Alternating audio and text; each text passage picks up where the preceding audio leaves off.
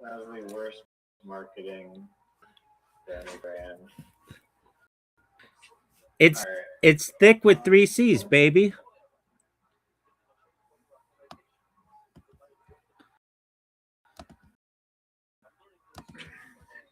So let me just ask you again. What's it like to lose as much as you have? I don't know what you're talking about. Dog. I beat I you. don't brag about warm-up.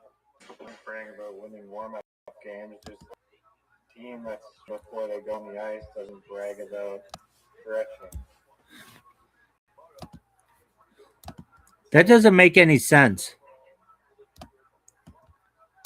Like before a game of like hockey or tennis, like usually those people do a warm-up before they do that, and they don't go bragging about how they just did a little jogging and stretching. Dog. That's basically what you're. What kind of bragging or stretching did I do when I beat you in 2 games of carom? I'll wait.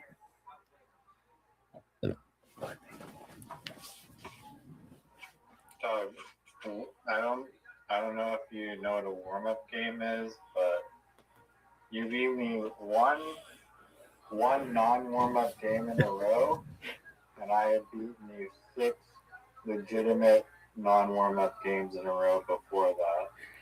I mean, you're still talking shit. I mean, if warm up, crazy. I mean, I have a question for you, and this is a legitimate question. Okay, you pressured me into playing a game last night that I didn't want to play because I was tired and I was falling asleep. You never once said that. I don't have to say it. It's obvious. It was like 1 a.m, dog. It's obvious. Why did you accept? Dog, let me put it to you this way, and just in case you weren't aware, I'm going to summarize this for you as best I can. Okay? I beat you in mini golf. I beat you in 2 games of carom. I beat you in literati. What more do I have to do to show you I'm the best?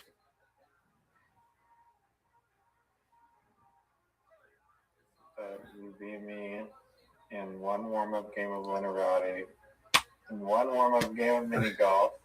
Keep in mind, those count for nothing. Each of them, nothing. Bragging about winning a preseason hockey game, not even in the regular league, with a bunch of rookies on the ice. Now you're bragging about some meaningless harem shit. Let me ask you a question. I'm going to enter your world. I'm going to enter your world of delusion for a moment. Okay, delusion. Do you know what delusion is? Yes, because you are the mayor of Delusionville. Okay, you are the mayor of Delusionville, but I'm stepping into your world for just a moment. I'm keeping 1 foot out of Delusionville though, so that I continue to stay grounded. Now, if in Delusionville, where you live and where you are the mayor and you make all the rules, if we were to play 1 game of mini golf and then 1 game of carom and then 1 game of literati, and then played another game of mini golf, another game of carom, and another game of literati, would all of those technically be considered warm-up games because none of the same game was played in succession? Yes or no? I'll wait. No, that's not how it works. The warm-up game is just the first game of the day. Okay. Okay.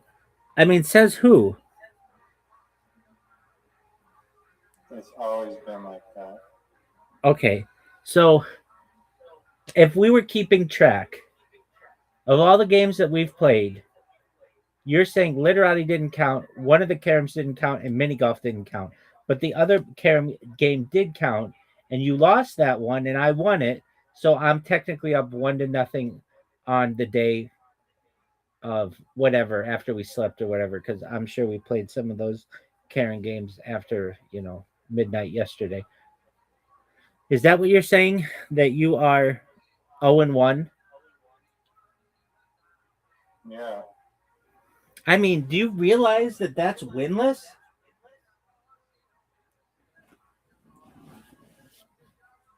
Okay.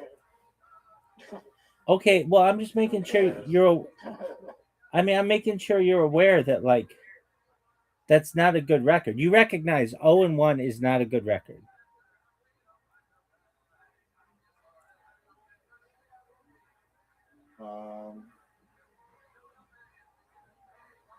I don't know. It's not that bad.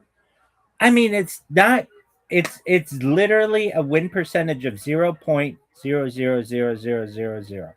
You recognize that, right? Yeah, that's only one loss. I beat you 6 in a row yesterday. I mean, nobody even remembers that. You're living in the past, man. You're living in the past, man. Live in the here and now. And the here and now tells me this.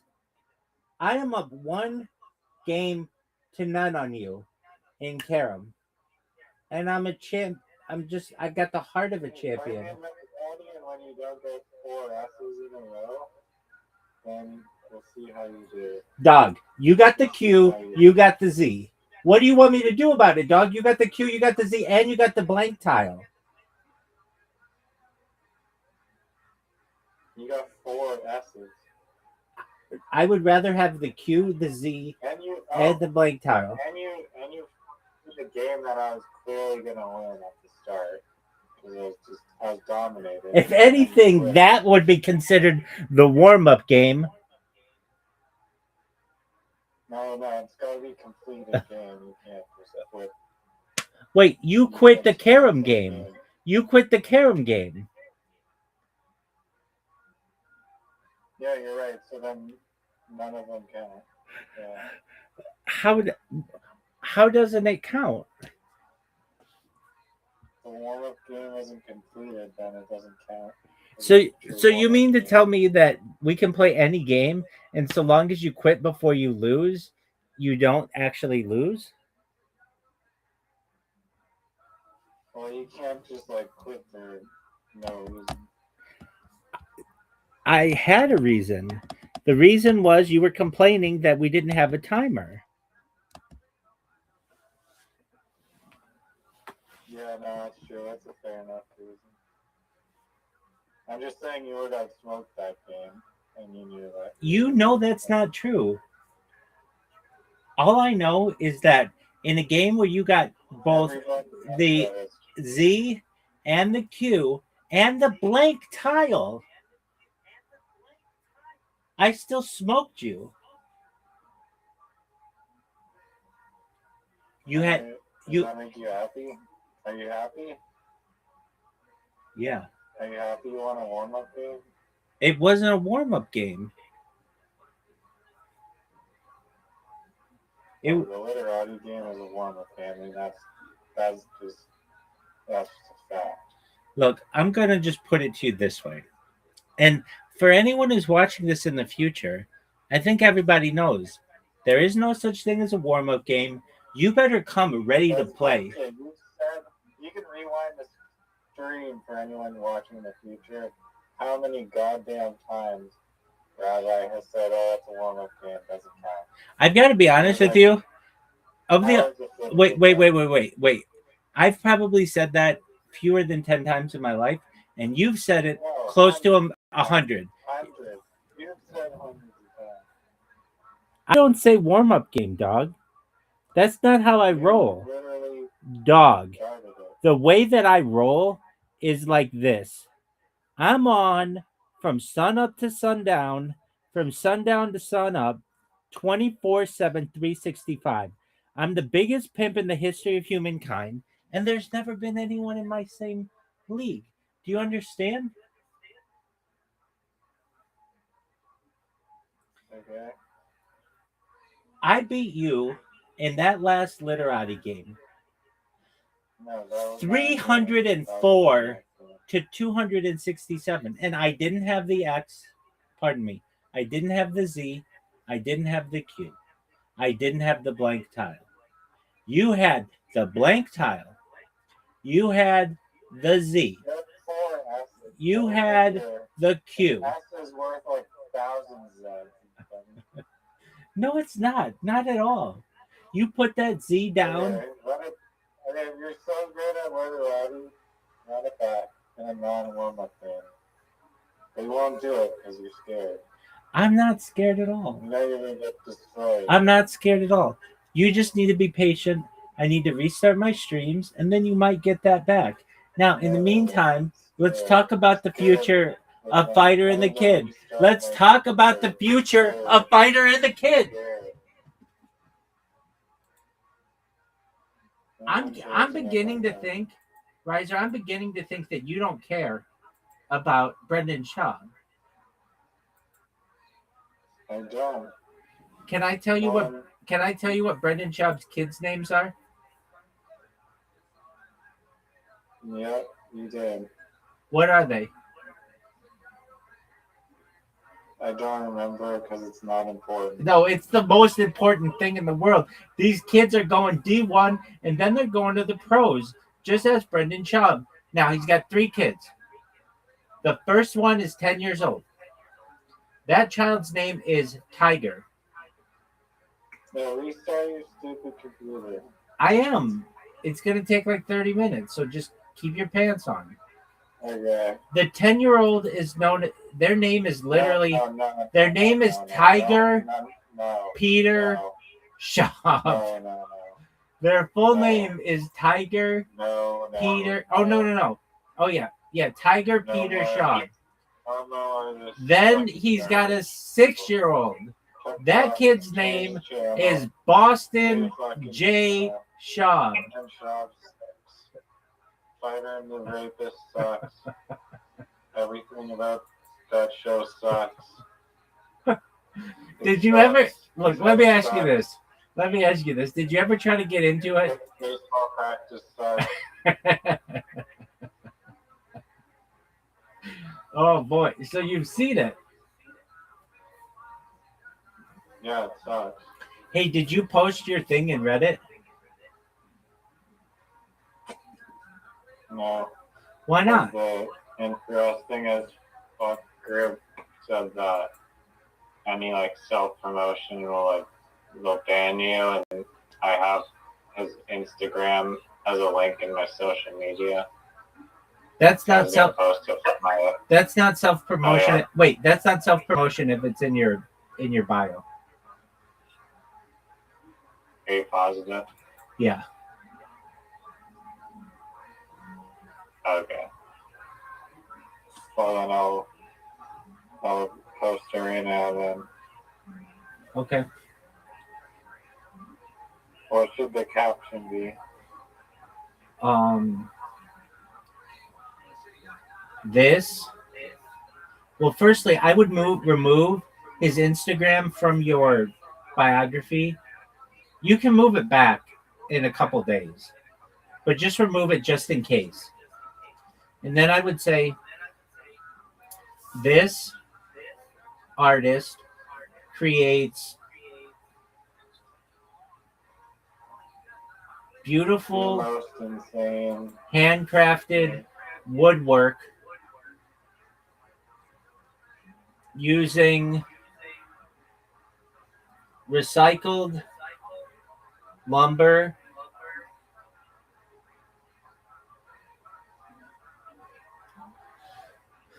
and then I would post it.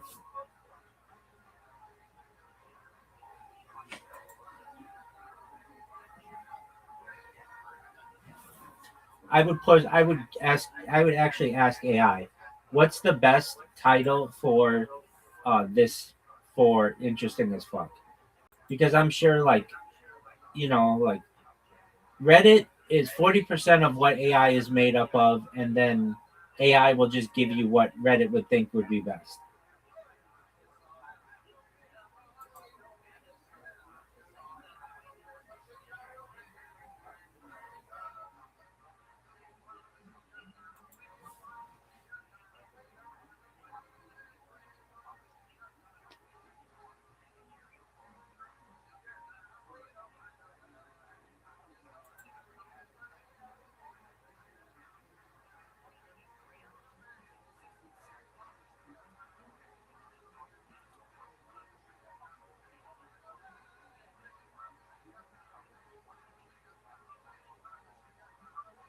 Now, why are you putting it in interesting and as fuck and not um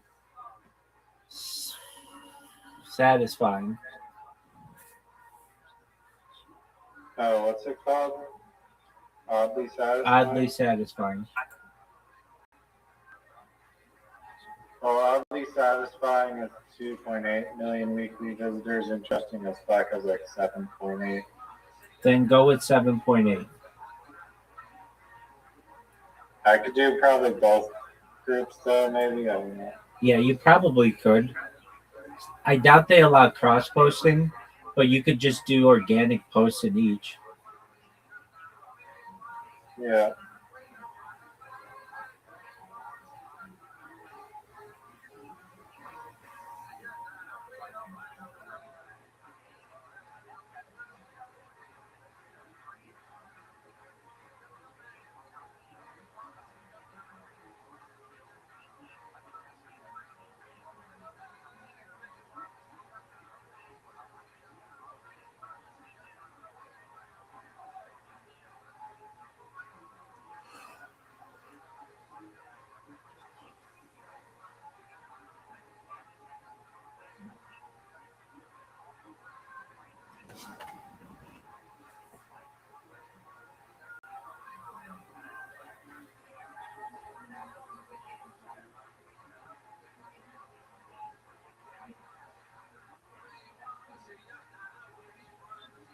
So while we have some silence, I think it's best that I tell you more about the fighter of the kid. I swear to God, one more fucking peep about that shit goddamn show. I'll never come back in this Discord. Don't threaten that. Then I'll be here with Zoot all alone. And he'll leave and come back 50,000 times a day.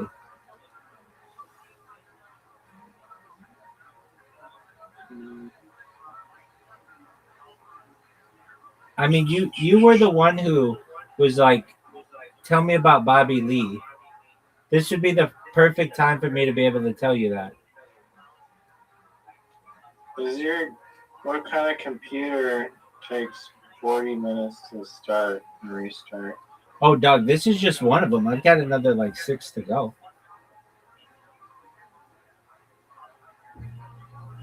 What the fuck? You can play literati while you press the power button. Okay. Did you post your thing?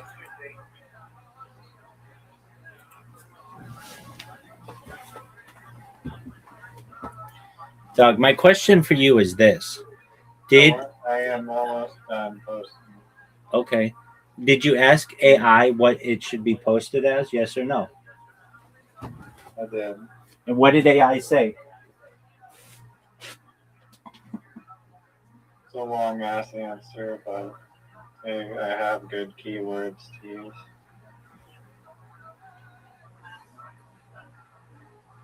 Are any of those keywords warm up game and non-existent? It should be. Warm up game is a very trendy word. It's a phrase, Doug.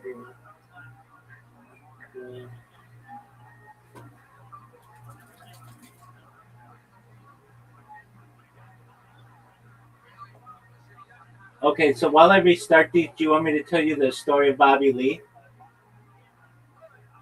No, I don't want to talk about that fucking show, dude.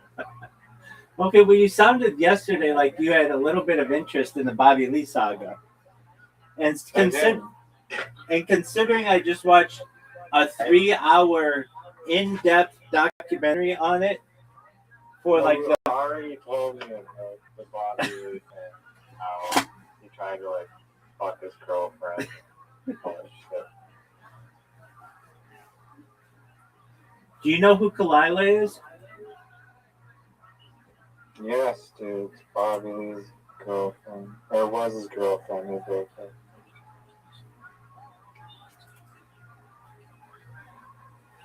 Did you know at one point they had an open relationship?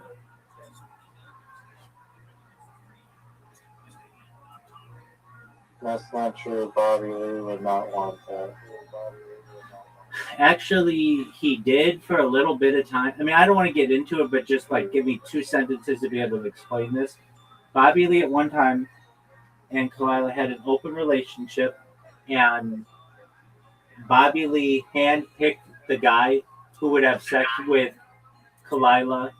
He lives in Hawaii, and Bobby Lee says he's a really good guy. And then Bobby Lee was not comfortable being in an open relationship, and then she stopped having sex with that guy in Hawaii.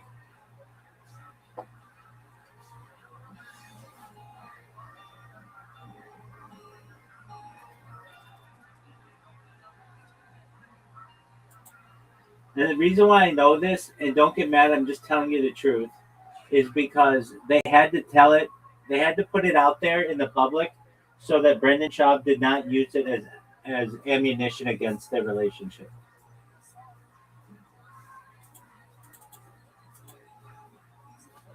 Have you ever seen the podcast Trash Tuesday with Esther Pavitsky and Kalila Khan and Annie Letterman?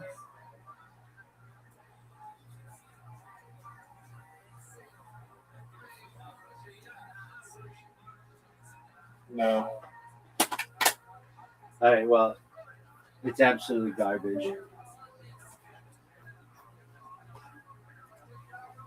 No, Kalila is great. Can't see that. Oh, you like Kalila?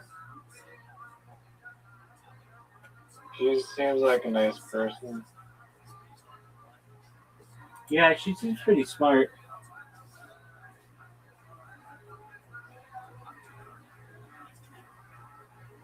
She could get it. Did you know that Esther Pavitsky is Tony Hinchcliffe's ex-girlfriend? I don't know about that. Oh yeah, no. Long, like they dated for a few years. They had a dog together.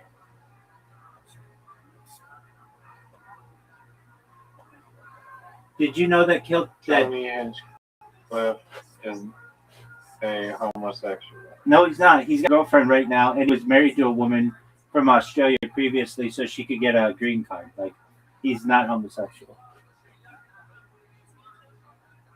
He plays it up like he is, so that he can make jokes about homosexual people, but he is not homosexual.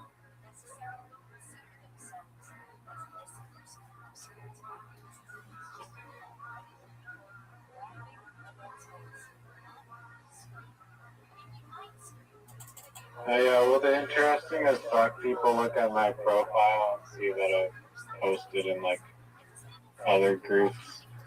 Oh, you mean tip of my penis? Not just that one, but like the other woodworking groups. Yeah, they're gonna go through your profile deep dive. Redditors have nothing else in the world to do than to review that shit. I'm not kidding. Like, of any people. Should I delete my other post then?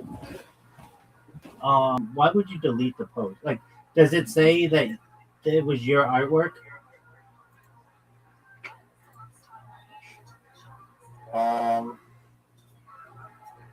They might interpret it like that. So long as you don't put like where to buy your artwork or your Instagram or anything, or his Instagram, you'll be fine. Okay.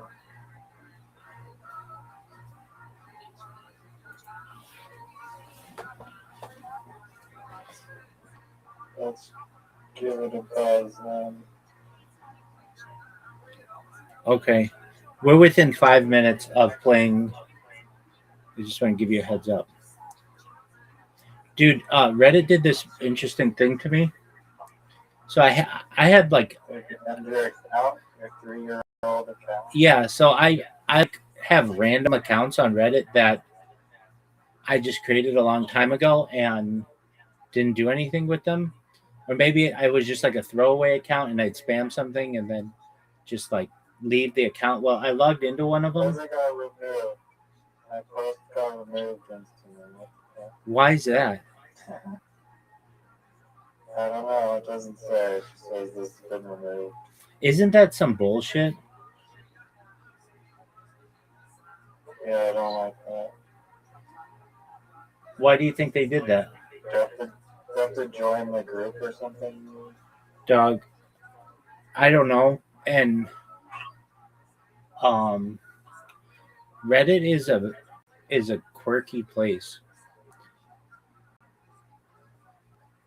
Yeah, I hate this site, honestly. I do It really too. sucks. I do too. It's my favorite website in the world, but it sucks. It's like for posting shit, it's like stupid. Oh, I know. It doesn't give you any like guidance. Like it should tell you, yo, dog, if you post this, we're gonna remove it right away. So don't post it. Instead of being like, you put all the work together to post something, and then it's like, oh yeah, stop. We don't want that. So are you sure you had the amount of karma that you needed? Yeah. Okay. So they could have banned you because you had posted in some subreddits they don't like. There's like an instant ban where it was like instantly not allowed. Right. The mods. Yeah, it got removed instantly. And does it say why? No. Okay, so we're gonna look this up.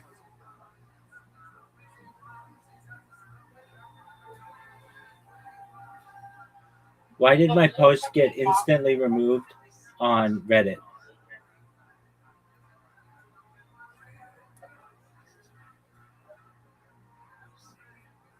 It was removed. Oh, have you ever posted that link before? It's not a link. It's like a video that I uploaded. Okay, is this the first time you've ever posted it? No. Then that's why, because it considers that spam. Okay. So I need to edit the video. A new copy of the game, exactly. Yeah, exactly. Okay. Good old Reddit. Isn't that some bullshit?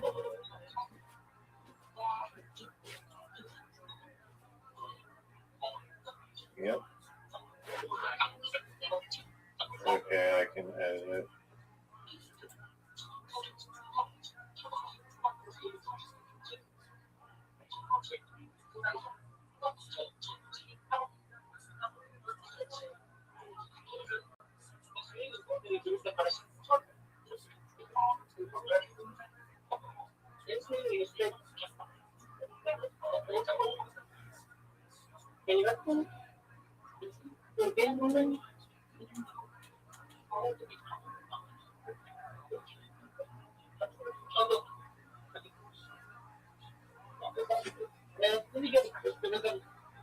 Alright, 3 times charm.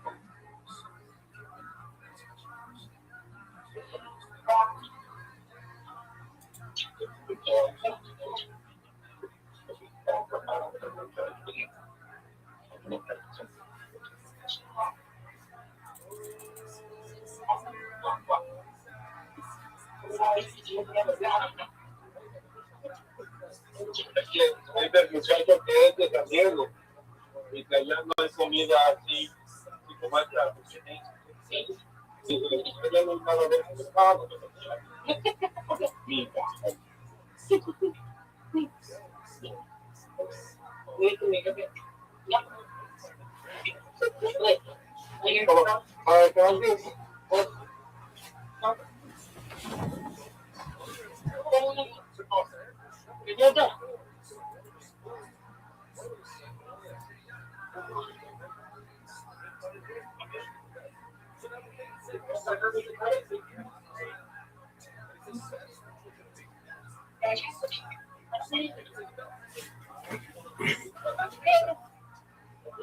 Riser, while you do that, I'm going to restart my computer. And then we'll play. Just admit that you're scared. No, I'm not scared at all. It's just I don't want my microphone to stutter when I whoop your ass. I want you to hear me clearly.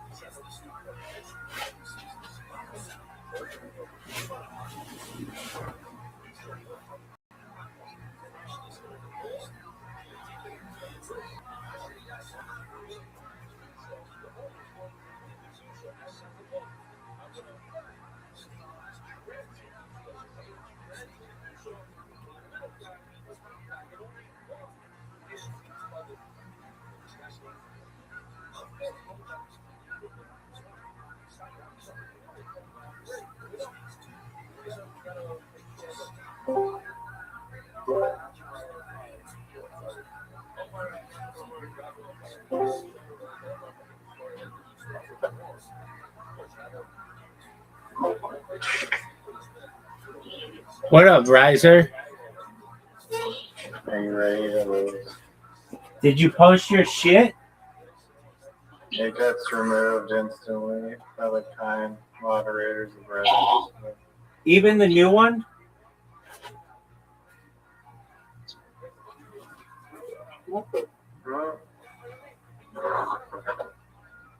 Yeah, no, it just keeps getting removed. I don't know why the fuck it gets removed. I messaged the moderators to ask. So we'll see if any of those people know. Watch, they're like, we heard that you know Rabbi Rothschild. So, in order to prevent any additional spam to our website, we've banned your accounts, at least from posting. So, I have this 3-year-old account today, and I was like, oh, tight. I logged into it. Hasn't been used. It's aged. And I go, and I wanted to post something in the Harry Potter Obama Sonic Tinny new Reddit. And I did, and it posted. And then within like 10 seconds, it got removed. And then I had a lock by my name. And I didn't know what that was necessarily. And then I was like, I looked and it's like Reddit admins have like prevented this account from making other changes. And I was like, whatever. And then I tried to post a comment and then it just banned my account. Yo, dog, remember that time I sent you an invite and everybody was waiting? What invite? Here. I'm here. All right. Wait to watch somebody else you got this game.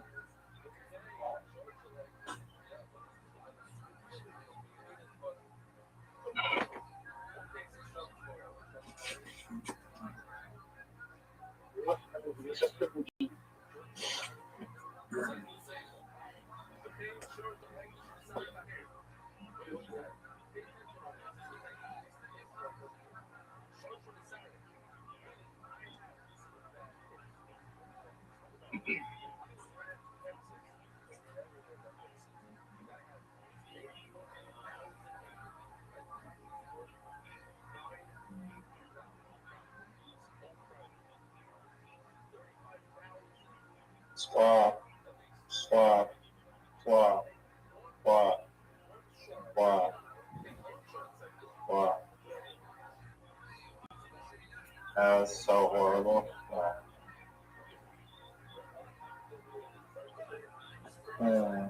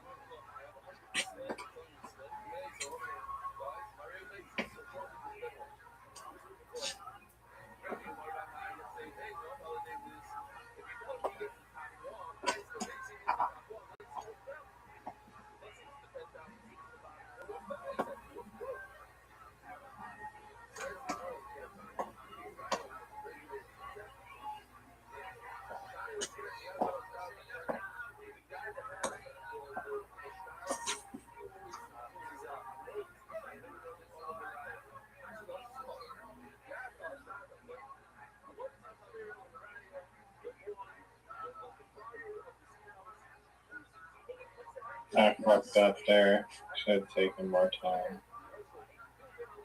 That was bad.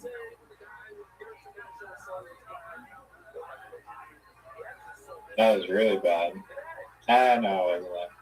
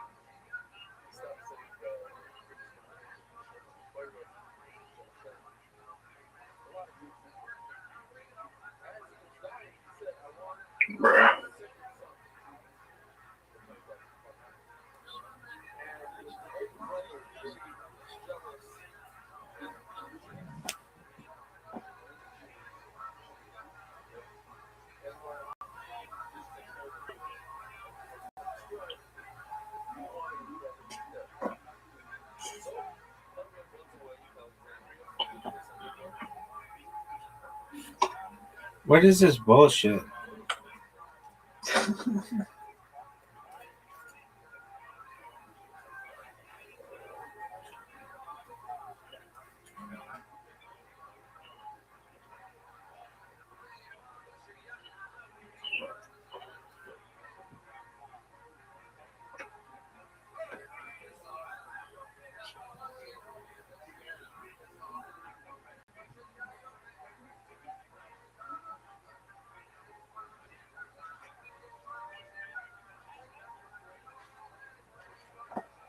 Well, are you proud of that move?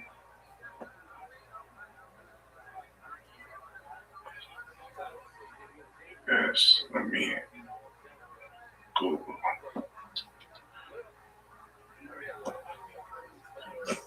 Dog, fuck you. Fuck you, Riser.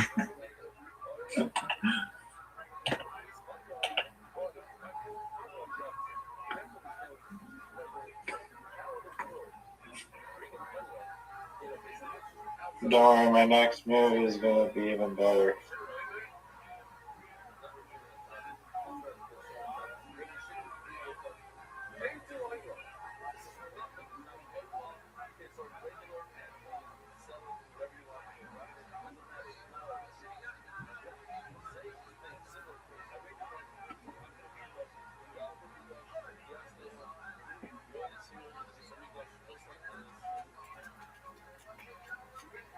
Fuck.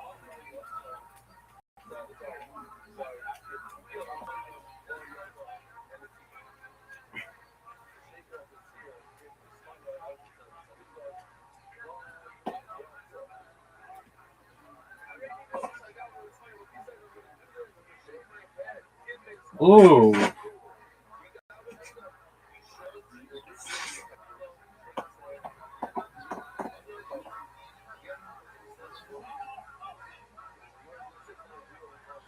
Khaki? What the fuck is that bullshit?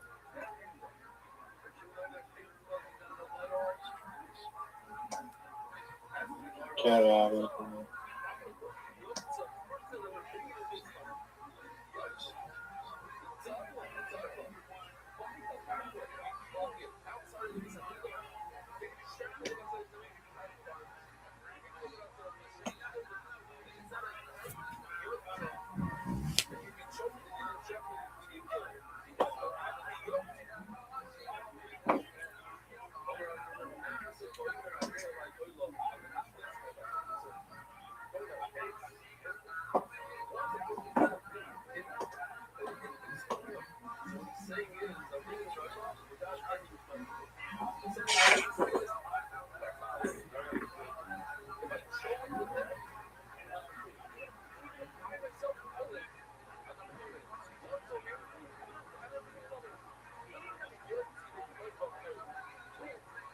I should have probably not played the wine. Khaki? What is that? Tell me what that is. No one, I mean, everybody knows. That's one of the most bullshit. I've seen a lot of bullshit words, but that is a crazy bullshit.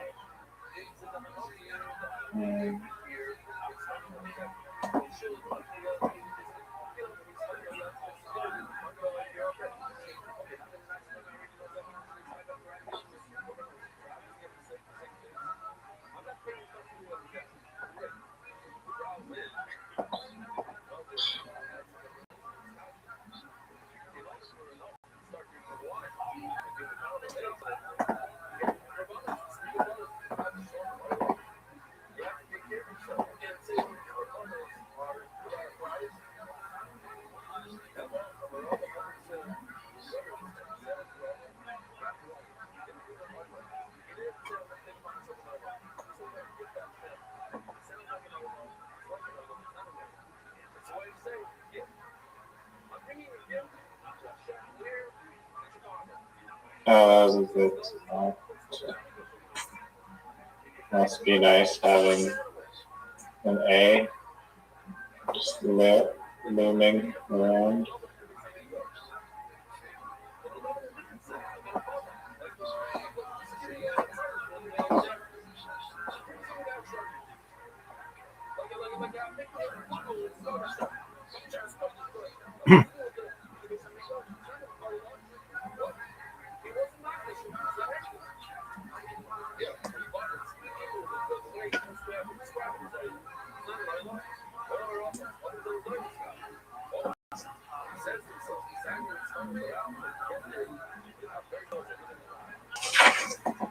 What the fuck is that?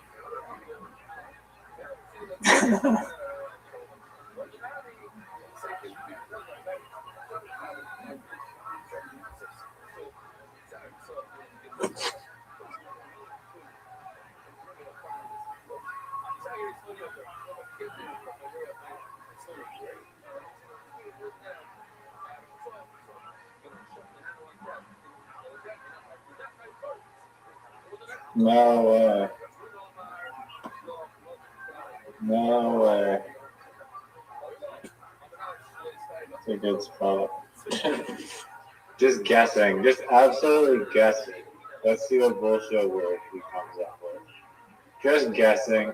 Not a word. Time's up. Fuck. Lucky. Fuck.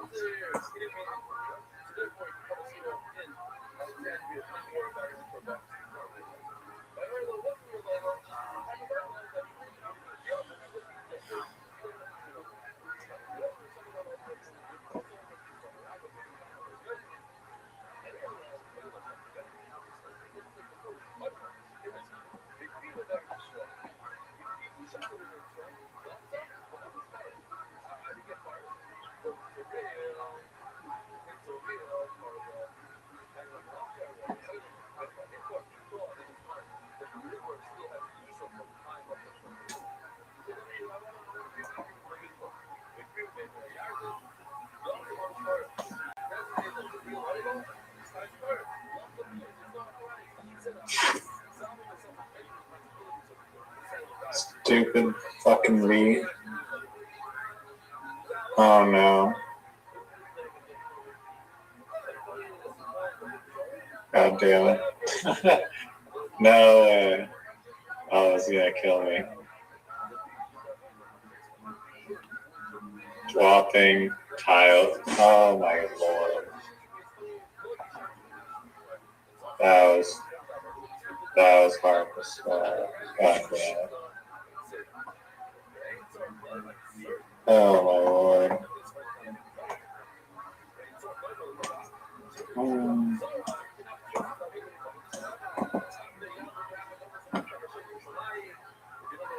Why the fuck are there no words?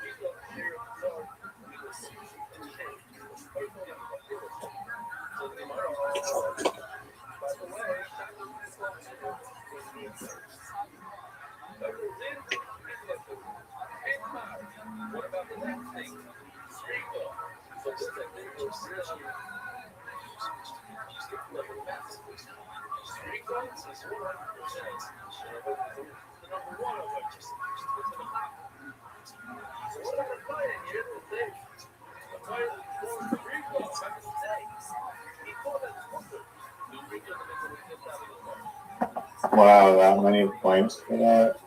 Seriously?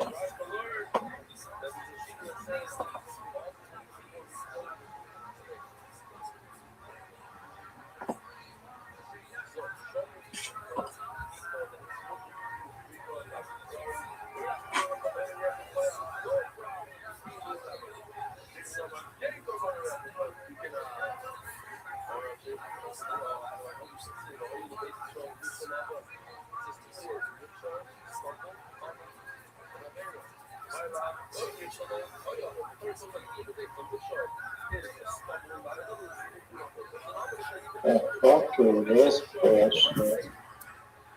Wow.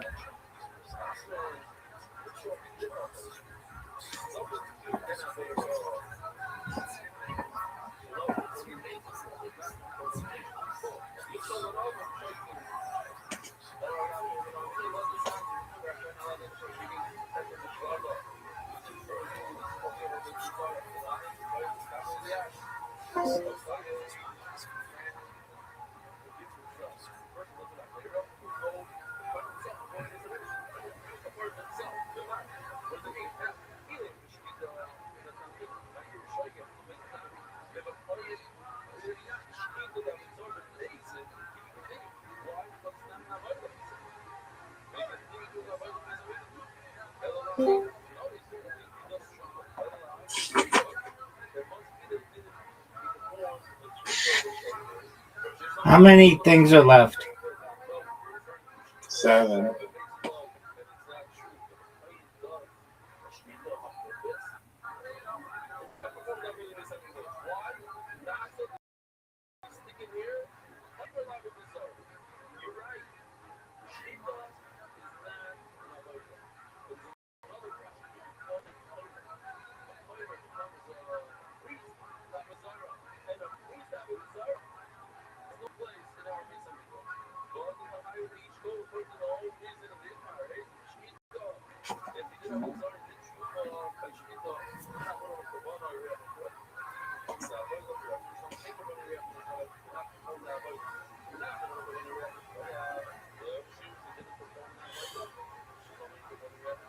How's that only 16 points? Bullshit. Bullshit.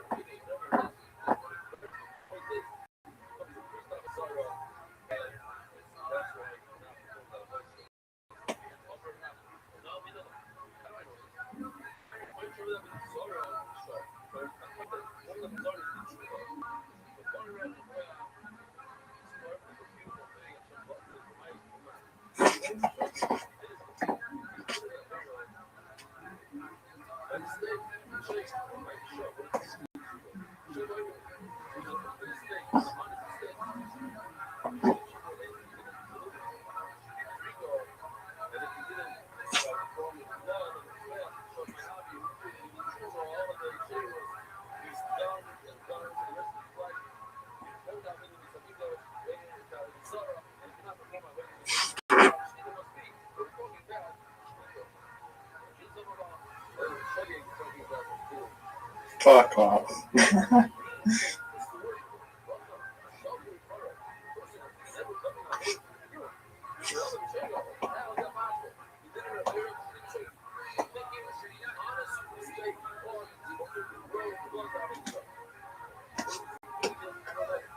$24.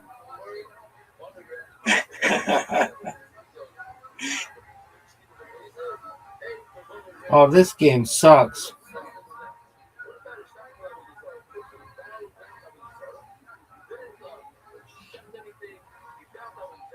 Let's see, you need a big one here. You need the comeback of a lifetime right here.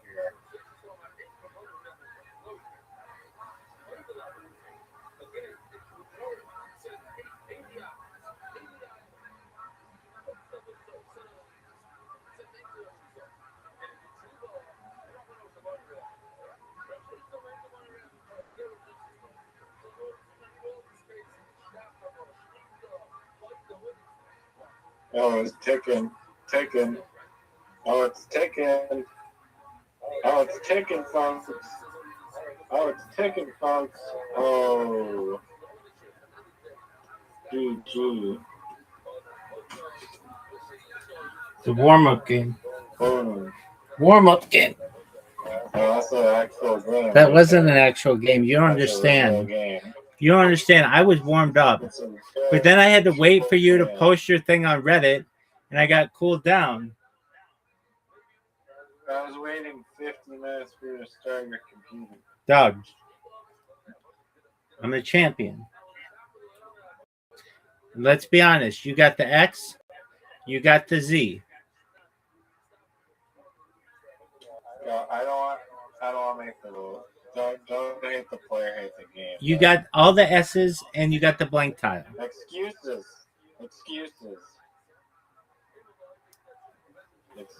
I didn't get the blank tile once.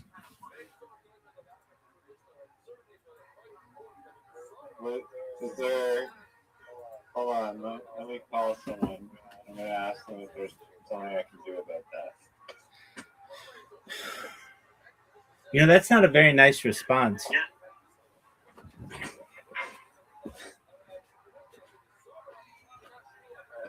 Well, I mean, you're free to try and win again. Maybe this time the tiles won't be rigged.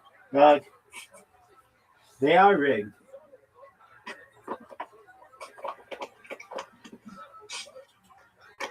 Okay. I mean, I let you go. I mean, I had to go second. So, there you go. It's harder to go second. Look. Go on, send me another one. Dog, this is the final one.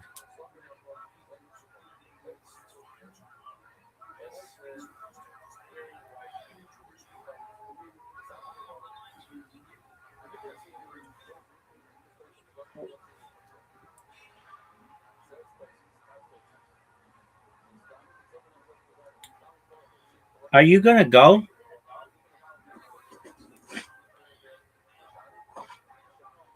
Oh, where is it? My thing's refreshing. There you go.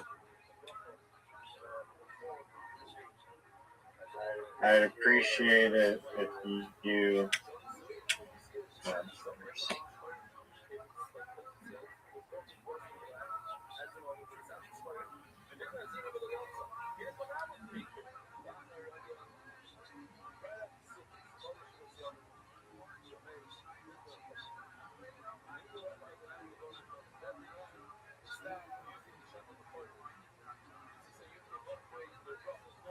It's your turn and everybody's waiting on you.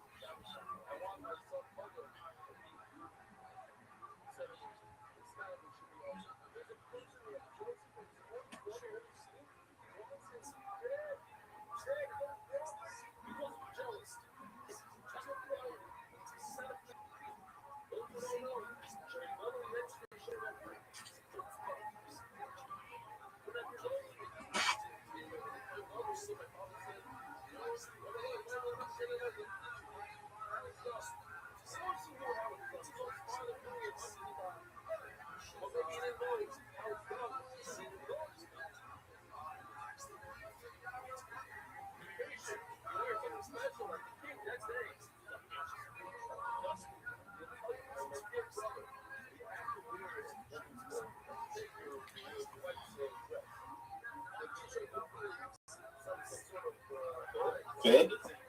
Yeah, fid, dog. It's a word. Are you proud of that move? Dog, what is this bullshit?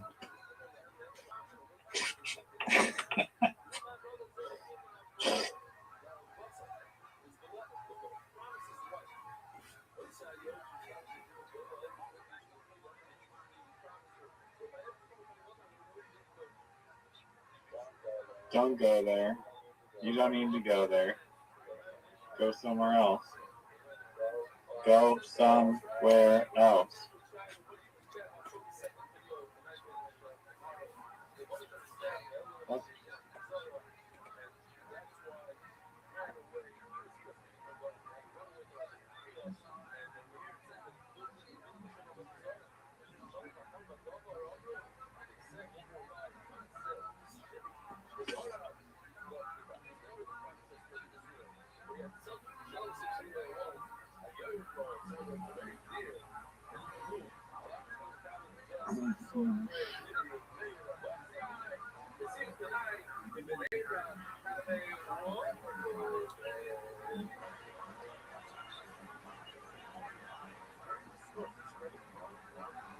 Why do you always steal my thoughts?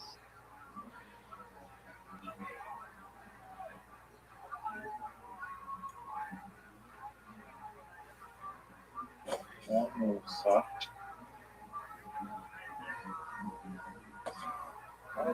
I am not a fucking. Because it's a contraction for I'm. Everybody knows that.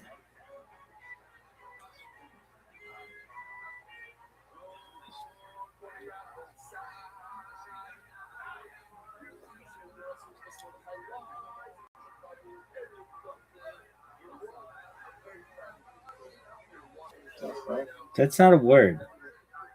How do you spell envy? E-N-V-Y, dog. E-N-V-Y. That's real.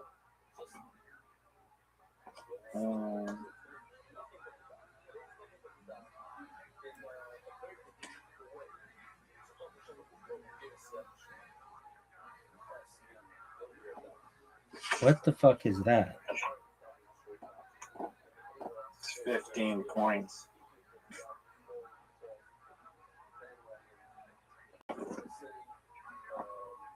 Kern? Kern.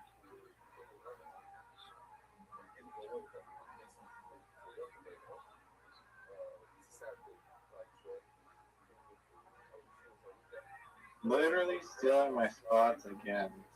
Like crazy.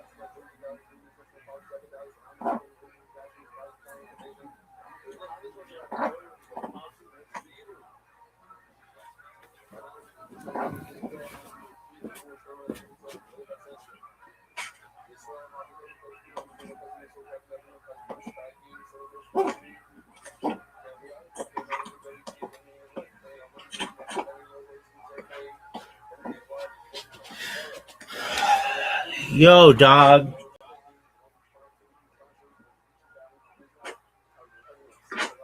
That was great.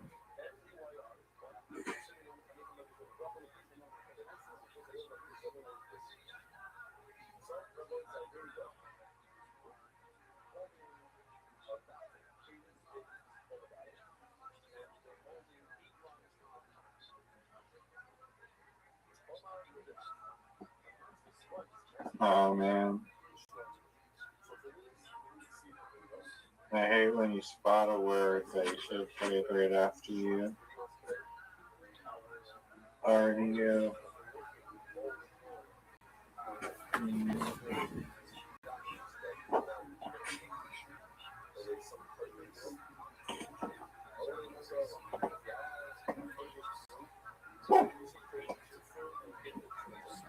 Fuck.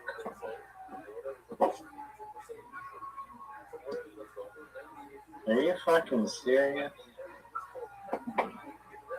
Damn.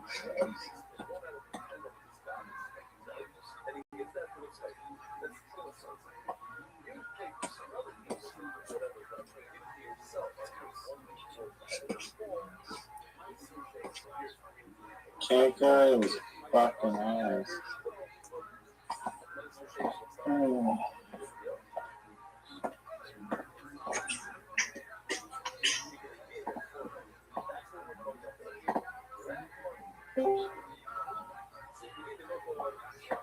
What the fuck is this?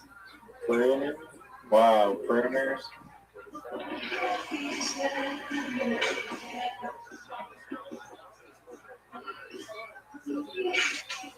Dark. What up, Yeah, Zoo? sick mic, dude. What? Yo, can you put your phone inside the speaker deeper? What the fuck? What did you say? Your mic sucks. I'm in public.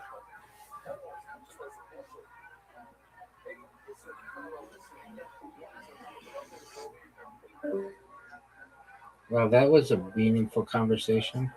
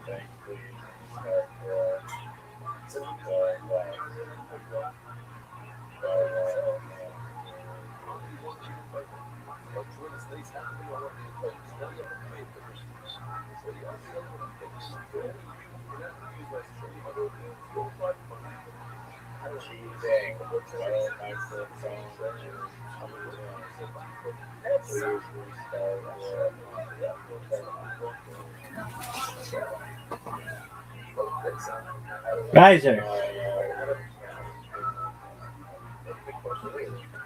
can you hear me?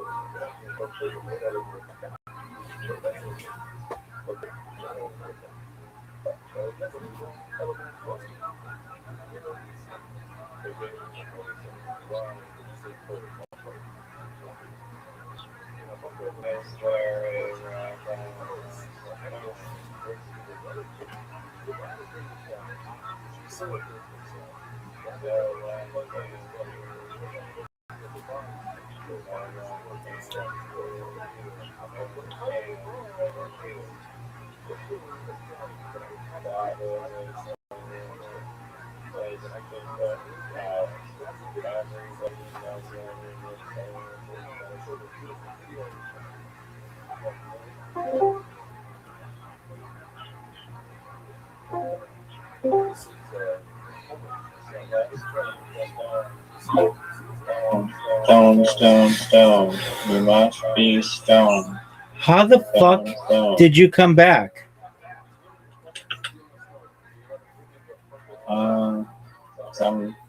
The motherfucking champion. I don't know. I don't know. I don't know. Everybody knows that I don't know. GG. GG. This game was rigged. You had the Q, you had the X, you had the blank tile. Doug, you had a blank tile too. I didn't have a blank tile. Maybe I did. You played Yeah, I did. with Yeah, I an did. S in Yeah, I the did. corner, Yeah, I did. buddy. Because it was genius. I knew you were playing that word as soon as I saw it. You didn't know that. You didn't even know it. I literally said it. I'm like, you're playing rumors there. It's great.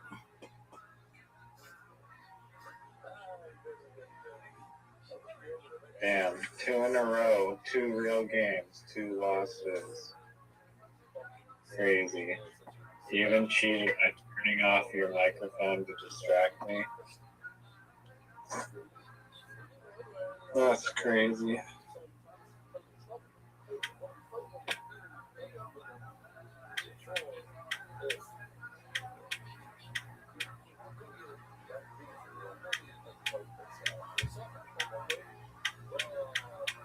Yeah, literally had a good job.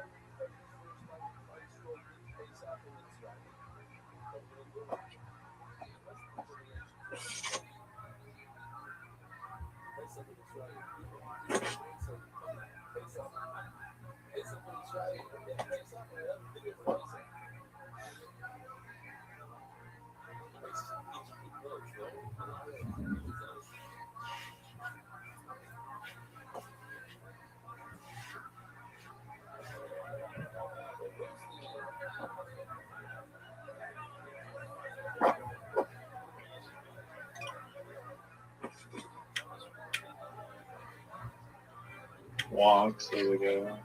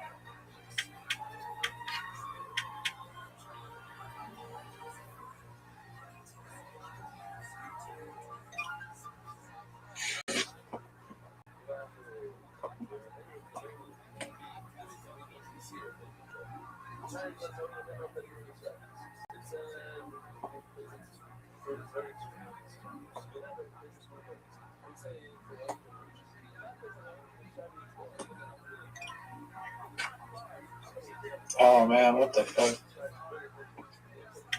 I know.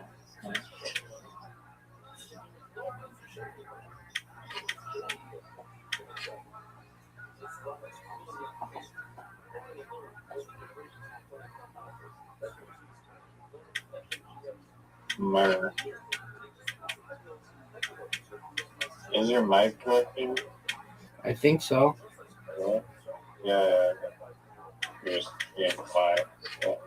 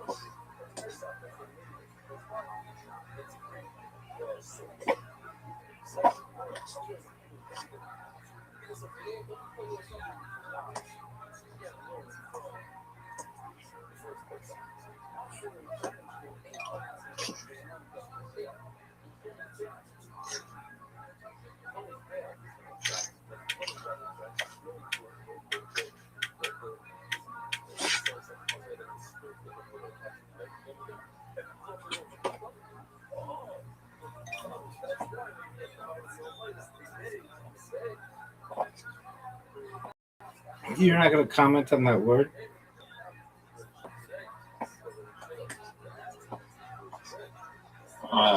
I think that Brennan Schwab would be really proud of that word.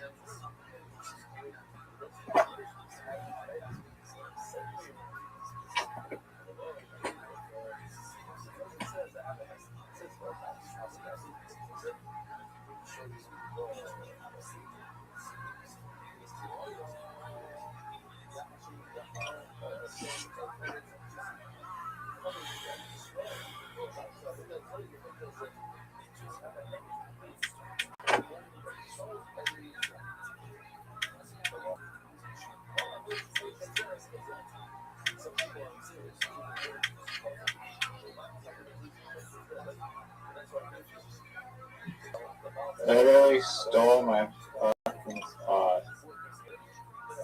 Wow.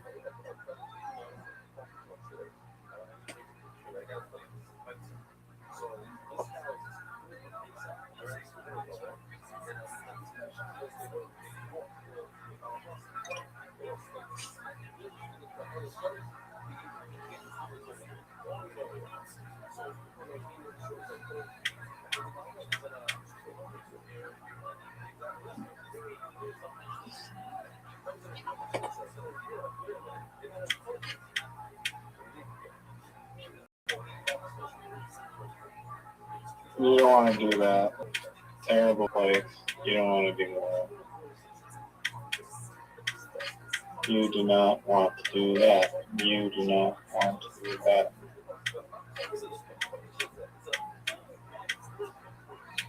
Terrible move.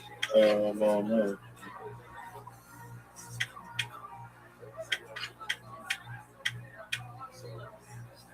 Terrible move. Terrible move. Doesn't have ties. Out of time. Time is up. You have the Z. I still couldn't play the word.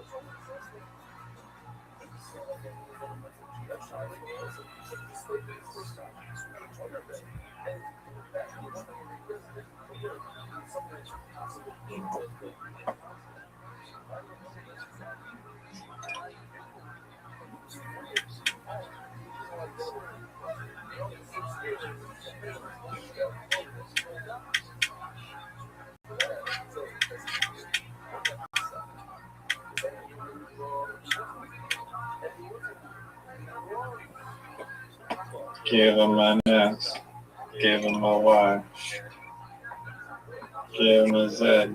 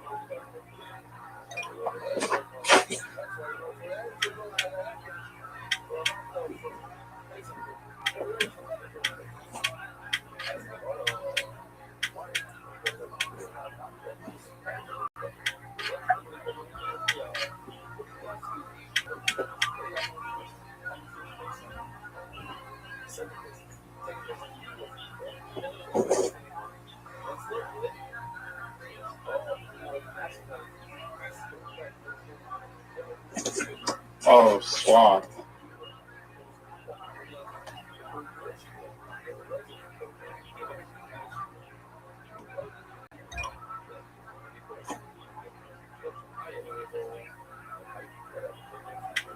Devastating.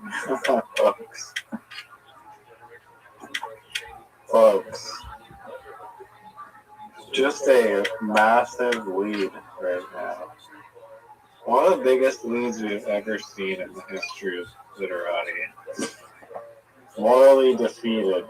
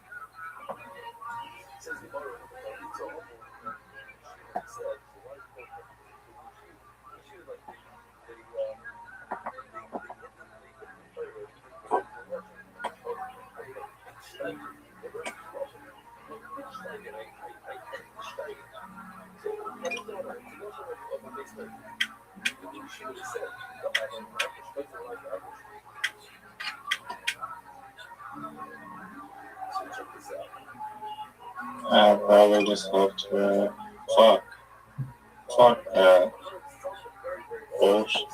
Fuck my weed.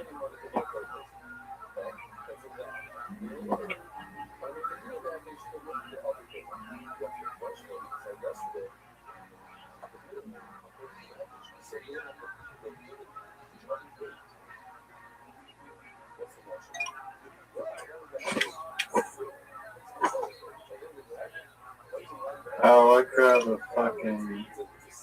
Oh, fuck that. Are you serious? Baby, look at the Are you score. fucking serious? What the fuck? Bullshit. What? How is there that many points? Baby, I just Multiplier? What the fuck? I just count them. I don't count them. I just score them, dog. What happened to that lead of yours, son? Fucking horseshit. Bullshit. Yeah. I have the perfect word. Fuck you. Fuck you.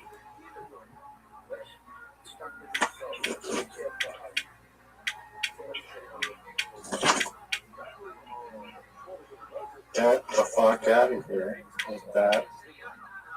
Nope. No way. You don't have that word.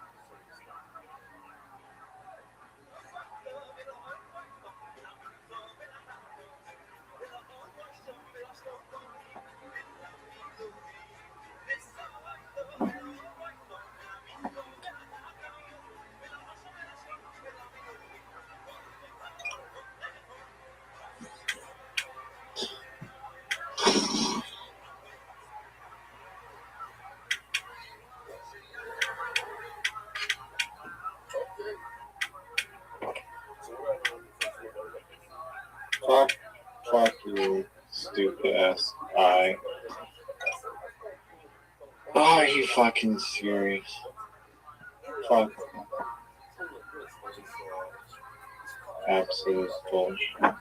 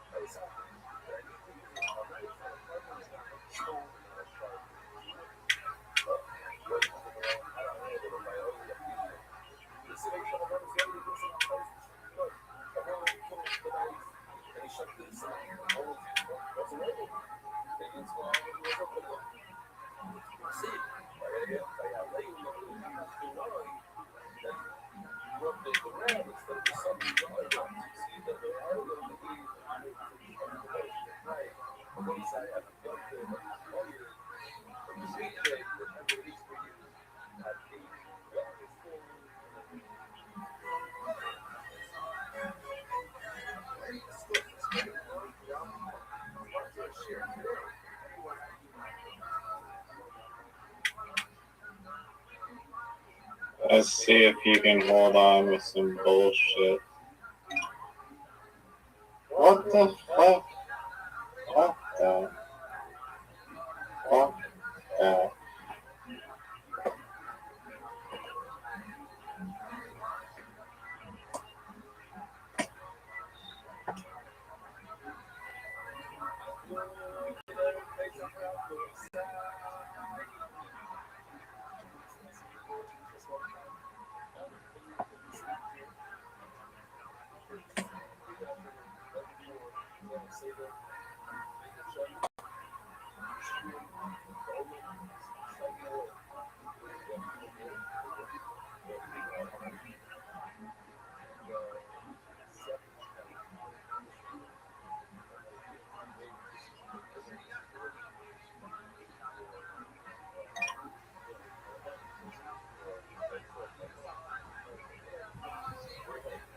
No. What tiles do you have? There's 0 left.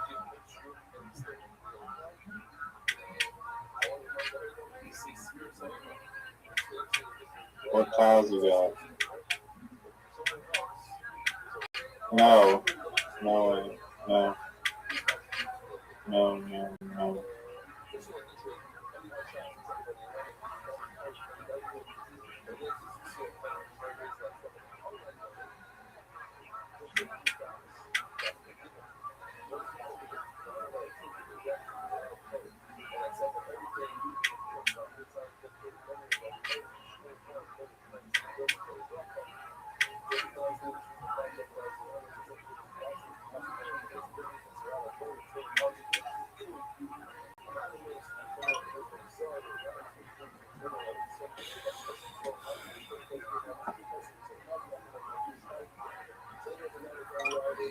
No, how the fuck is your fucking bullshit tires? Fuck this. Bullshit.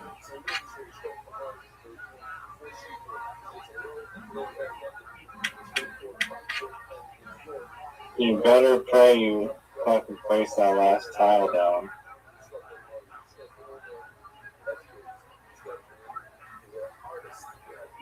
I got the best spot for this fucking tile. One of the best spots you've ever seen. Actually, it's not gonna like me.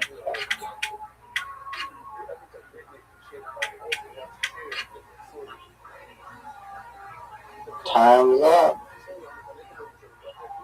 Time's up, buddy.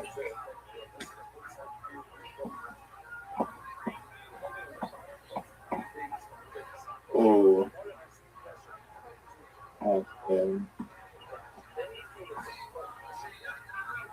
That's the top. Oh, this could be for the win, folks. This could be for the win, folks. This could be for the win, folks. Boom. I'm tired and everybody knows it. Real games. Real Dog, you know I'm tired. I'm exhausted. You know I'm better when it's earlier because I'm in my prime. I don't have to wait around for you to finish with your fucking poker games. Okay. I mean, if that's how you want to cope, 3 in a row. 3 in a row. Those are. I thought you almost came back with your. Doug, those are wind down games. Dude, those are wind down games. That's not a fucking. Doug, That's there are are warm up games. There are cool down games. Those were cool down games. Don't you understand? Do you not know what a cool Doug? Do I have to introduce you? Just like your 6 wins last night, those were cool down games, and this right now is a cool down game because I was so hot that I had to. Like 7 fucking cool down games, then, right? Last night. No, I didn't. I had 6. Blaming match monsters because clearly. Get out of here! Get out of here with that shit. When are we watching Cocaine Cowboys, dog? It's way too late. Okay, so now do you want to hear about Brendan Schaub? No. Okay. Will you tell me a time in your life when you want to hear about Brendan Schaub? Yeah. Doug, you mark my words. If I go viral someday, which I will, I am going to host a podcast with Brendan Schaub. Does that sound good to you?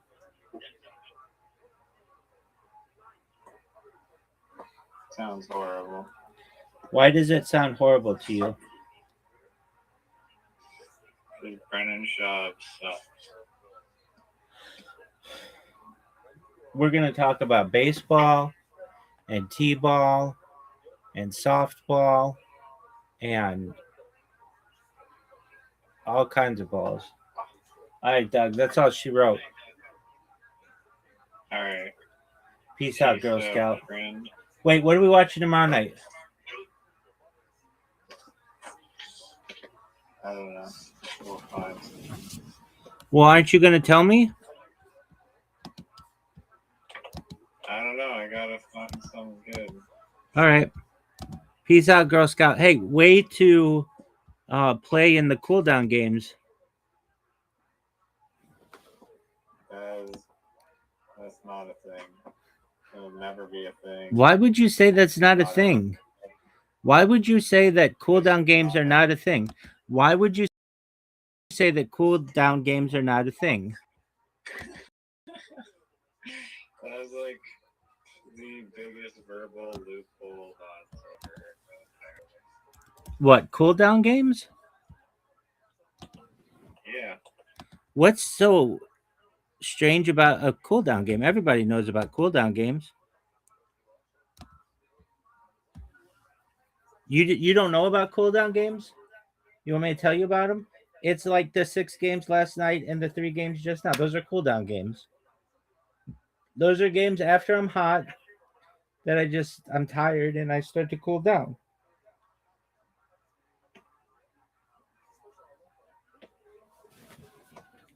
Do you want me to define them for you? It's like the 6 from last night and the William Montgomery. Do what? Kill Tony. Actually, you already watched him on this now. Doug, oh fuck yeah, I'll watch him. Let's watch him right now.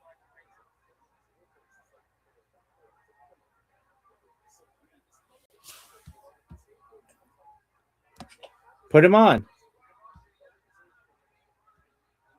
I'm playing poker right now. Okay. After you play poker, then put his ass on, baby. I'll probably go to sleep soon or look at icebergs or some shit. Alright, I'll talk to you tomorrow. What are we watching tomorrow? I don't know. Find something good. Word. Peace.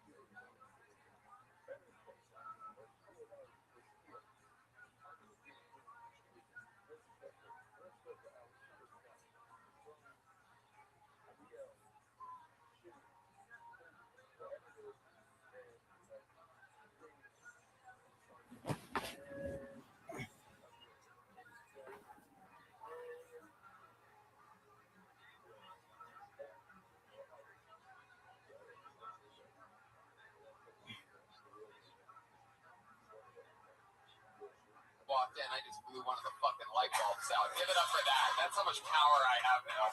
It's unbelievable. The dark side really is much more fun than being a Jedi. Thank you. Good to be here. Hello. Happy Monday to you. You guys ready for the craziest show in the world or what, you motherfuckers? Here with the great Brian Redman, everybody. Hi, guys. We got Jamie Vernon on the HD back there. Fuck yeah. The one, the only. House artist Ryan J. Ebel with a blank sheet of paper in front of him. He draws every single episode. His prints are available at ryanjebel.com. And guys, the band, Pat Reagan, Jeremiah Watkins. It's Reagan and Watkins, everybody. Pat Reagan, the band leader. We love this. Pat, you used to be a one-man band. Now it seems like Jeremiah's in the fold. You brought on more power behind you. You got that sax. Yeah, picked up a secret weapon, Jeremiah Watkins. Wow. I like how you moved the mic away after that. Like you will possibly never have anything better to say than that. For the rest of the night. Like you really moved that mic far away from your mouth. Yes, it is. Wow, okay, there it goes. Guys, welcome to the show. Here we are, the number one live podcast in the world. You guys have made it here. Right. No big deal. No big deal. We did that. No deal. Always fun. We're having tons of fun. And we're here. Seattle date's canceled. We gotta tell you that right off the bat. If you heard about Seattle, we're moving to a different place, different venue, different dates. Stay tuned for that. We have a lot of fun things coming up. Vancouver. At 420, we've been going to Vancouver every year for 420, so we're returning this year again to Vancouver. Yes, it's going to be unbelievable. And also, I'm doing Cap City in Austin and some other fun dates. Chicago, traveling country, doing stand-up. So check that out. And my Netflix special, One Shot. Hello. And I also made shirts that aren't selling at all for my special with the Crown Royal book. It's not that cool, I guess. People have told me they don't like the shirts. You think you have a good idea sometimes. People are like, that's a pretty ugly shirt, dude. But fuck, all right, I guess I made an ugly shirt. And sometimes, I only have to sell 25 to make my money back, guys. So, limited edition, we'll call them. I'm surprised like the alcoholics haven't grabbed. Like right. PDC have one. No, I don't give them away for like free either. Yeah. It's one of those guys that's like, yeah, I don't think any of my friends are going to sell my merch by wearing it. Well, Boone had one of my shirts the other day. He was selling, I gave a shirt to somebody, and then they gave it to Boone, and Boone sold it back to somebody else. That's how it works. That's the comedy store way. I'm so happy you're all here. We're going to have a blast tonight. It's a show where comedians watch comedians do comedy, and then we talk to them about comedy or anything in the world. For this show, we always have two of the funniest guests in the world, always, and this week is no different. Ladies and gentlemen, put your hands together. It's Al Madrigal and Jessica Michelle Singleton, everybody.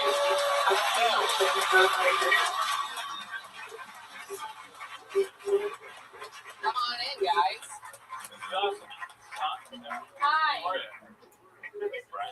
everybody. Hi. Thanks for having me. Jessica Michelle Singleton, first time ever on Kill Tony. She has the #1 album in comedy right now on iTunes. #1. Yay, I'm #1. So we're going to try to keep you there. Welcome to the show. This is awesome. Judging comedians I've never seen or heard of before with a comedian I've never seen or heard of before. The great Al Madrigal. Kill Tony, super regular.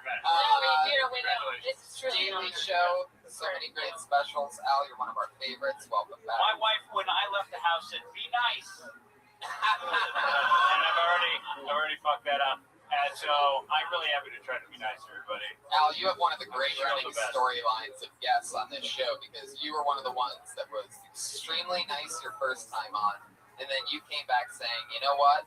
I think I was a little bit too nice," and you got notoriously mean. A fan favorite of many Tony listeners immediately. Actually, after that, I got a couple, which, by the way, since then turned, not since then, but I turned Twitter off my phone. I fucking hate it. But people did tweet at me saying how mean I was. And Well, they like if you it. want, I'll let you guys decide if you want honest answers. You want me to just fucking be nice to you. We'll let you guys pick. This is also your first time being on the show since the addition of the saxophone player. What are your Oh, thoughts wow. about It's when you blow in the sax. I still don't know why you guys are here. I really don't. I don't think we're gonna have a trombone player with us next week. So. The force of truth has already made its way into tonight's show. You'll hear that force anytime something super honest is being said. You guys ready to get the show started or what? We have initiated What up, contact Zoo? with our guests. All right, explain for maybe the 2 or 3 people that are new here tonight. What's wrong? That haven't seen the show before. We talk to comedians after they do 60 seconds of stand-up comedy. Okay, Pam. Pam. This bucket. They signed up earlier. They're in the very, very backs and fire exits of the room. Kicking ass, taking names. On top of one another, hoping to get pulled out of this. How's it going? Yep, you just missed them. Comedians, you know your 60 seconds is up. Can you hear the sound of it hitting? Yo, shit happens, Wrap it up baby. then, or else you're gonna bring out the angry West Hollywood bear. Rabbi, What up, big man? you know what I'm floating out? There you go. What did you think about Zoo? I don't know why you'd ever subject yourself to this. You know what the best I think it's a huge opportunity for me is to do? What's the best opportunity for you, Zoo? Every single episode is always Cruise ship comedy. blast. No, you're terrible. And we're gonna do it again. If Why not? anything can happen, that's what's beautiful. Sometimes we find Because you have to be funny to be on a cruise ship. that just zooms here, and sometimes it's the Cruise ship opposite. comedy, And they, no matter what, after 60 you're seconds, making, we're like, gonna get through it. 4 to 5K a week, and you don't have to pay expenses. Yeah, but the key thing is that you have to be funny, and you're not. So, if you got funny, then I'd be all for it. I'm a Raw Comedy State finalist 2026. Dog. You've made like 6 people laugh in your entire life.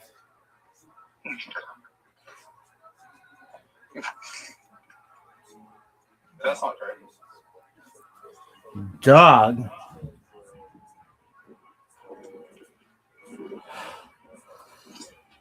But ideally, cruise ship comedy would be the best. Where do they have cruise ships where you are? Sorry? Do they have Australian cruise ships? Yeah, millions. Where do they go?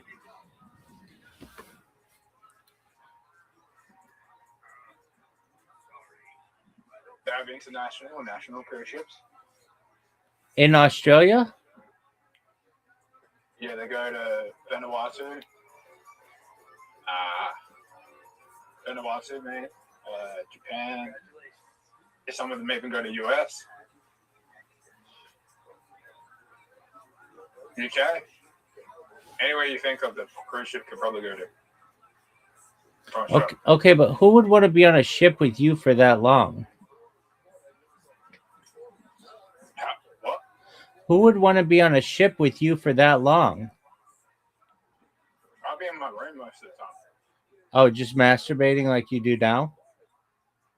I'll be in my room for most of the time, and then comes comedy time. Like, you know, get like half an hour off on stage, 45 minutes, and then get paid like, I don't know, whatever. Okay. Is that the plan? Yeah, it's good money. Good money. You don't have to stress about getting canceled because you're not that famous. So, Doug, nobody wants to be on a boat with somebody who talks about Down syndrome for 15 minutes.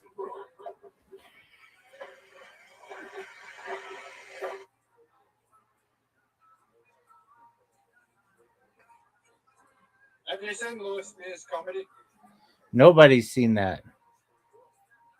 Have you seen him talk about the Harry Potter casting? No, what does he say?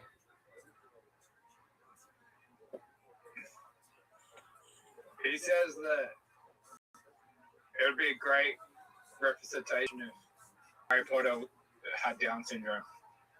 Why is that? Good awareness. Is that true? Yeah. Okay.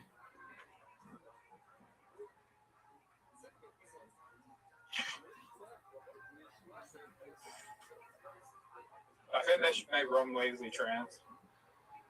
How do you know he already isn't? I mean, how many times have you seen a trans redhead? Actually, I've seen a few. Sorry. I've seen a few. So didn't you just answer your own question? Yeah, I didn't realize.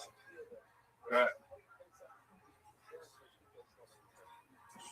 I don't know. Like J.K. Rowling is transphobic, so they should just add trans characters to the TV show to piss them off.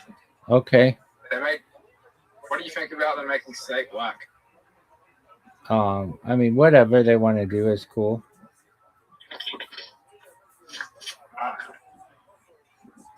That character is not an African American character. They could have. There's so many other characters they could have made African American. That's true. Like if they made Hagrid African American, no one would care. Okay. He's not that big of a character.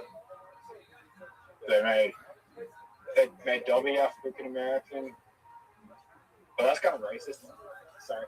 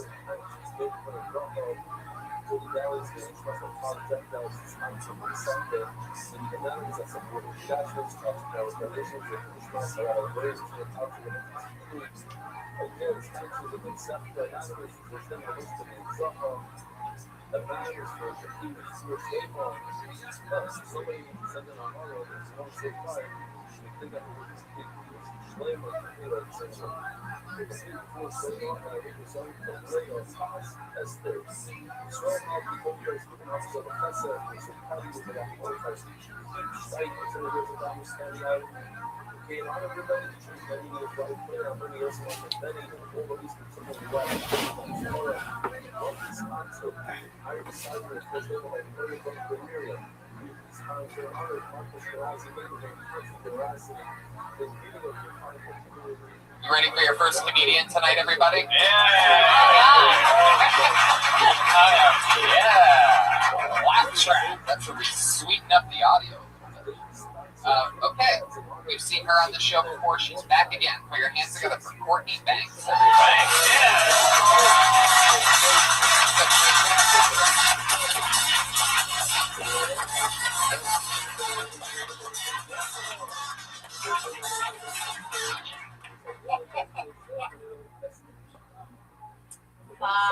going to talk to you guys about something really serious. Because comics gossip a lot, just so you guys know. But I just want to get this in the air. I'm black, so you guys know. It's very difficult, probably because I have a perfect nose. You can take a look at it right here, actually. Thanks. I actually had a white woman ask me if I had plastic surgery, and I was like, no. Actually, somebody was probably raped at some point in my family. Not me or like my mother or my grandmother, but probably like her mother or her grandmother, you know what I'm saying? Just, and if you're white, you don't have to feel bad like you right there, it's fine. It's like not your father or your grandfather, but probably like his father, his grandfather. It's like a hard ER that I'm putting on that because only we can do that, like it's our thing. But don't feel bad because thank you for the nose, you know what I'm saying? I really appreciate that. I'm gonna stop there. That's exactly a minute. Courtney Banks. Happy President's Day. Huh? Yeah, Jefferson. You want to go first? Oh, no. Hi, Courtney. Hey. All right. How was that compared to the other times you've been on the show? You've been on what, 2 or 3 times? Once before. Once. I don't know. He looks like he hates me. This is No, going to be terrible. I look like I hate everybody. Oh, okay. But, how long have you been doing this? Like 7 months. Oh, wow. Yeah, you can't expect it to be that great. Right? I'll take that. Oh, there it is. The horse of truth. No. I mean, in 7 months, you're still figuring out. Like, the first 3 years, I don't think it's like, I was horrible. And, it's tough. So, and how's it been going? Has everything been nice? Yeah, nice enough. Whatever. Yeah, and where are you getting spots? I go as many places as I can. You do it, Probably like 7, 4, like probably like 7, 8. When I was here before, people weren't really trying to. A lot of dabblers, and I fucking hate, right? Remember all the fucking dabblers? Yeah. And commercial actors trying to. But you clearly want this, right? Yeah. And right, what do you? I mean, do you have any questions? Well, I mean, I do about that premise because it's like, I mean, it's right out of. If you want to be honest, it's right out of fucking Judy Carter book. Like, hey, this is how I look. Let me draw a kind of like, I know I look like such and such. I'm half this and half this. That means I look. And so, yeah, I don't know. I just don't want to like talk about anything too like, I'm a girl. It's also a fucking minute. I mean, what do you have to get into? So, but a lot of comedians talk about what I look like. I look like this, I look like that. Maybe it's something else. But yeah, I always like to talk about what is very true to me that no one else can fucking do. So we got this with that. What do you do for work, Courtney? I don't have a job. Oh, great. Oh, you say that with so much pride. I do. I was a waitress and I hated it. Oh, I like that you still dress like one.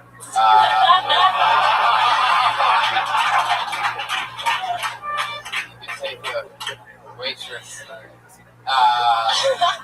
Where were you a waitress at? Cabo Canyon in Hollywood. Shit. Yeah, I want to fucking kill myself. Oh, wait, wow, that's incredible. What was like some terrible shit you had to deal with? That's one of those places where you guys give away like free multicolored You shots. just sell like mega margaritas and shit, and I just want to like, I would just like cry and chain smoke every day. So. Do you know how to I was just going to ask if you know how to play it, but you do know how to play that text. Okay. Yo. All right. Maybe we'll hear some later. So, yeah, I guess this is going okay. Yeah, that's fun. Being super nice. No, yeah, you're definitely being nice on this one. I like that. That was definitely your best set of Kill Tony. I like that one other one. Yeah. How was the other one? Like, I remember the last one wasn't that, it wasn't structured at all. It was kind of confusing or something. yeah, I messed up a word and I was like, so nervous. Yeah, this one at least, I kind of saw where you're going at. Just keep on going. Jessica, how long have you been on stand-up? 6 years. 6 years. What advice do you have for I would probably just tack on that, and it's gonna sound insulting, but I didn't hear the first one, but you definitely do have like a premise there, the good premise, but I do think he's right about drawing attention to the way you look. I think especially when you do that and you run into this weird line that women always walk, where it's like, oh, if you're not hideous and you bring up your appearance, you might lose people in the audience.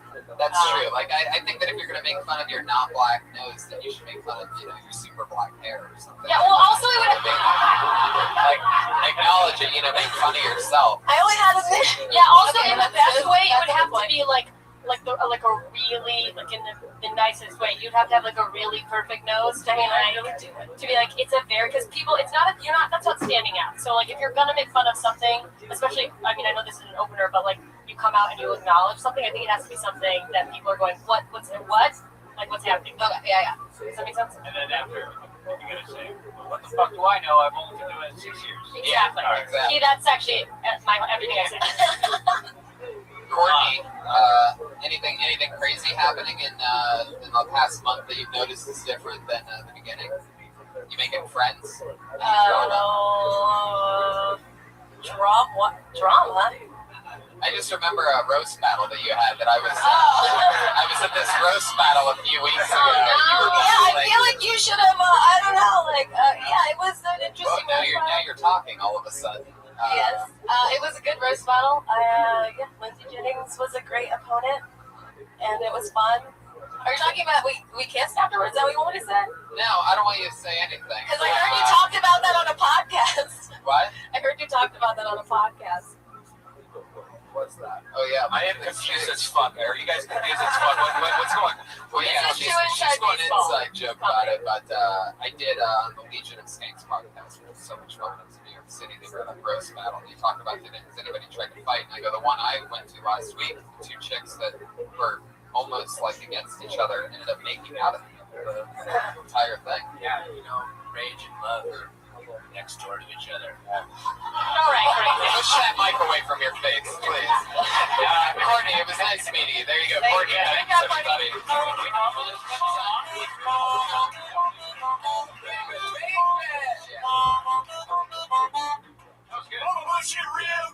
Oh, I like that. always been hard on the musical guest or whatever this fuck is, and that was pretty good. I pulled another name out of the bucket. This looks like a newer name. Put your hand up for Daniel Boucher, everyone.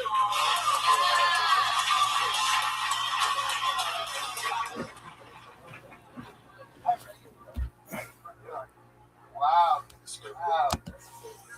You know, I've been single for 2 years now, divorced actually for 2 years now. I still feel single. And I was leaving the house today and just invited his wife and the kids. And, you know, I'm just, you know, I'm still trying to work it out.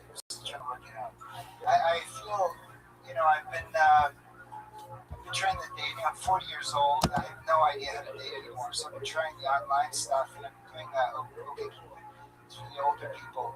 And you know, they ask you questions for like your sexuality and, you know, flexible, bisexual, all this stuff. You know, I think pussy, right? I totally live it. I love women. Right? Total empowerment. I love women. And anyway. You know, you know, it's, I do, but I'll tell you, this fantasy I've had lately is... That one Hollywood bear comes out of nowhere, man. You learn quick. What is the, I feel like they're all applauding the bear. Yeah, they are. what is the name of the cook that gets up during the Docho. Yeah, Phil Docho, yeah. I'm a pussy! You guys have the same... that was fucking horrible. You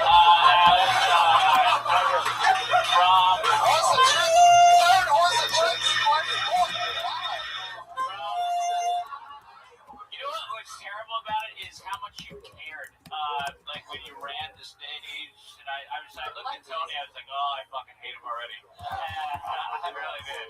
But it's like you're trying too hard. You probably should have started with right away and got into it. Do you have an ending to that? Is there anything to it? Yes, I do. You want to do it? Yeah, go for it. It was very Woody Allen. I mean, I felt like I was listening to Woody Allen talk. Woody Allen's funny. Yeah, without the funny part. It's like the complaining part. Yes. What is the end of it? I I love pussy.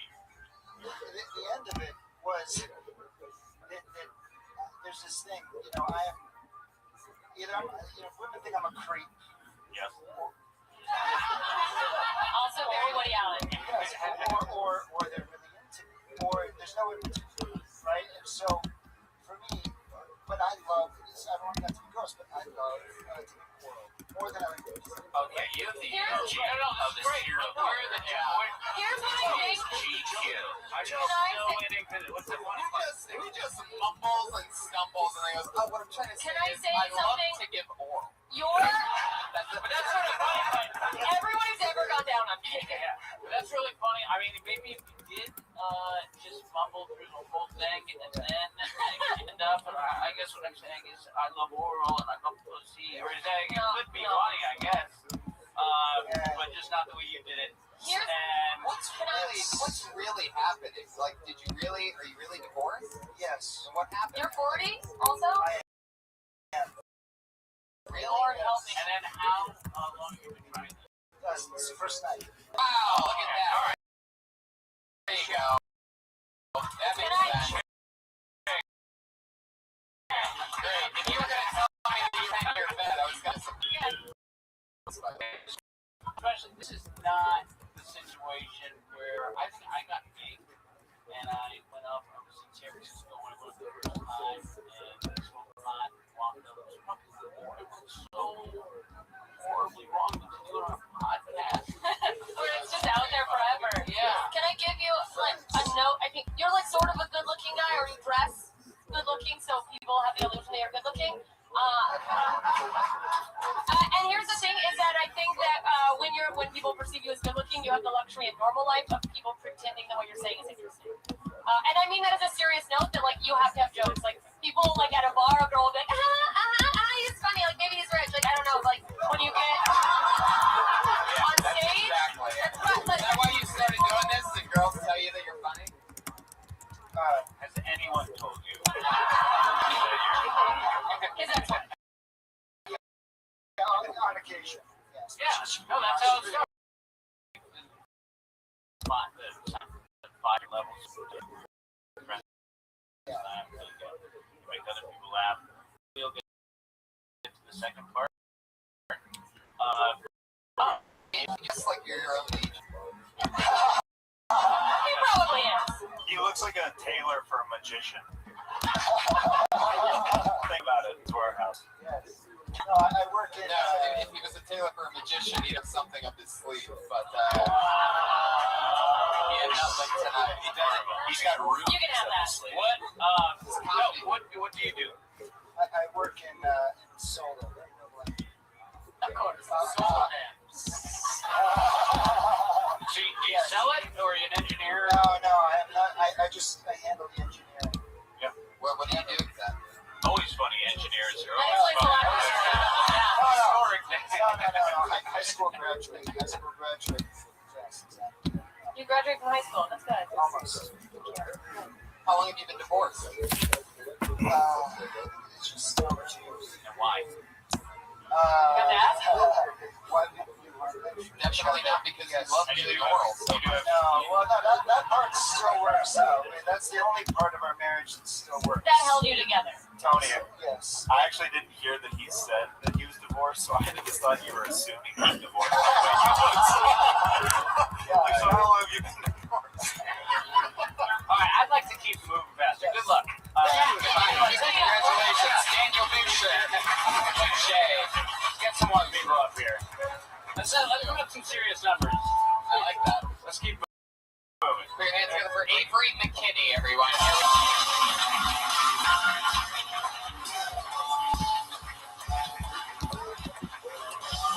All right. Now April McKinney, so I'm going to pull another name out of the bucket. Oh, it's right here. Is that your name? Are you going to do it? Easy money. Is that Avery McKinney or not? No, All right, okay. cool. I pulled another name out of the bucket. The name is Justin Freshman.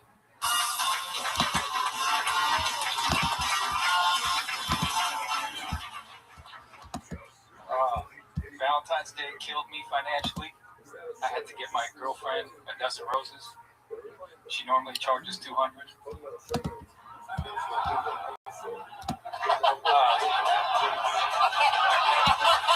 Okay. I stink. Don't worry, I stink. We have to beat last year. We have a 3 years anniversary. I have the police report to prove it. Black Lives Matter protest. She wanted to take pictures, and I wanted to get my wallet back.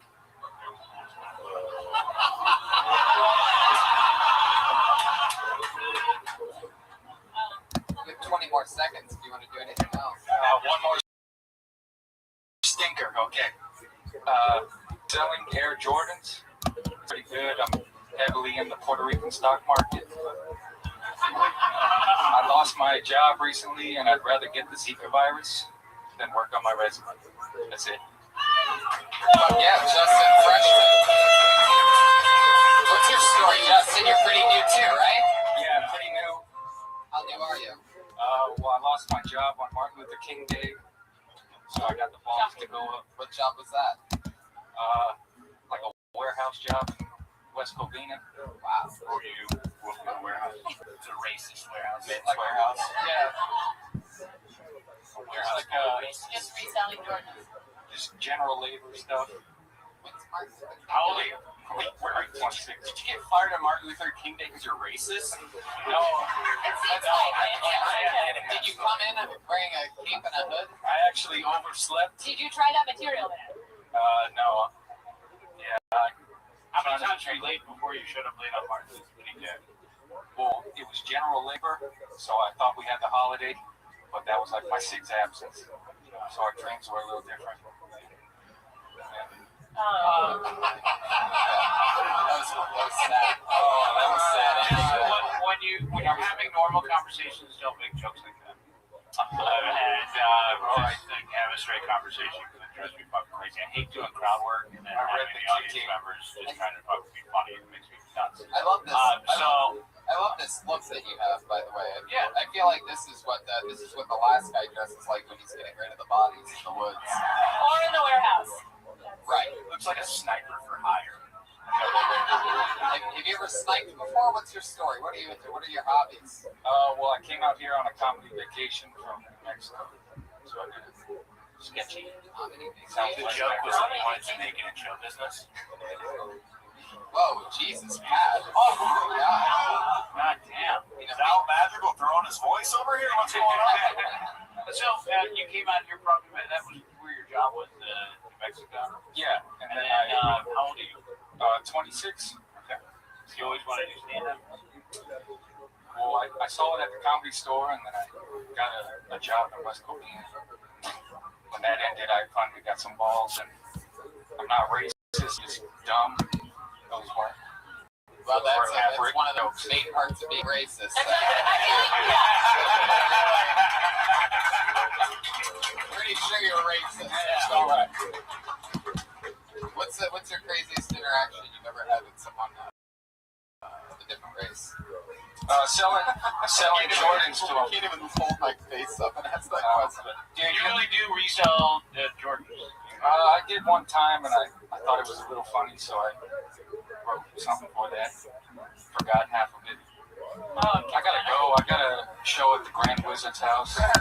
I see what you did there. You went for it. Trying to your jokes actually were pretty decent, man. For such a small period of time on stage, I actually enjoyed, especially the first one with the roses. You know, that's only gonna get all those sickos in the yeah, audience. of course, so. Red Band. Red Band like cracks up, and I'm like, of course, Red Band's like on Craigslist. Like, I get it. Yeah, Yes. it's great. I mean, But it's great if that's your target audience. It sounds like it. I think. But is your last name really Freshman? yeah, that's Really? my real name. Wow. How does that happen? See, a woman from You come from a long line of freshmen? Southwest relocation. And how long have you been doing it? This is my 5th time on stage. I just go up at the Ha-Ha. Oh, Don't feel bad. Don't feel bad. I just went recently, and I'm just too tired to fucking people talking to me at that time. It looks like a Mexican restaurant turned into a strip club, and then turned into a comedy club. The new one? Have you been to the new one? yeah. With all the different colored lights, though, it was like it could have been a good room. And they're like, you know what we need? Lights. For those of you podcast listeners that are loving this hot conversation right now. I prefer the Har bistro. See what you did there. I'm more of a Working a 3 for 7 tonight from Pat Reagan. For those of you keeping up on your Kill Tony bingo cards, he's 3 for 7 tonight. All right, but 5th time on stage, not so bad, right? Yeah, All right, see you later. Justin, there you go. I love it. He's already dressing like David Tell. He's unstoppable. One person knows what David Tell dresses like. David Tell, yeah. Beautiful. Hoodie and a ball cap. What's the record for, how many have you gone through? I think we're on pace to set a nice record. Let's go. Let's This bang them. person's been on the show quite many times. She's one of the people that were here from the very beginning. Put your hands together for Sarah Kenny. They always do a new minute. Yeah, always a new minute. You guys ever sneeze so hard you get your period?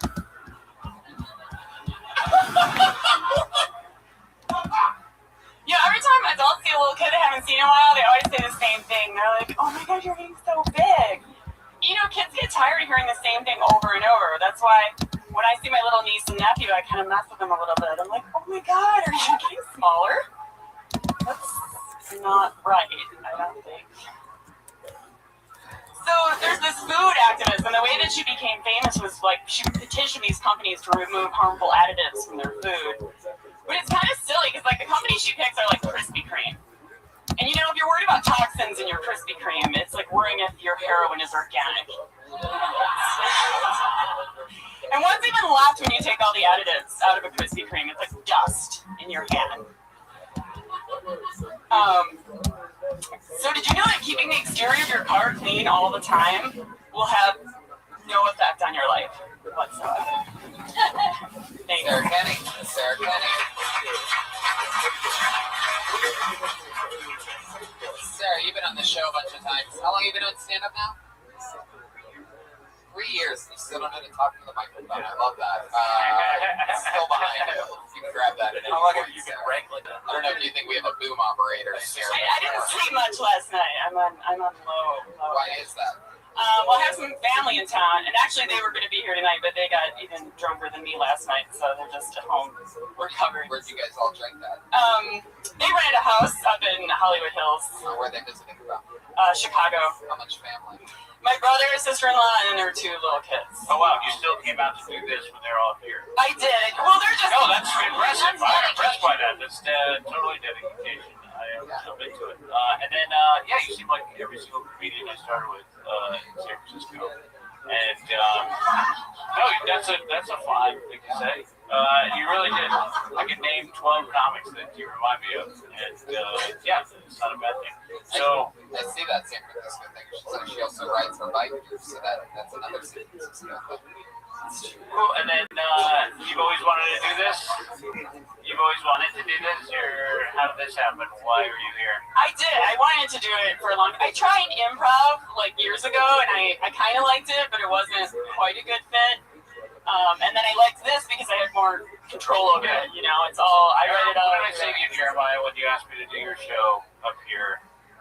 Oh, you're like, no, that sounds stupid. Yeah, what does your show describe it to everybody? Where the audience throws out suggestions? Yeah, it's called stand up on the spot. You create material based on audience suggestions. It's improv. So Al was like, he goes, no, people suggesting what I talk about? That sounds horrible. No. Yeah, I hate the fucking audience. You guys are great. But I really do. I hate giving the crowd any power at all. So, yeah, fucking rough. It's horrible. No, and I don't even do crowd work at all either.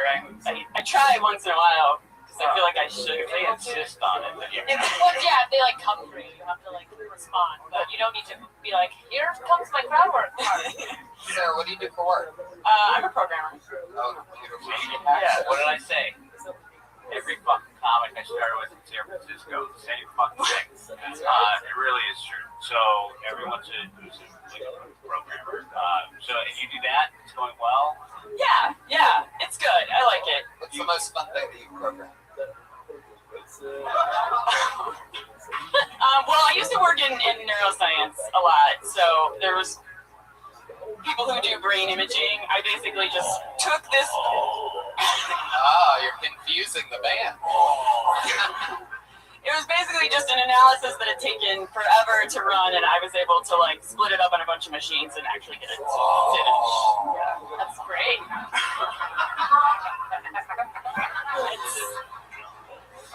Also, can I just point out, That was awesome. Whatever the fuck that was is my new favorite thing. Please, anytime you ever want to. Wow. Okay. I like that. All right. Now that I know that you guys will plug yourselves every time I compliment you, I'll just never do that again. I mean, but again, for 3 years, 7 months, was it 7 months or 5 sets? You did 5 sets. 5 sets is about right. You're maybe a little ahead of things. And for 3 years, you're about the place you should be. yeah, you're doing great. Also, just the difference it made, like you moving the microphone, because everyone else has had this uncomfortable. I've never done this like that. Just Oh I yeah. don't know. To me, that What was. did you drink And does last everyone notice how she looks clean? That's important. To be fair, I've been very unclean several times. There you go. But yeah. What, Try not to look like a fucking mess. What was your drink of choice last night? Last question. I'm a wine girl. But it's like wine all night. Like Red wine? yeah. Well, I mixed it up last night, red and white. Whoa. Mixing it. All right. Yikes. Great. All right. Sarah, Thanks there you for go. coming. Sarah That was great. Kennedy. Thanks. That's Kenny Comedy on Twitter. One of the few comedians that has a Twitter handle. Yeah, few Twitter to get anything, I like how she went out of tune a little bit there at the end. She really loved the It was on point. I pulled another name out of the bucket. This looks like a newer name. Put your hands together for Terrence Rutledge, everyone.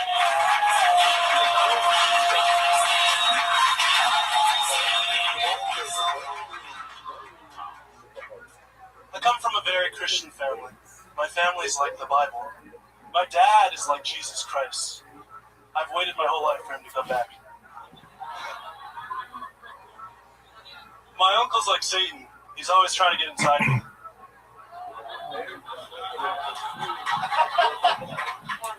That rascal.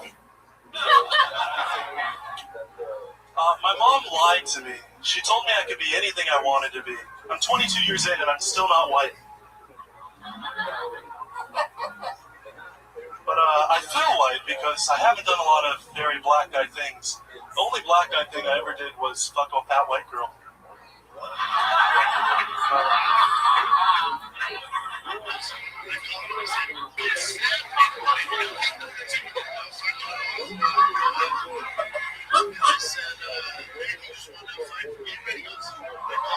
Wow, look at that. 53 seconds. I'll take it. You've been on this show once before. It was a long time ago, right? About 8, 9, 10 months ago, something like that. 4 months ago. How long have you been on stand-up? Every night for a year. Every night for a year. I'm going to tell you something right now. You're 22. You are unfucking stoppable. Yes. There's nothing that can stop you. You're going to be a fucking monster. Every night for a year. You're 22 right now. You clearly already get it. What a rascal. Didn't get the laugh that it should have. As a tag to your uncle trying to fuck you. Maybe one of my favorite tags I've ever heard in my entire life of watching. My uncle's trying to fuck me, saying blah blah blah. What a rascal. I think listen to what just happened. Every night for a fucking year, pay attention. Every night for a year, and then 22 helps. That's fantastic. Clearly likable, just a kid, and jokes are great. Trying, what more can you ask for? So doing it, and congratulations, dude. You're doing great. I love the smile on your face. Yeah. You look like your uncle has his dick inside of you right now. The way that you're so The other thing is that you're so likable, you can say horrible You can say shit. those Yeah, things. you look like a group leader at like a Christian comedy, like fucking, and you can say horrible shit, and everyone will still like you. So you can tell people to fuck off. And you're Anything you want. And I love the style though that you go like dark and creepy, but then there's like this, oh gee willikers. It really works together, you know. Oh, yeah. What a rascal, you know, fucking. So yeah, you good job. Yeah, and with that type of rhythm and mixing that weird, nice guy, humble goofiness with your darkness, I think that's an unbelievable cocktail. I mean, the smile on your face right now is frightening. I really thought that we were through some of the scariest people we have on already tonight, but even the people that are killing are a little bit creepy tonight. well, and you're always like I've met you before, and you're always very like really The nicest guy in the room. The nicest guy in the room, absolutely. And I think that even just a little bit more time, like getting up, you're going to be able to be more comfortable being who you are off stage, on stage, and having that like smile and happiness is going to make those jokes hit like 100 times harder. And you stay positive and smiley and nice. Oh, even I was wondering if Red Band knew you from around here from like hanging or whatever. But you even hear him say it, me say it, her say it, him say it. Like this is, and I lived it. I went Gerard Carmichael and I started together. That's the exact type of formula that he had, was be nice, smiling, be positive. Nobody in the world could say anything bad about Gerard Carmichael because he's built a stellar reputation. And I feel like you're the type of guy that can pull that shit off. All right, great job. Absolutely. There he goes, Terrence Rubbin. He's on Twitter at Comedy Terrence. I suggest follow him now. This show could be a couple new timers, then a guy slaying it here. Love him. Yeah, right? Pulled another name out of the bucket. We're setting a record for most people ever up in Kiltony. And we are on pace right now. Put your hands together for Cody Woods, everybody. Come on. Cody Woods. Cody Woods on his back car. Back left.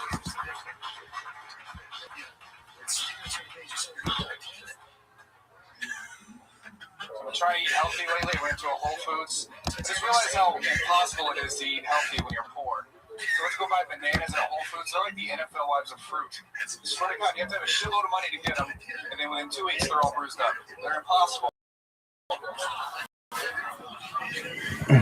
You know notice shit on like the food too. Like the food, it says a lot of asterisks on food now, especially the pork meat food. It says no GMOs asterisk. How the fuck do you get away with asterisk when it comes to people's health? You know, you can't be on eHarmony or Tinder. You see the profiles like no STDs asterisk. You gonna fuck them? No, you're not. Yeah. I've never done a minute before. Sorry. I was going to insert a small penis joke here, but I'm not sure you guys are going to feel it. I don't know. I've never done a minute. This is weird. I don't know. I don't want to do small dick jokes. I don't want to offend cops. So that's just going to we all know they have small dicks. They try to kill the guys with the big ones. So. What is up with this fucking light, Josh? Can we have a light out? You want to fix it? It's too loud. Not right now. It's fine. Hey, your first joke, you make a joke about how expensive bananas are, but I think bananas are probably the cheapest thing you could possibly buy in a grocery store. I'm not saying how far I am, right? And then you get bruised and you get bananas for a couple weeks. I mean, that's your own fault. I think one banana is usually $1 at a gas station, and that's overpriced. Well, Brian gets those gas station bananas. Yeah, senior health food correspondent Brian Redback. I get bananas at the gas station like everybody else. So I'm buying a banana at a gas station. I'll take it. Yeah, it's fine. How long have you been doing it? Like 4 years? Almost 10. Oh, yeah. I was trying to get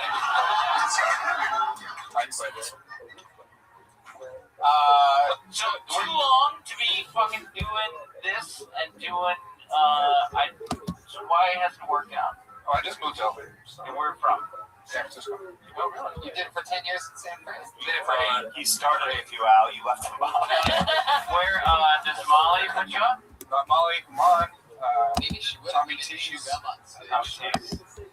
Molly does not. You're not a punchline for it. No, try it. Now, can you tell in his 60 seconds he's not a punchline person? You should have got it like I'm a big. I hate starting out in LA, and but obviously a lot of people have done it very successfully. It's much more difficult when you start out in these other cities, like in AAA, baseball analogy sort of works, and you can start out in San Francisco, where you have to make it through the gatekeepers, and you didn't make it through one of the main gatekeepers, Molly Schmink, who books Goblin the Punchline, she books the features and the openers that work at either club, you work at the Chick Club in the East Bay. The Improv. San Jose. Yeah. Also, it's fucking horrible. So we just got shot and killed us. We got out in front of the fucking place. So I'll be there in March. Seriously, one of the most dangerous clubs you've ever walked to. Just so anyway, what are you gonna do? I don't know. Cody, it seemed like You're too far in to turn back at this point? Yeah. You started panicking 30 seconds in, asking if that was a minute. You said that you've never done a minute before, but you realized that every set you've ever had was at least a minute, right? Never ended on a minute. No, I'm telling you, it's challenging. On a minute, When you go for like long sets, that makes sense. Yeah. You're doing really long sets? What's the longest set you've ever done? Hour 20. Wow, hour 20. Why? So you do like road? I do shitty road But shit. I do that's shitty road. Yeah. like triple runs. So Triple, like Oklahoma, Riverville. Looney Bins. Like when you did an hour 20-minute long set, 30-minute set, were you like, is that an hour 20 yet?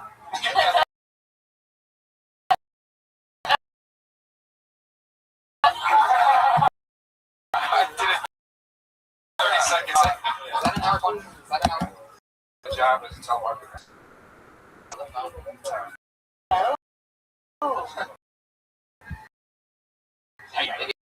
Specific kind Oh, of I car? hate you. Any type of car, I gotta make money. I'm sorry. No, it's your tough spot. Yeah. So, let's spend a lot of time in Just No doubt about it. I hope everyone's looking at this because this could be you. And it's a difficult place to be. If you want to talk to me afterwards about how how this ends up, I'd be happy to. Because how does it end up, Al? Well, a couple things happen. You're on the road forever, and you just become one of these guys that just fades as like a feature act and complaining about the business, how you can get a fair shake, or you start writing your ass off. I've seen plenty of fucking bad comics turn into comedy writers, and or you start to transition into something else, like maybe copywriting, working for an advertising firm. You can do that. There's plenty of ways out, but gum a lot on stage. Yeah, it's your first 10 years chewing gum. But he knows to do it on a live on. I don't know. You just throw it in. You didn't think I was going to coding. This is the reason why things haven't been. Oh, man, he just did it. Oh my god. Don't do anything. See, he doesn't give up, and I appreciate that. Cody, I like your style. You can be determined to make this work. There's 2 books that I really highly recommend to every single person sitting in the room, no matter what you do. The War of Art by Stephen Pressfield and Comic Insights by Franklin Ajay, very convenient. Get both of those things. War of Art is fantastic. You should pick that up. There's another thing called, he wrote another book called Do the Work. And you can turn this running. You do whatever you want, but don't be determined. Don't be making yourself feel like prophecy. You just think this fucking road guy is doing medicinal improv and shit like that. Like, you gotta break out of that. So you just got to focus on making this work, because right now you're right. I would have sat at that punchline every single night until I made that work. Don't settle for this fucking mediocrity that can't exist in this business. Try to do something great. The good news is, Cody, you're all shooters we've ever had. Look like, yeah, everyone's 100% creepy with the exception of, I feel like the last guy, Julian, I think they can smile at him. Oh, yeah, that's slightly good. I thought he was pretty creepy, too, though. Alright, good luck. That's what he's going to look like when he fucks it. There he goes, Cody Woods. He's on Twitter, Cody Woods Comedy. There's only one Cody Woods Comedy on Twitter, and that's him, believe it or not, live in the flesh. I pulled another name out of the bucket. This looks like a new one. Henry Johnson. Henry Johnson. Hey, Henry!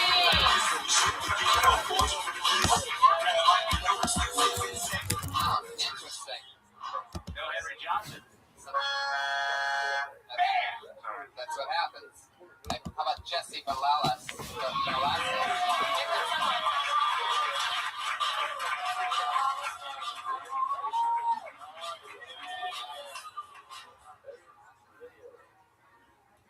When I was a kid, it was like 6 in.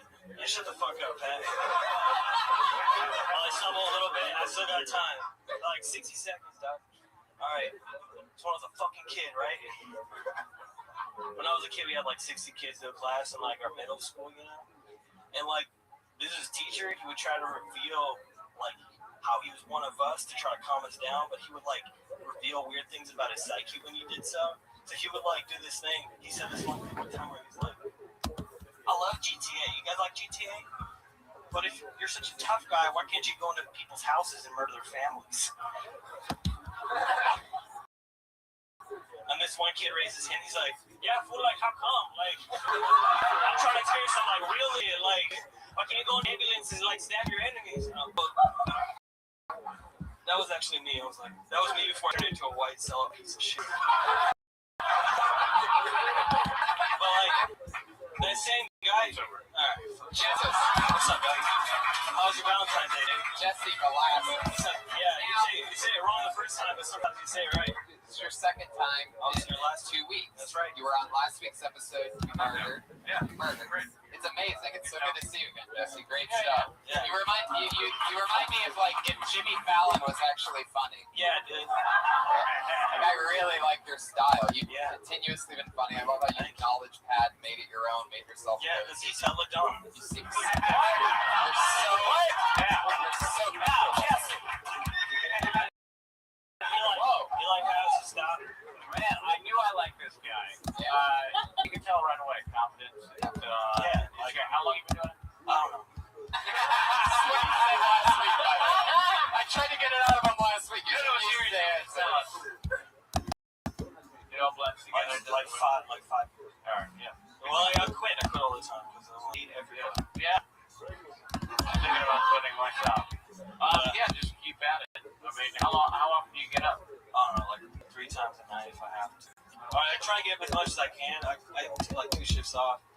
My job, so it's on drugs, it's own shit. So I get, go and do some comedy. How was you guys' Valentine? How was your Valentine? All right, nothing needs to be said. He's fine. You're fine. Go away. You're unstoppable. All right, so but like, can I get a spot on a show? Or Would you like to do it? well, you guys are on the Seattle, right? Nice house, right? Put him up. There you go. You get what you want in this fucking town sometimes. No, seriously.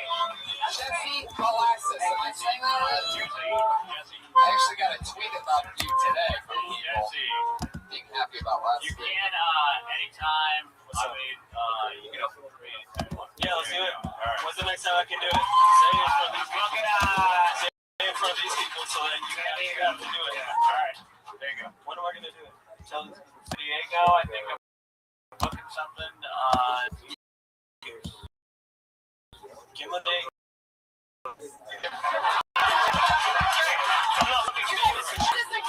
I hate most comics, so Brian will has your information. All right. You got to get DM me on my Twitter. Okay, he's gonna book you, Jesse. He's gonna book you. Jesse Molasses is murdering Bill Tony 2 weeks in a row. He's on Twitter at CuteBB Apple Pie. CuteBB Apple Pie is his Twitter handle. Yeah. And It's working out, mate. Who else we got? yeah, full one. Yay! You got it. Al's hand in the bucket. Isaac Hirsch. Isaac Hirsch. Here we go.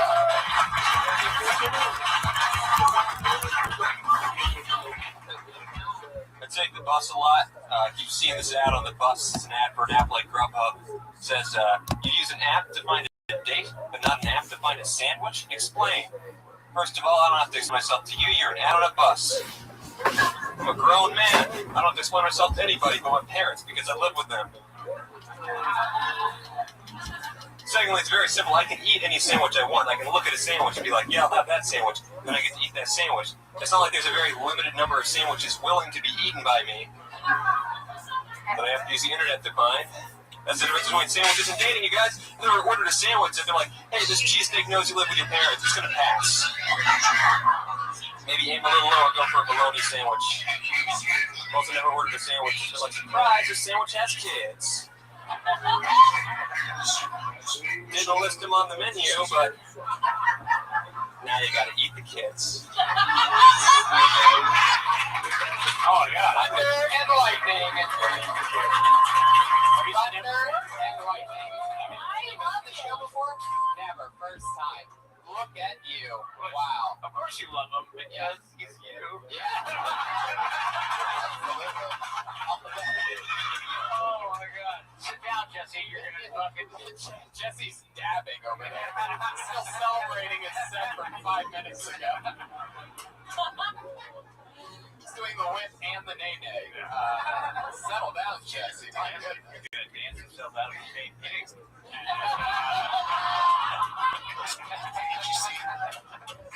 That's great. How long?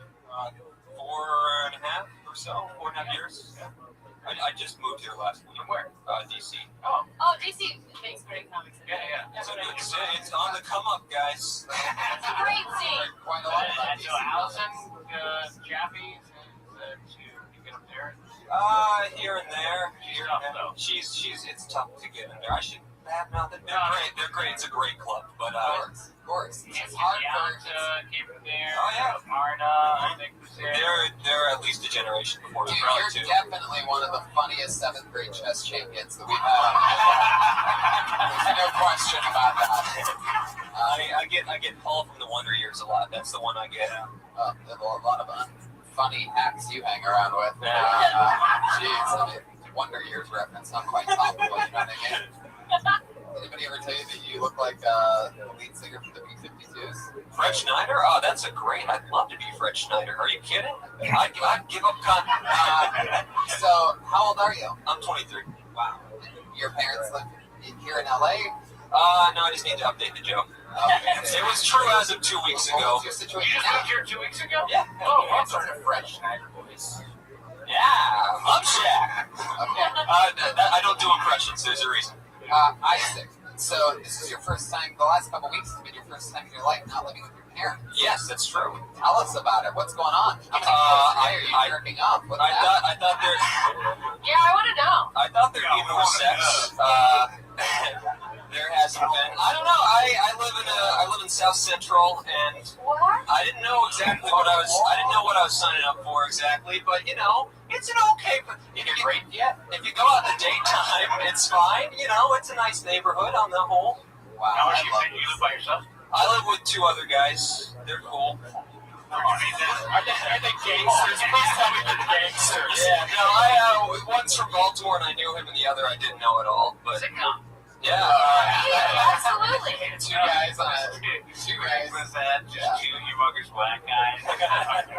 I'm Malcolm. This is X. What's up, Spangler?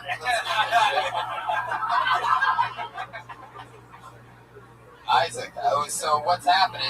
What do you have? Oh, this is it. It's the Isaac Show on NBC. What happens when Isaac moves in with 2 thugs in South Central?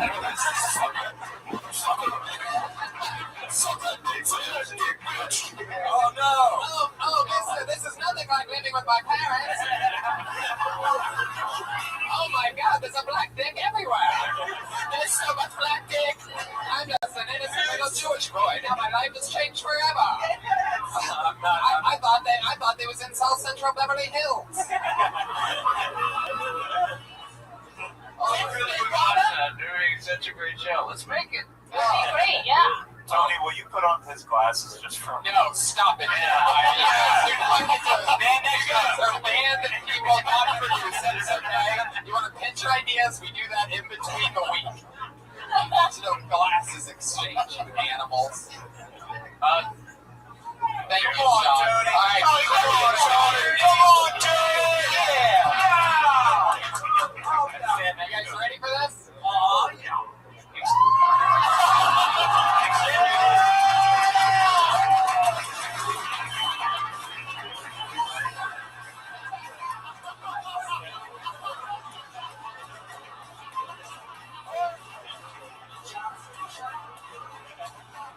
I love that. Isaac just got his own show, and I got recast as the lead. That's how bad. That's what this town do to you, Isaac. Even going for Isaac Hirsch, everybody! Welcome to Los Angeles! He's on Twitter at ID Hirsch. You saw him here first. Isaac Hirsch. Not just a Fun man. fresh in LA. Fun fucking show we're having tonight. We're blasting through it. I like this magical, fast approach. It's like a Chip Kelly offense coming to San Fran. Yeah. That's what this is like. Hold another name out. Sean Williams, everybody. Here we fucking go.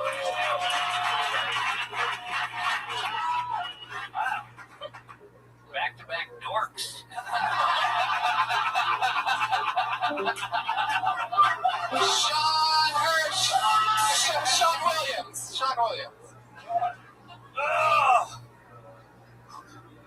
I'm trying to get famous. Want to make a video about bacteria that goes viral. But if that doesn't work, I'm investing. I invest for my future. I invested in Depends. But the return was shit. So now I keep the things liquid.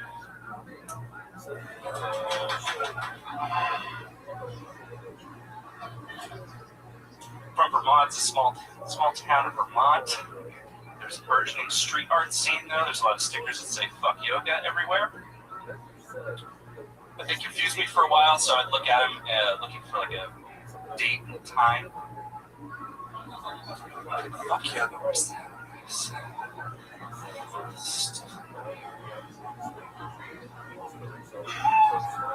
So that's it. Sean Williams. Best advice I ever got right away. I think, does everybody know Robert Hawkins, the comedian Robert Hawkins? Great comic. You should find him. I think he's got 2 or 3 albums. Stephen Hawking? No, Robert Hawkins. No, wrong guy. And he said, start with your best joke, end with your second best joke, and so maybe you should do about that. And then never wear shorts again. I second that. That's good advice for everybody. But he looks like a dad in an Old Navy catalog. If you were doing jokes like that, the roast master Jeremiah Watkins, savage. That's what happens when nice guys try to be. We'll put it into the sacks next time. It's a good point though, because I wanted you to be like a dad character when it came up like that, because I was like, that will at least rationalize the choice. But What was that act that you did after you told the depends joke that he like cranked the poop around in your diaper? Yeah, that was tight. I like that. Yeah, that was cool. I love how you're looking at me while they're talking, and you must be really psyched out. Like, I think everybody had such high hopes when you walked up on stage. Yeah, because you look funny. I mean, you look funny. Yeah, you clearly pull this off. you look comfortable. Do you think that he got buried with the dork comment though? Yeah, I don't think so. I think he was already buried. I think, he got, I'm just saying, like, I think Isaac Hirsch was a much better young Bernie Sanders than you are. I do admire that you're one of the only human beings that gets your haircut at the Oompa Loompa section of the Chocolate Factory. He doesn't like chocolate. He likes Laffy Taffy. That's where he gets all his jokes. Whoa, Brian with it.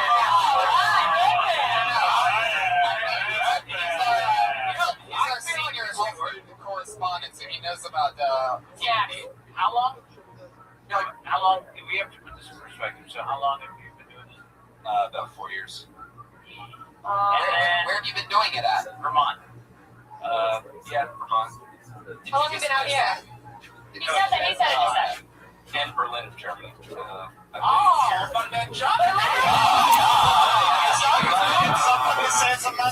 has a great comedy scene. I don't have anything to follow that up with. Yeah, very funny. And what was the other name? Yes. The one with those jokes. How long have you been out here? You're Berlin jokes? 4 days. 4 days. And I will not be staying. So. What are you good at? It seems like Are you still experiencing the thing when you fly and you're tired for days after?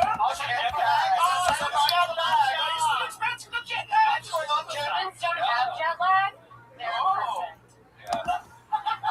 Sean, you look like you could be a billionaire. What's your story? Why are you doing stand-up comedy? You seem a lot smarter than. I don't know. I went from dork to billionaire. I'm really confused. Dorks usually become billionaires. Billionaires to be dorks. Still gay in the 70s. Thank you. Sean, you look like you could make quite a splash in Silicon Valley. Oh, the German. What, you guys want me to switch accents? Yeah. No, we don't. Tough kind of shit. What is going on over there, Pat? No, just explain yourself. What do you do? See, What do I do for a living? Jeremiah, shut the fuck up. Yeah, you two are really misbehaving over there.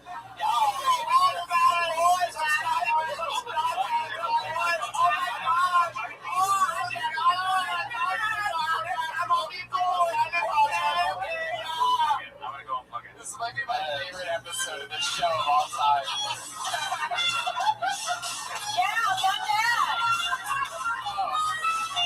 Oh, he had to wear shorts, dude. He will do anything to get this crowd to like him right now. Honestly, that's what he should have done for a minute. An entertainer. No, What are you good at? Hacky sack. Yeah, what do you do for a living?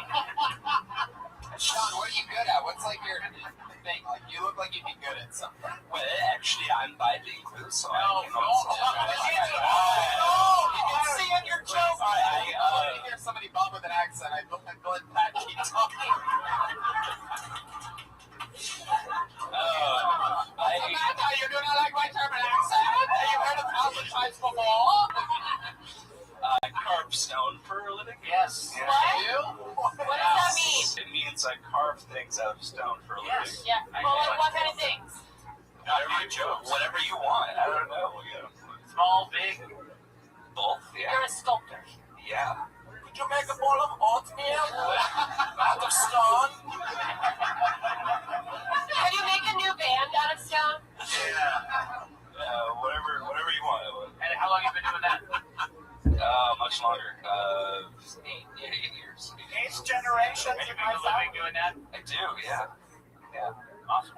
Yeah. Do you have an Instagram that features your stonework? I do, yeah. Plug that. I actually want to know the answer to one of Pat Reagan's questions. Can you make a bowl of oatmeal out of stone? You could. Yeah.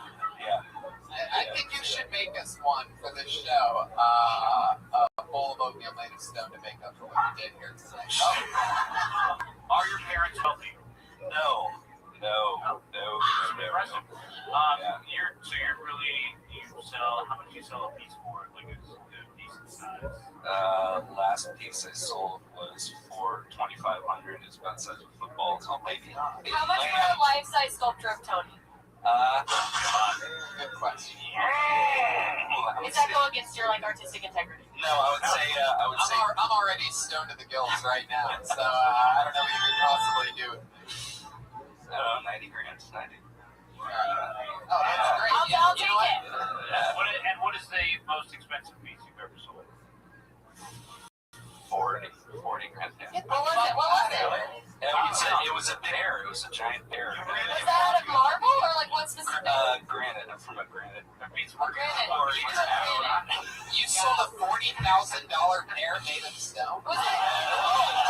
Whoa. Where do you get a piece of granite that big? It was from Brazil, actually. It was from Brazil. I knew it. The Brazilian granite is the finest product.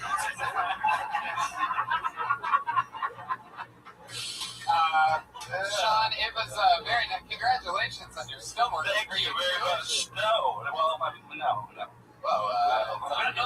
Not technically. Honestly, I think if you embrace the Vermont of it all, and that's what your set was about, and you maybe started with the fuck yoga, not the best fuck yoga, but you're in the right area, you can do very well at this. So keep it up, and congratulations on your success with the snowboard. Thank you very much. Williams, there he goes. He's on Twitter, Trigger, K-R-I-E-G-R. Very nice short. What is the Twitter handle? K-R-I-E-G-R.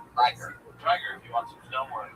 Also, I want to hear it. It's Krieger. Oh, wow, look at that. Set him up, knock him down. The old German duo once in a while of Reagan and Watkins. Also, he should talk about the stone stuff, right? He's gonna write jokes about that. How many I think it's different. No? Are you trying to help? Hey, Because I have a soul. Am I the only person here into stonework? Huh? You guys want to hear some of this new stonework material? I think that's hilarious. Have you ever been chiseling away at a rock and been like, man, this is nothing like the $40,000 bear that I sold? Honestly, I think it would work with his outfit. Turquoise outfits. Let's go to the bucket after we hit up our 2 regulars. Every single week we have 2 regulars to perform a brand new minute, and then we're going to go back to the bucket for one more fast one. Or we can save that one. Going up first tonight, you know her as a regular here on Kill Tony. She writes us more to 2 minute every single week. Sometimes she's extra nervous, sometimes she apologizes for trying to break her of these horrible habits. So I'm sure they're definitely not going to happen here tonight. We're going to get together for Melissa Esslinger.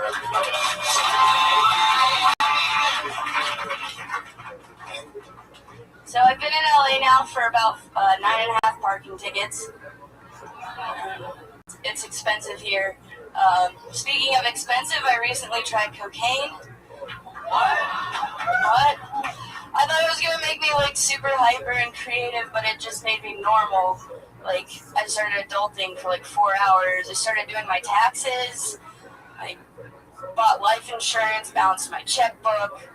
I don't even have a checkbook, so I don't know.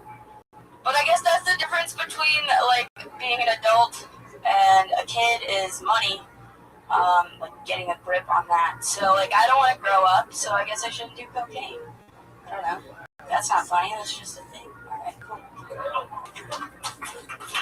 They got 50 seconds of thunder. New Melissa Esslinger material. How's it going, Melissa? No apologies during that, no It's the cocaine, right? You're really getting cocaine, right? No. Melissa, you're grounded.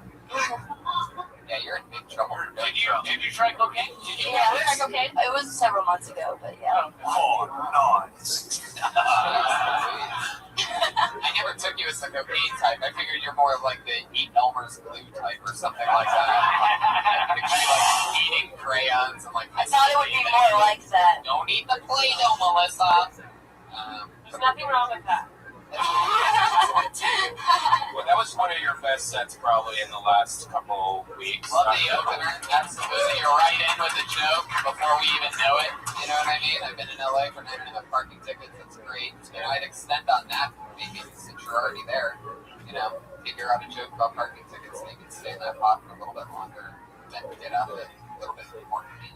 Switch to another one line, switch direction. And I wanted to tie it back to parking tickets at the end, but I forgot. There you go. Melissa Essinger, brand new minute for Melissa Essinger. She's on Twitter, Melissa Essinger. That's Melissa Essinger. Anything else for Melissa, guys? She writes and performs a brand new minute every single week. Yeah. I don't know. Do you really want to? You want to be nice? You want to be the truth? If you knew you were doing the fucking minute, it could have been a lot better. Okay. It really could have. Yeah, it really could have. Like, I felt like you could have. You had some decent premises there, and like Tony said, it would have been all about the parking ticket because you had Hirsch did with the sandwiches thing, so you might as well just stick with something. Yeah. And not try to bounce it. No, don't even do it. Jeremiah loading up. Yeah, don't feel like you have to like. That's so, I don't feel like you have to shove a lot of things in. Like you have to force a minute. Like if you have a lot of ideas, you don't have to force it into this minute here. And the cocaine right? Like you actually, I love the fact that you actually tried it. But I'm a little concerned. Do you do it with people here? No, I don't do it. I just tried it. You tried it, but just watch out. Yeah. Talk word. Yeah, don't. Yeah, no, be careful with that. When I first started doing comedy, my uncle Skip Tarantino grabbed me, and I was like 4 weeks in, and he goes, "Watch out for the nightlife, baby." Everybody, watch out for the nightlife. You get free booze everywhere you go, and there's lots of drugs around. Don't become an asshole. It's true. It's gonna fuck up your work. So there's no need to hang out too much. If you're young, how old are you? 25. Yeah. And then think that you're figuring out. No, it's just you can, but just don't let it take over your entire fucking life. And so, I would just try everything if you can, but don't get obsessed with it. That's why I get worried about young comics hanging out here too much or hanging out anywhere. Just do your work. It seems like you're going to do your bit. Like when you come back next week.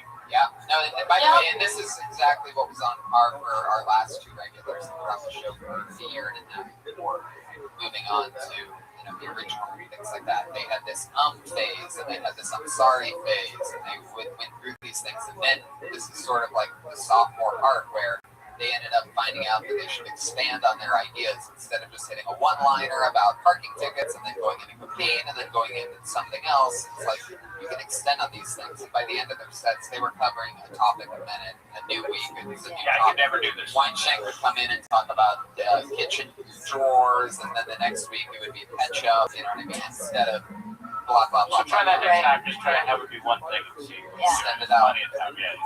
Don't listen to them. Keep doing cocaine. Oh. Show up the kids on it every Monday. Freestyle it. You're welcome.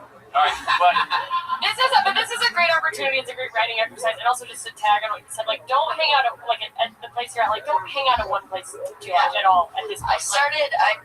I moved to LA and then started comedy a week later, so all of my social activities became comedy. But I recently started hanging out with I've normal friends. Yeah. No offense, I love all my normal people also. There she goes, Melissa Essinger with another new minute. That's good. I can see why you picked her. Oh yeah, she's a grower. Our other regular, the new favorite here on Kill Tony, our newest regular. Put your hands together for everybody. It's Vanessa Johnston.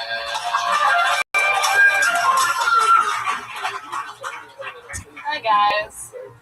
Happy Black History Month from a white person. There are perks of being white. We have a great memory. We will never forget the Holocaust. We will never forget the Titanic. But we will always forget slavery. Even if there is a whole month dedicated to it. Fucking stupid. a lot of white people now have white guilt, which is so typical for white people. They always have to own something. And if it isn't going to be people, it's going to be emotions. White guilt for whites only.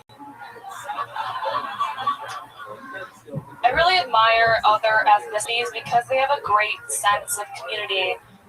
Like white people, we don't have a sense of community, and that's because we're too busy destroying everyone else's. I like where you got there towards the end, with the white guilt stuff. Fuck yeah, Vanessa Johnson, everybody. There you go. I see what you're saying. Like the first joke, I see what you were going for. I think you need to rewrite it and explain it better, but I understand where you're going. You gotta go in nice and soft so that people don't think you're like I'm a racist. Yeah. No, I know. Everybody wants to, I'm not sure if you've experienced this, but from the moment you set foot on stage, everybody sort of wants to hate you.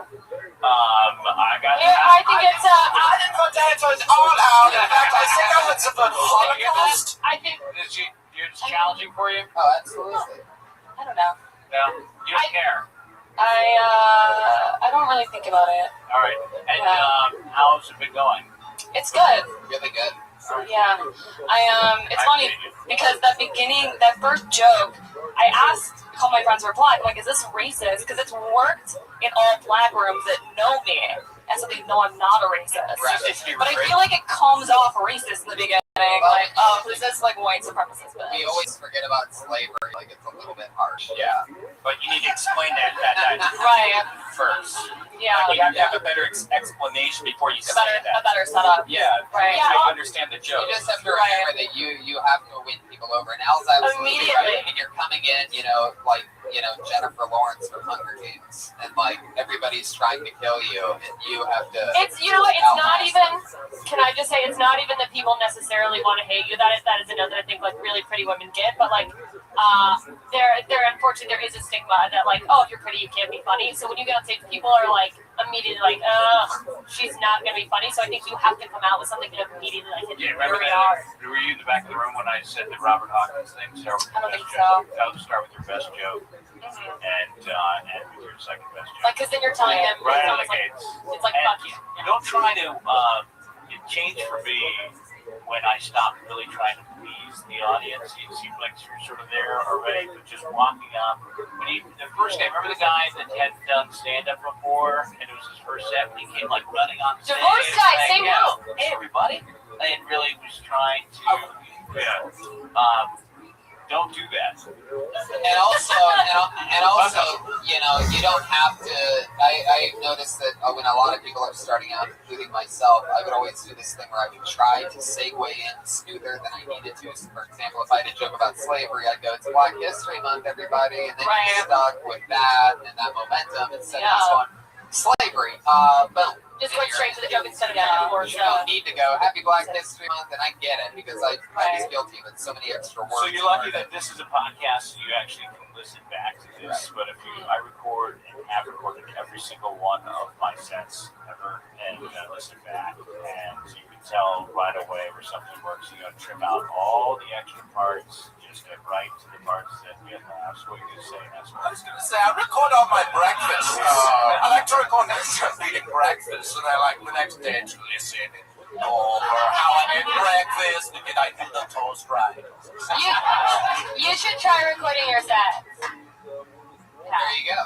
Vanessa, it's so fun. Another new minute. Brand new minute every single week from Vanessa Johnson. She's on Twitter and Instagram. Vanessa Johnson.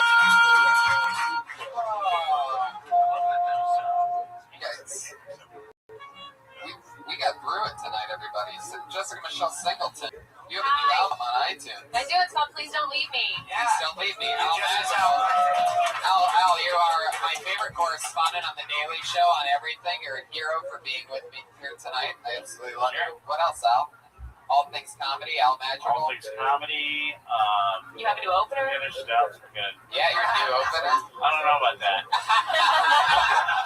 We'll figure that out.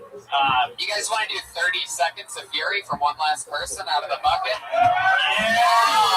Super 30 seconds. So you want to do that guy or pull a new one? Pull a new one, Tony.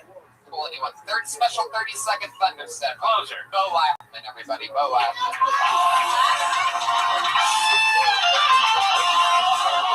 Okay. I don't see Bo Laughman, so we're going to go with this other guy, Alec Hall, everybody. Alec Hall.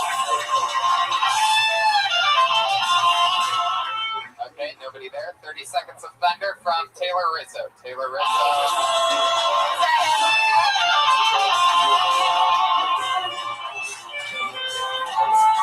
Here he comes. 30 seconds, Taylor. What's up, guys? I don't have enough time to see what's up. Okay. Fuck you guys. I told this guy to suck my dick today. It's weird. I realized that anytime I tell somebody to suck my dick, it's always someone that I would never want to suck my dick. And anytime there is somebody that I want to suck my dick, I'm always way more polite about it. Would you please put your mouth on it? It's like, you gotta ease them in, you know? Alright, I don't know. This 30-second thing was my worst idea ever.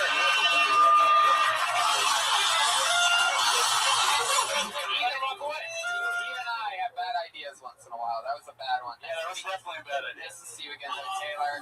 You made history with the first ever 30-second spot on Kill Tony. There is Taylor Rizzo, everybody. This was Kill Tony live, guys. We did it again. Let's see us all do stand-up in the original room after this in a little bit. That'll be fun. Yay! Ryan J. Belt's drawing, everybody. Look at that. Look at you, and look at Jessica Michelle Oh, I do look like I have Down syndrome.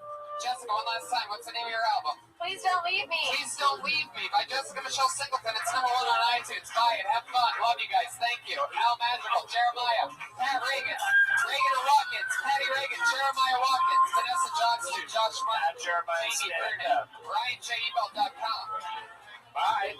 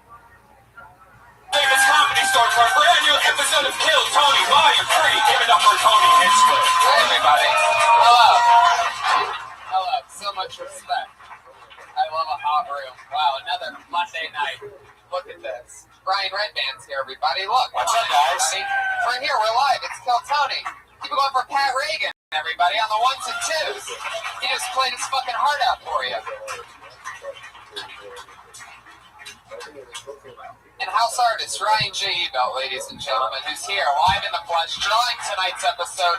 And just true, the exclusive reveal of the first ever Kill Tony movie poster, ladies and gentlemen. An exclusive reveal. It is fucking unbelievable. And I own that one. How much that poster for? Yeah. Ryan J. Ebelt's prints are available at RyanJEbelt.com. He draws every single episode from a blank sheet of paper. He started tonight's episode already right now. You can see it live. At the end of the episode, we're going to reveal exactly what it is. That's like an old Western vibe feel. I like the folding. It looks like it's been folded, you know, and like taken out of a magazine or something. Yeah. It's very cool. Can you hear the sound of it hitting? So cool. Josh Martin Comics here helping out, running around. So we're all here. So here we are. We're all live. Monday. We're back. What is that? Is that just a bag of meat? It's my meat bag. Ryan, what is this become? It's the diet of mine. It's my Comedians eating weird on podcasts. Well, it's emergency meat. You have a bag of meat. You went to the grocery store and got $4.79 worth of roast beef eye. Whatever that is. Wow. And Jamie Vernon, everybody, on the HD camera, way in the back. Young Jamie. The great Jamie Vernon, amazing artist, amazing director, photographer. Pat, how's life going? It's going here. I'm trying to stay awake. I'm here to the streets and trying to pick up what the kids are talking One of my favorite things about this poster is you actually. Look at that face, that shocked look. It's like maybe we could add on maybe there's like accessories you could buy for the poster for if you stick with this glasses look that you have this young Bernie Sanders look that you're trying to pull off a protester. You look like Bernie Sanders when he got arrested in that protest. That's my whole face. It is. Tony, your face, you look like you have a queef face. Like, whoa, what's that smell? And Brian, you have the face of a guy that's like, don't touch my meat bag. Yeah. Don't touch my meat bag. Give me my meat bag. I paid $4.79 for that meat bag. I think it's just roast beef, but like steak part, like it's steak meat. Yeah, I think you're trying to make steak out of your. It's disgusting. Don't get that near me, Brian. That's just gross. Anyway, Something from Charlie from Always Sunny. Fuck yeah, for all you crossover Always Sunny Kill Tony fans out there, super points for all right. Let's get the show going. I always have some of the funniest comedians in the world on this show, and guess what? This week is no different. 3 of the best comedians in the world. Let's put your hands together for Doug Benson, Greg Fitzsimmons, and Esther Koo.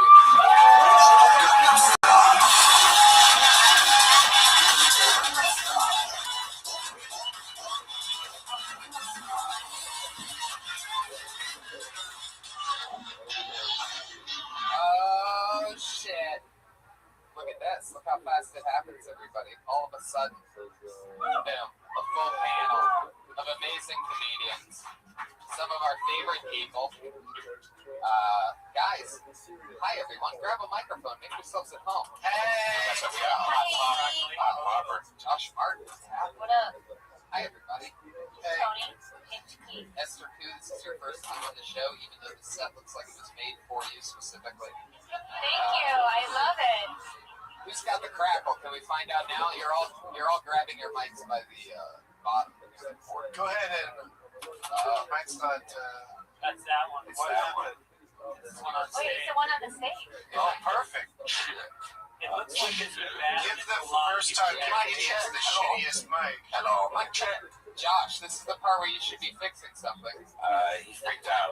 He just ran. I just saw him run downstairs. Okay, so that mic's out. Doug, you sure it's on? So I'm an amateur comedian. Hello, check. I could use a little more hotness in mine, but I need some heat. I'll be a pro and talk loud into it. Esther, how's yours? Hello. I think whatever cable that Doug is using is bad, and that's why Doug can't hear it. Yeah, so maybe you and Esther can just hang out with your mic each other's mic. Just unplug it. You want me to share my mic? Just until Josh gets back from the women's restroom.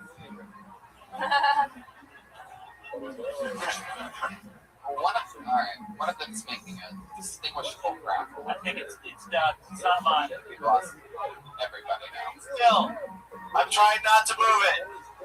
Oh, shit. Shit. What was that?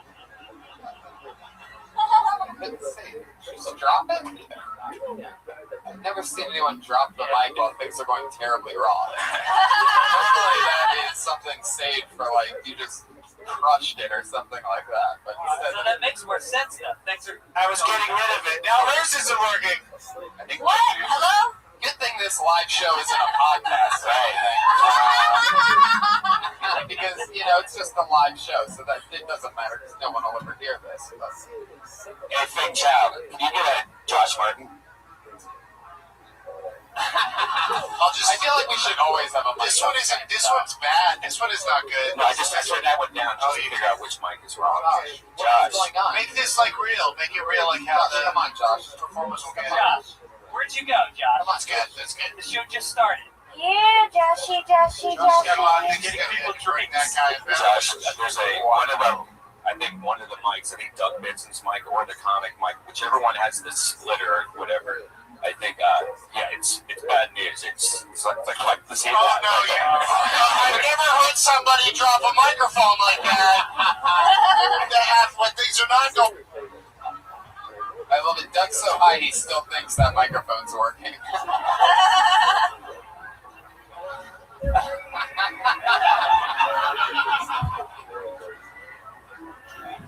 Oh shit. Greg, you ever have technical difficulties? I once did an entire hour and 35-minute podcast with Andy Kindler, and then realized at the end of it that we had not hit record. And I said, Andy, can you? He goes, I go, can you stay and we'll do another one? He's like, let's go. Did another hour. It was unbelievable. He was high. Sort of that. Oh, try this. Got a little bit of. Oh, that's there you go. Nice action. That is the heat that I'm looking for. Now I'll only drop the mic in victory. Oh, now that. Oh, yes, there we go. That's the most important microphone right yeah.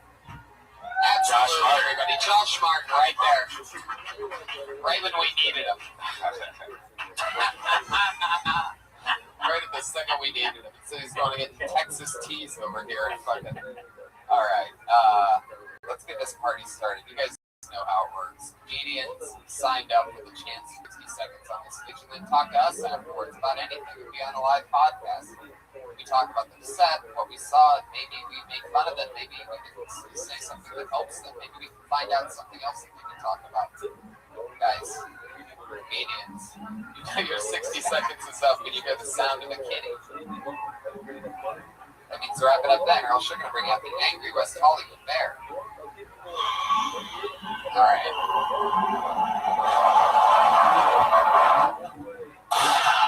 Okay.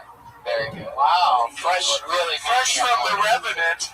Right when The subtle audio tastes of Brian Redband.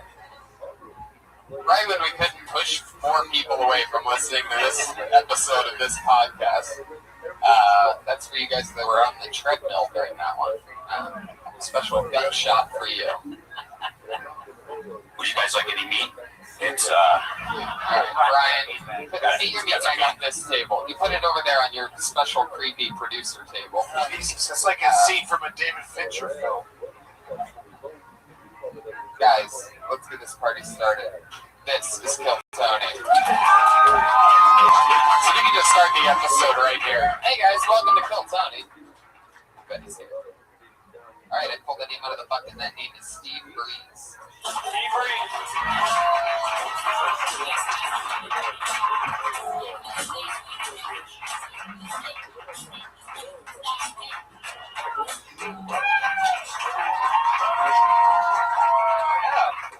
It's a lot of noise and happiness, man. How are we doing, you guys? Great. I was taking a nap back, so I apologize. My name is Steve Breeze. My social security number is 395-026574. Mother's maiden name is Duran, and the answer to my security question. Topic of this next joke. I've got a cat. Name my cat Deep Purple. So every time he meows, he goes meow, meow, meow, meow, meow, meow, meow, meow, meow, meow, meow, meow. This joke is sucking right now. Let's see. You guys ever go through a breakup? Made some noise if you were sad at one point in your life. Okay. Sad like every day in my life. My ex-girlfriend really fucked me up. She cheated on me. So what I did is I masturbated to a picture of the guy she watched right in front of her. Because if I have to think about her fucking another dude, she has to think of that every time we have sex. So, all right, thank you guys. Fuck yeah, Steve. For some reason, I feel like I've heard you. You've been on the show before, right? Yeah. You did the same minute, right?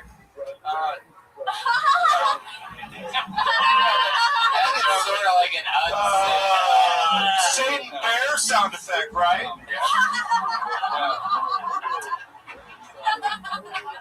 I mean, Steve, what's going to? You only have a minute, Steve? Yeah, we can do that. I got a minute. You got 1 minute? 1 minute. Steve, the minute man. And 30 seconds of it is set up for meow, meow, meow, meow, meow, meow, meow, meow, meow, meow, meow. And the other 30 seconds is apologizing he wasn't paying attention to the show, that he's unprepared for. Right, it's like, kitty, horsey will do. Are you a skateboarder? I'm not. No. That horse stuff was the horse of truth. The horse happens when anytime something's super honest. So, all right. And someone was saying meow at the time, so that's why I got confused. There was honesty in those meows. Yeah. So, Steve, how long have you been on stand-up? It's going on 5. 5 days? 5 years. Yep. Oh, that's so new. By his 10th anniversary, he helps to perfect that 45 seconds. But, what went wrong? Did it go better the first time you did it on here? No, because his response was the exact same response. Like, oh, this isn't going that good. You said the exact same thing. No. The joke usually ends with me telling him single and my pants down 5 years ago. Well, that usually actually gets a laugh.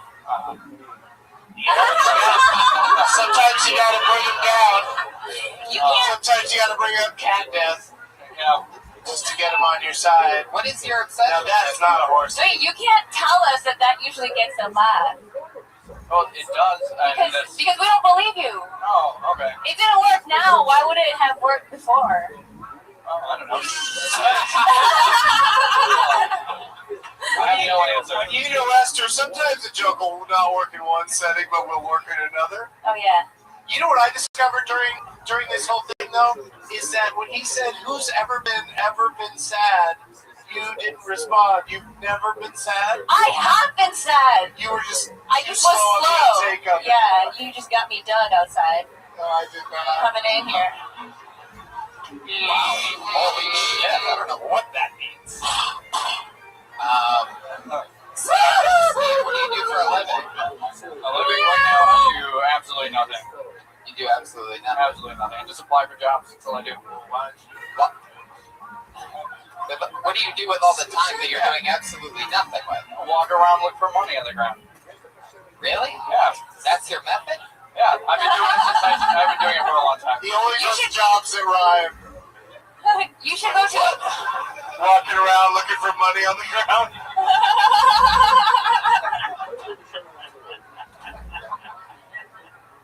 Meow rhymes with meow meow. Steve, how much money do you make with that method of looking for money on the ground? It depends on the day. Sure, I understand that. Right. But yeah. How to Winston? Oh, it varies for every Winston and Winston. I don't know. I collected, like, when I was growing up, that's how I just kept... Well, yeah, that's how all of us, when we're growing up, through the ages of 2 to 4, that's how we all growing up make up money around the mind, change around the house. That's what you do for a living when you're growing up. We've all done that. People that walk around just looking straight ahead or at oncoming traffic, they never make any money. They're failures. The go-getters are at the fountains, though, where people throw money in the water. You ever go splish-splashing in the fountains? No, I don't think those. I saw a homeless guy doing that recently, and I was like, that makes perfect sense. I mean, he needs the money, and he's stealing little dreams. Each one is like a wish, and he's getting a bath. You saw a guy stealing out of a fountain? What if you waited around and he threw them all back in and you go, what's up with that? He has lots of wishes, man. So, Steve, like, you say that you've been doing this a long time, this method. Like, did you notice a significant difference in the amount of money that you could find on the ground with the evolution of credit cards? I don't have those. No, I know you don't have those. Oh, actually, yeah. Oh, I've got to tell you one part of that question you got confused. I've been for a second. No, I went through bankruptcy, so there's no credit card company. Oh, you're like Trump. Yeah. So how do you pay your rent? I don't. Where do you live? I have a really good friend. You have a good friend you stay with? Really good friend. Like a couch situation? It's a floor. That's your friend. I have a floor as a friend. Oh, man. What floor is it? What room? The floor. It's in That's not a kitchen. It's a studio. Let me ask It's kind of a kitchen. Do you ever wake up and look around and look for money? No. Well, in his apartment? Yeah, because you're right on the floor. You'd be able to see it. I found my own change on the floor. You have? Yeah, because I sleep in my pants sometimes and it falls out.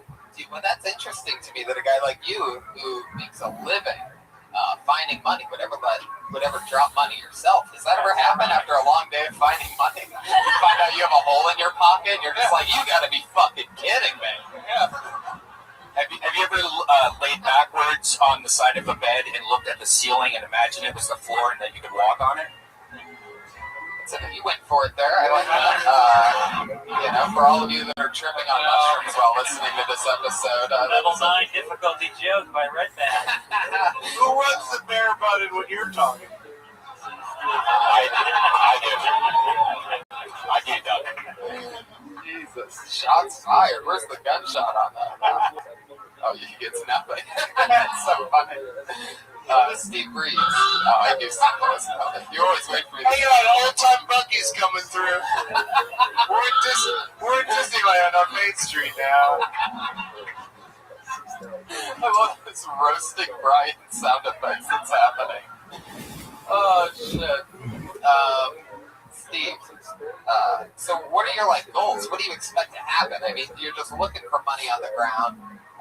Well, he said he's applying. What kind of job are you applying for? Mostly in apartment. Sales. Let me put it to you this way, Steve. What impresses me is that 50 or something crazy. I don't know how many episodes we've done that we keep losing count, but I don't think I've ever seen anybody out of maybe 150 episodes, let's say 10 comedians a pop, that's what? 1,500 people. Ever repeat a minute on this show. Word for word like they did it before, how it didn't work, and it did nothing of any of the adjustments to the advice we gave them from the previous episode, and just did it exactly the same. I didn't do exactly the same. You can go back and listen to the episodes. Yeah, I think. And it's only Oh, yeah, let's go back and compare. I don't think we have enough time for that right now. Meow.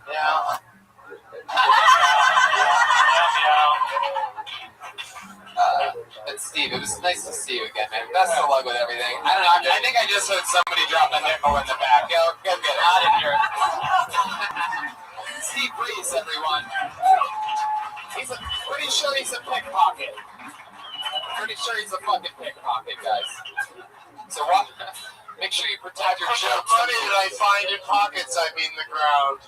He does have a Twitter. He's on Twitter. It's Steve Breeze Like. BREESELIKE. Steve Breeze Like. What? He's on Twitter at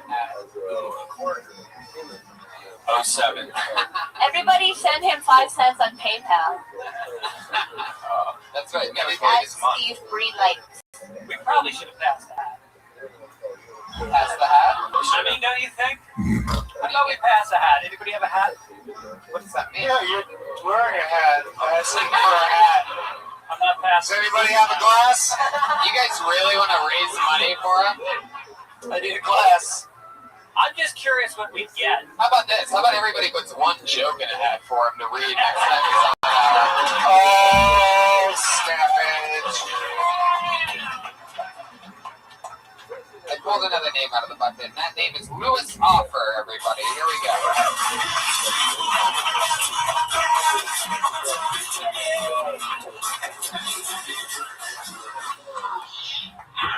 Oh, how dare you, Louis. While I tried to actually take a sip of water, I strategically timed it so that I could have a few sips of water because that person didn't show up. Was it Steve Offer?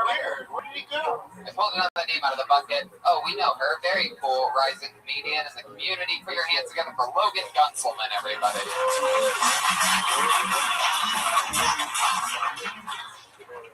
Hey, I feel like I might be a little bit late, but I gotta ask, did you guys have a good Father's Day? Good. Mine was good. My family, we went out to lunch to a seafood restaurant, and my daddy didn't have his glasses on. There was an item on the menu called conch chowder. My dad leaned over to me and he said, "Hey, what's couch chowder?" And I was like, "Oh, that's gonna be what I call jizz from now on."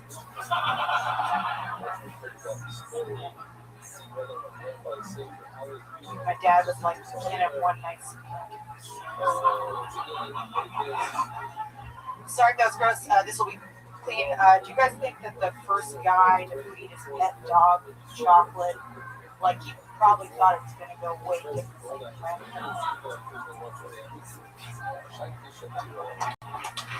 I love that. Logan Benson doing it again. I loved everything. I just don't know why right before that last one you said that was really dirty. This one's really I apologize. It's funny. Before. I just felt bad. No. Don't feel bad. No, it'll never be too gross. Couch chowder? I can't. That's catching on. I like it.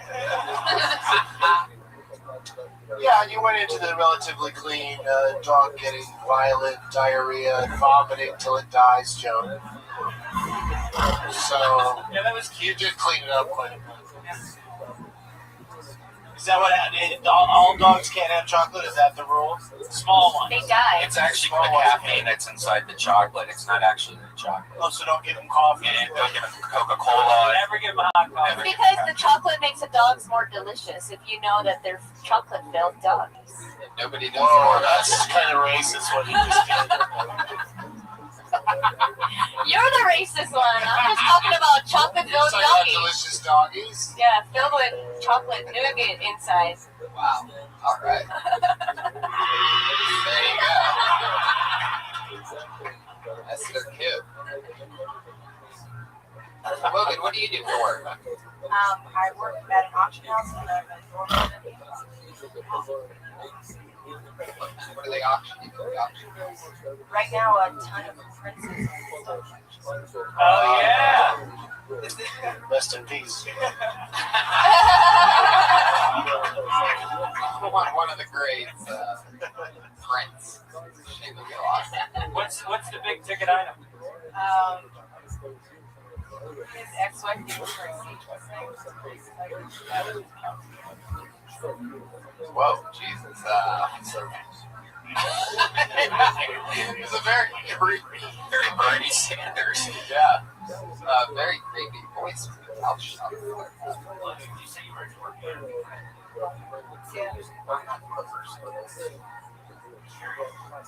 It seems like really making a point.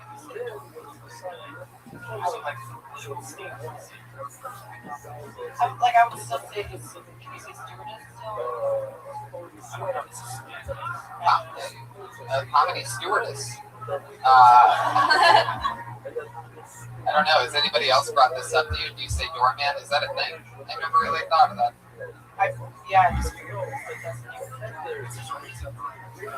Yeah, I guess so. When they say, "Why do you call yourself a doorman?" I say, "Because I watch the door, man."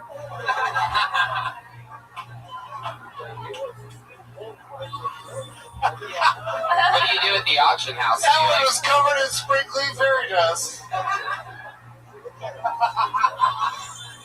What do you do at the auction house exactly? Imagined it. You're like all chill and mellow here, and then you go there and you just start rambling off the numbers. You did the auction voice, like, Oh, I love Brian's auction voice. Sounds like Porky Pig.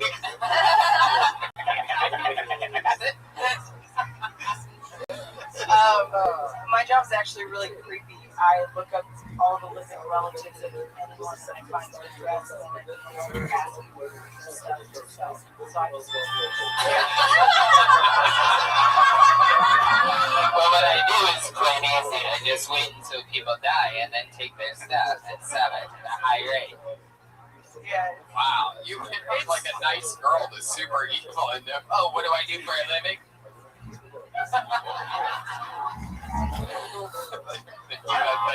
Are you only allowed to send letters? You can't email or tweet them? Yeah, everything's by mail. It's a really weird. It's a psychological thing, right? Because people get a piece of paper and they're like, oh shit. Yeah, I find them at if it was like a text like, yo, your grandpop's just died, what's up? It'd be super shady. Yeah, a letter, it's more like real. It gives it like an actual physical thing. You know what I mean? Yeah, you don't want to call and say, do you have any like old guitars? And see, well, he's still alive. And you go, oh, let me call you back in like half an hour. Check your Twitter feed. We write living people too. It's just I mostly get the dead ones. That's my job. Who are some other dead people? Other than Prince, who are some other dead people that? Immediately after David Bowie died, my boss was like, look up everyone he ever. Oh my god! Yeah, it's a soulless job, but it's $18 an hour. So. You know your economy's bad when $18 an hour gets that party horn on a light.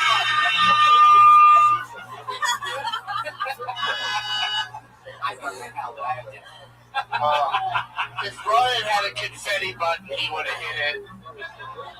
Oh, I love so that. joyous. I love if we had fucking physical, like if those balls blew up with we had buttons for that. Oh my god, that'd be the greatest thing ever.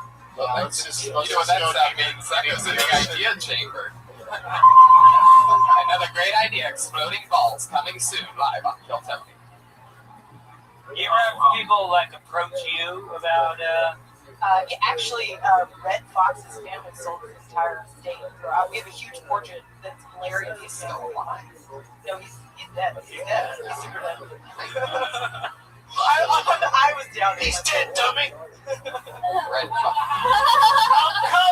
I'm coming, Elizabeth! Oh, I can't. I already can't. That's incredible. That's an interesting deal. It is. You should write some jokes about that. Yeah. You have jokes about that? Get into it. It's a good time. When your boss was like, dude, you need to get all this David Bowie shit, were you like under pressure from him to? But then you could have been a hero. From him to. Just for one day. Can we change the subject?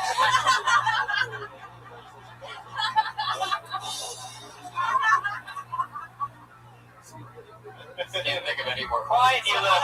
Quiet, my little China girl. Oh, powerful. There you go. And so, anything else, Logan? What else is going on in life? See anything crazy working down at the Improv? Have those drawings of the comedians on the walls gotten any better? Yep. I want to know more about it, but I feel like it's can I ask it? Do you know, or I have to ask someone else? How bad those drawings are? And why it's unfinished? No, they're finished. It's finished. Actually. No, it says restaurant and it stops at the A. Like someone just the whole thing is shitty, and then they were like, no. I think someone shot it when they saw the picture. All right, Logan. Well, good luck. We'll see you again soon. Logan Gunselman. She's on Twitter at @dirtyguns. Dirty Guns. What's gross? Jeez. What's her name? That's Dirty Guns. Dirty Guns. Her last name is Gunselman. That's Dirty Guns. Logan Gunselman, by the way. What? That's interesting. That's I should get that. All right. The Dirty just left the building.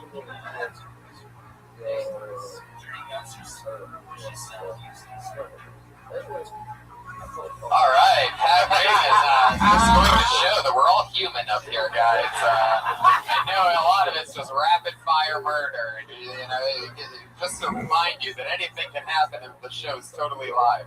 We have Pat Reagan firing off jokes once in a while for you. I pulled another name out of the bucket. Put your hands together for Benny Spywala.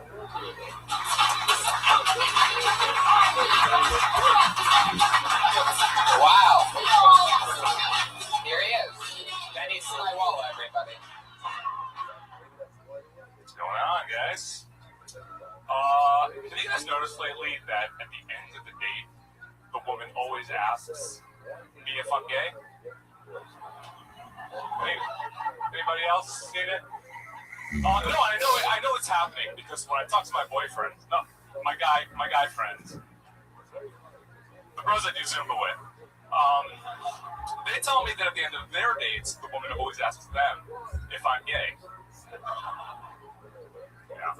And from what I've learned from this, because it's happened many a time, is that there's no real way to say no, because the more you deny it, the gayer you sound. Me? Gay? No, I'm not gay. I'm definitely not gay. Have you kissed a guy? It's terrible. The stubble feels gross. Ugh. Have you sucked a dick? Oh, I can't breathe from my nose. Can you? TMJ's terrible. Definitely not gay, guys. I'm not gay. Definitely not gay. I recently signed up for the Tinder, and I'll tell you about it next time. Benny Spywala. Oh. Spywala? Tinder cliffhanger.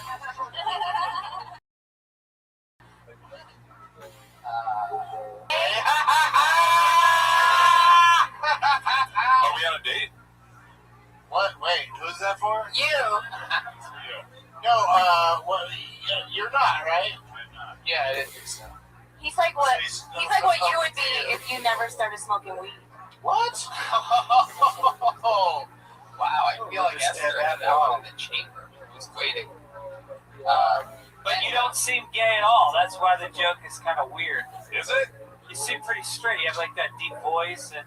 Tell that to the girls I date. Wait, does that really happen? It's happened multiple times. So a bunch of girls that you dated have been like, dude, you're totally gay. No. Like, what happens? Like, what do you go down there and just like You suck should their talk to dicks the or girls what? whose dicks has been in his mouth. Yeah, that's exactly what I was getting at. So you drowned out the bottom of my punchline. Do you like a little finger, a little Kanye West in your ass? No. You don't like a little finger in your ass. What do you do with my volume, Brian? I do it. I feel like I'm fucking yelling. It's louder, I agree. Louder. There we go. Thank you. I have a little girl voice. He's got a manly voice, and he's the one that feels gay. I feel really gay. Benny, what do you notice that the girls say that you're gay? Like, what do they say when they tell you you're gay? Well, one of them said, we were just talking in West Hollywood. I said something about, like, a lot of gay people. And she's like, oh, you're gay! Can you say West Hollywood again for me? West Hollywood? But also, it's just funny. It's just funny that you're like. So I was in West Hollywood and I was mistaken for gay. It was my idea to meet there. I said, let's go to Hamburger Mary's. And she was like, are you gay? Like, is your brother home? Is your brother home? Why do you keep asking me that? No reason. Like, so okay, so give another example, because that one just didn't make any sense. All right. All of a sudden you're like, hey, there's a lot of gay guys around, and she's like, oh, you're gay, get back. That's not a real story. Yeah, there was another time I was at a party. I was talking to a girl for a while. Are you sure this girl wasn't a penis? I had a few drinks, so I cannot be sure. So what happened? Yeah, we were like flirting all night, and we were like drinking. Our faces were getting like closer and closer. We were about to go into this, and she like just looks at me, and she's like, "I can't figure you out, man." I was like, "What do you mean you can't figure me out? Like I'm Benny. I told you I'm whatever." She's like, "No." She's like, "No. Are you gay?" Why don't you just kiss her on the mouth and say, why don't you tell me after this? Yeah, what did you do then? They say, are you gay? Yeah, I said no, and she believed it. It was a happy ending. When you went When he was a happy ending, she tripped him off right there on this. I gotta wait for that music. Are you gay? No. Wait. Because one way or the other, like the music doesn't match the rest of that party being. I pictured it being like, do you believe that I'm not gay? And she goes, yep. And they just sit there for the rest of the party, staring forward. What do you mean it went good? What happened after that? You go, I'm not gay. She grabbed my face and She grabbed we your had a face. good time, yeah. Wait, We made out. Over your whole entire face. She had rosy ears. Wait. Next thing you know, she pulls me into her beard, and he told me he had a hundred cats. She remained my beard for the rest of the time. Benny, that is so interesting. You have tough parents. Well, they're alright. all my photos. Did you hear the tone? Did you hear that? Oh my God! What do you mean anything about my parents? He's the pitch hitter in school basketball. What do you mean, Mom and Dad? Why do I have to like girls? Well, who named you Benny? Was that your own? Was that your own? Because it could be Ben. It could be. I tried Ben. I tried a little bit. I don't feel like a Ben. Hi, I'm Benny. Of course they think you're gay.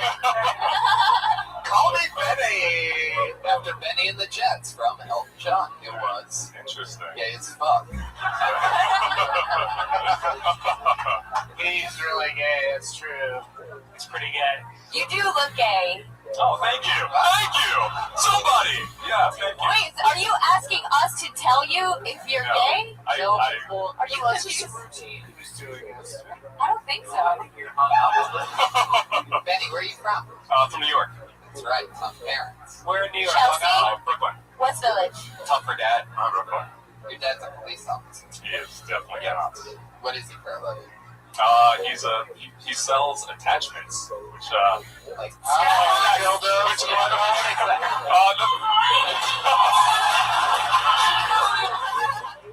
the things that price tags hang from on clothing that you break off.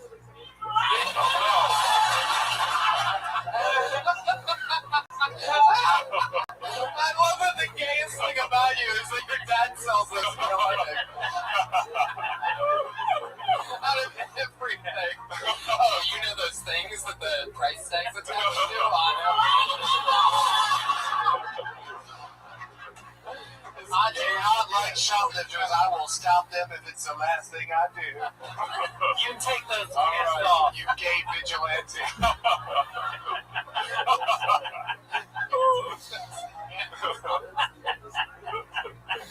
Holy shit, Benny. This is amazing. Have you ever had a close encounter with a guy? I haven't. I've So all these women think you're gay. yeah. No, I have friends who are gay. I've gone to some clubs with them, gotten some free drinks, so that's nice.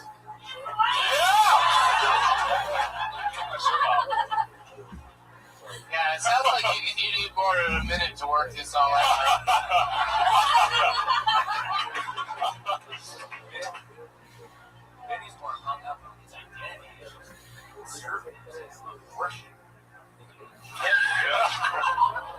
It's true. When he talks, I think I'm somebody in a movie and there's a voiceover.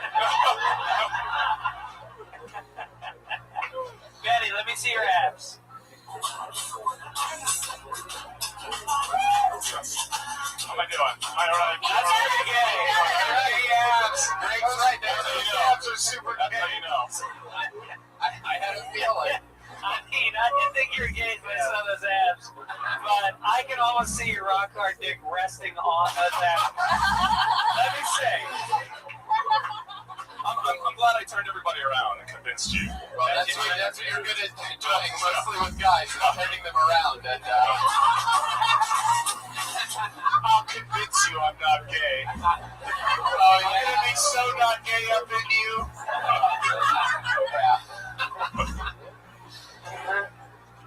put my foot right up your ass. Because it was my dick, then I'd be gay. But a foot does not count. Oh, shit. Oh, Benny. Benny. Do you play any sports or anything? No. I run. Yeah? Where do you like to run? Just around Santa Monica.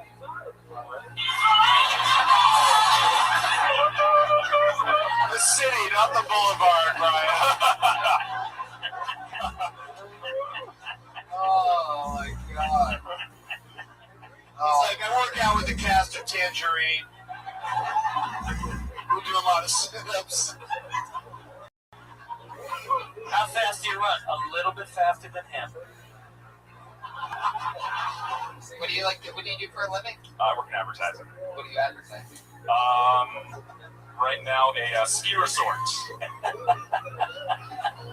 I feel like no matter what he says, it sounds gay now.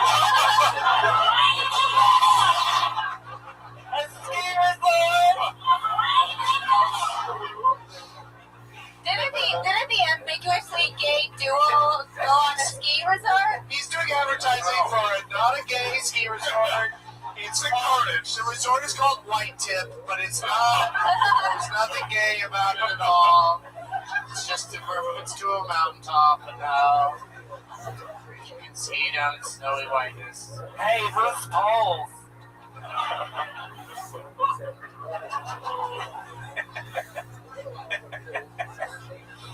Oh my God. I'm fucking dying here. This is unbelievable. Everything that I find out about you gets gayer and gayer. This is incredible. Oh my God. Holy shit. Well, Benny, you got an hour on you. I've got a lot to work out. Good luck to you. Benny, it's so nice to meet you. I feel like we could have talked to you forever. Thank you, guys. I think we Please did. come back. All right. Thanks. Benny's on Twitter at BennySP. Didn't really get to talk to him about his comedy at all, but that's all gold.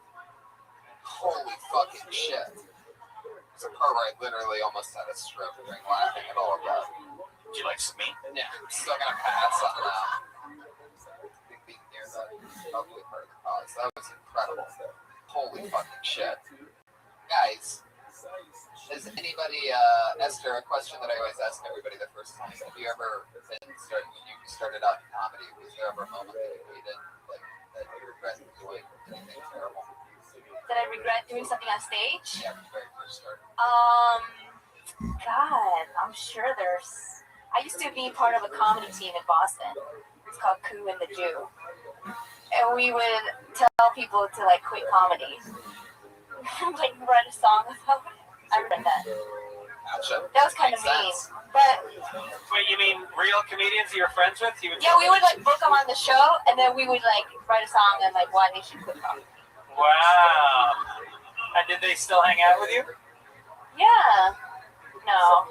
You made some enemies. Yeah. Wow. You put you up to it, sounds like. No, maybe it was me. Really? Yeah. How do you know it was the Jew?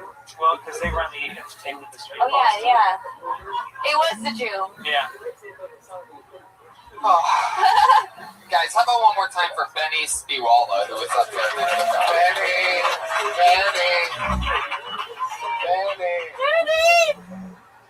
Hey, I pulled a name out of the bucket, and this is really cool. I've never pulled his name out of the bucket, but I started with this guy. I know him very well. Everybody around here does. One time, LA comedian. Put your hands together for Brian Swinehart, ladies and gentlemen.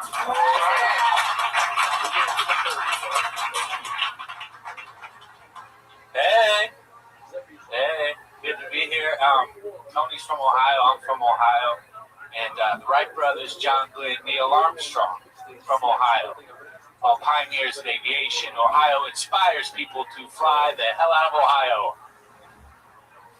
Wright brothers have been in the airplane so they can fly to different states, meet women from other states. Ohio's not known for its women. That's how Ohio got its name, because you see her from far and then she gets close. Ohio. Oh.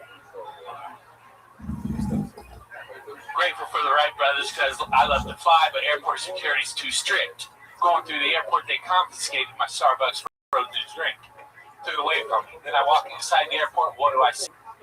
Starbucks. What's Starbucks doing? They're selling the same frozen drink they just took away from me for twice the price. Starbucks is behind terrorism. Osama bin Laden. It's a grande conspiracy. His drinks are the bomb. Brian Swinehart. What's up, buddy? Yo, man. Fuck yeah. Yeah, dude. Thanks for having me. Brother. Of course. So fun. Yeah, man. But we're doing it for a long time. Long time. I love this look that you're rocking tonight. Yeah, coming from an audition, but I wanted to keep it on. Yeah, are you gonna be? Yes, that's what it is. A book of markets. I'm up for it. Yeah. Love it. Yeah, fun. It's good. Good. I went back home recently, Christmas and everything, so traveling a little bit. Not enough noise.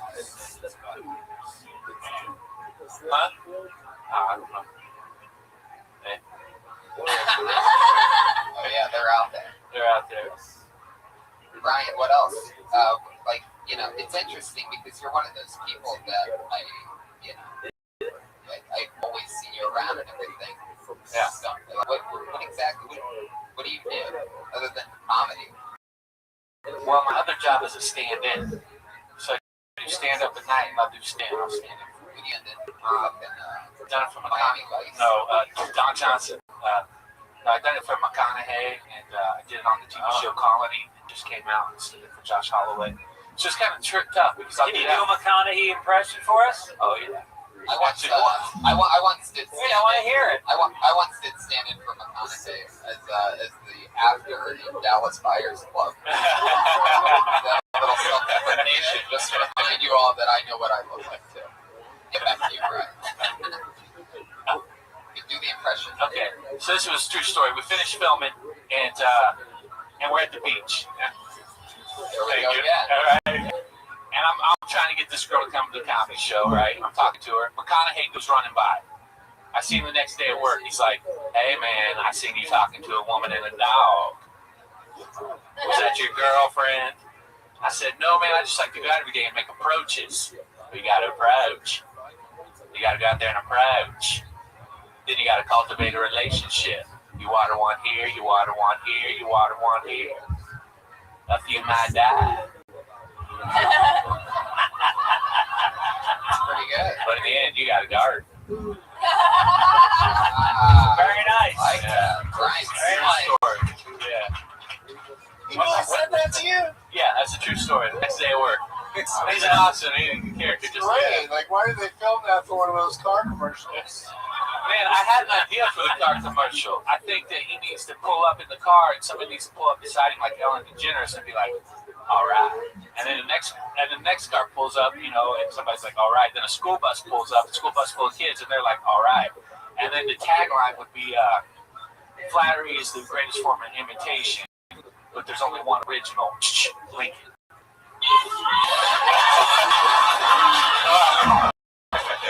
Somehow you just became gayest guy.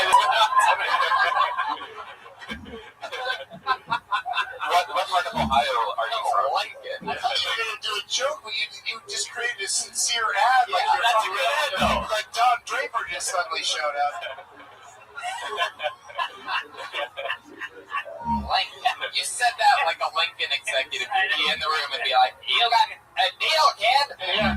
You never know. What else do you got? What other ideas? Well, That's it. that's pretty much it. What did you think of Benny? Were you attracted to Benny?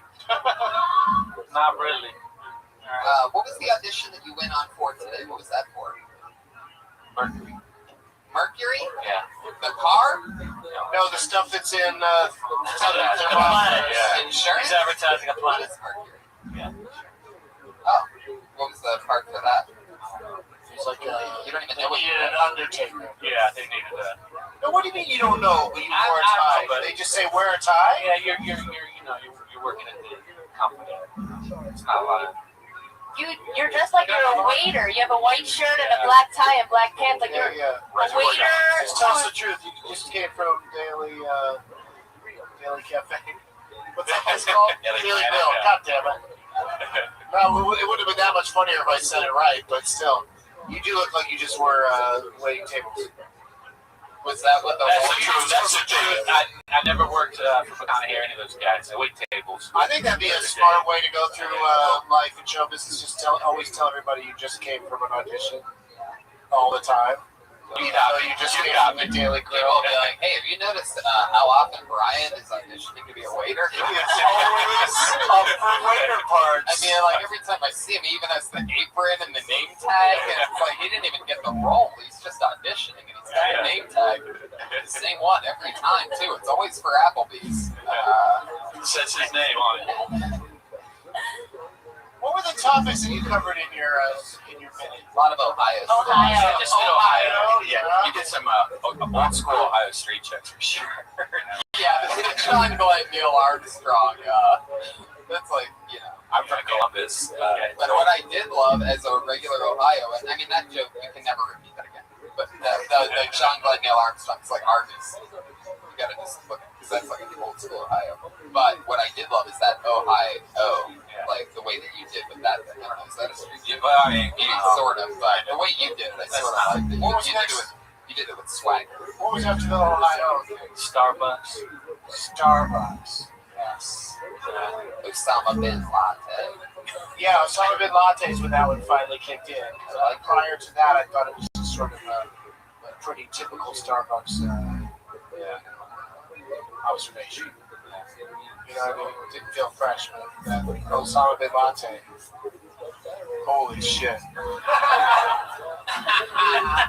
brought it home. And then what was after that? Now, you missed the transition between talking about the Wright brothers to talking about flying at the airport by going, but you know, they did a lot of things for flight. So I'm in the airport recently. Yeah, you don't have to do that. Just do the next joke. Like sometimes you feel like you have to transition everything, but if the joke's funny, you can just go right to the joke. Yeah. Brian, good advice. What else is happening? Anything else? Doug Benson makes a whole bit about bad transitions like that. I've got a segue routine I did 6 or 7 years ago. That's very funny. Wow, it was amazing. Will you do a little bit? It was amazing. Yeah, babies love Vegas. This is an example of a bad segue that's in the middle. Even though it's sample, like eat stuff. Yeah. What's the most fun that you've had in LA doing stand-up? Like, what's a crazy thing? What's something that happened? Anything interesting? Man, I used to, they used to always do 3 clubs. Yeah, it's a bar show. Yeah. I mean, I was starting out with just get so plastered. Every night was wild. I don't know. Good story. Yeah, sorry, I don't got no fucking. It's like an true Hollywood story. Listen, man, storytelling's not my thing. Yeah. I just want to speak into a microphone, just random words. They don't need to come together at any kind of point. But, I want you to have a sense of where the joke would fall had I told one. but you know, but that part of that might be he's embarrassed by how crazy shit got. So you gotta just be honest on stage and tell us about that time you fucking pig on top of the roof. Like the roof is a weird part. Like I literally need to add that. We don't know. We need to know where you fucking pig. Where did you fucking pig? The barn. Oh, truth comes out. All right. No, but the thing is, if you fuck a pig in a barn and you get caught, people are like, "You're a pig fucker." But if you fuck a pig on a roof and you get seen, people will be like, "What is a pig doing on a roof?" And then you just skirt away. That pig deserved it. Is that what you're saying? It just, Why pig's on a roof? They're walking around being all pig-like on a roof. Why? Of course they're gonna get fucked. Why is that pig on the roof? There is sort of something like to that. I mean, if you were gonna fuck a pig, it would probably be one of the best places to do it. It's like on a roof, because if people see you fucking a pig on a roof, they're like, "Oh my god, he's gone crazy." Whereas if they were to catch you, if they were to walk into a barn, and you were like face the other way and like fucking a pig, and they walk up all slow, then it's like you're the creepy secret keeping pig fucker guy. also, if you fuck a pig on a roof, the thing is, it's hard to fuck an animal because they're gonna run. You know, but if you're on a roof and the pig is faced out over 10 feet, like, he's gonna eat, right? You guys had a big fucking filibuster? Did someone challenge you to go as long as possible? All it is, he can't run. He's gonna back up right into it. What's crazy about all this? crazy about all this pig talk is that your last name is Swinehart. Swinehart. Oh! Yeah. It's just a coincidence, It's getting right? trippy. Heart means love. Pig love. Yeah, all day, every day. I love that Neil Diamond song. Turn on your Swinehart. Is that never heard that? Oh, Heartlight. I meant. Okay, man. Ryan, all right, man. Favorite people. I love you. Hopefully we'll see you again. All right, thank you guys. Thanks, dude. Brian, he's on Twitter at eSwine. He's the one and the only. I know that, but he's like the energy. I've never really seen 19 people get that quiet all at once, but I like it. All right, we've seen this guy before. Put your hands together for him again. His name is Taylor Rizzo, everybody.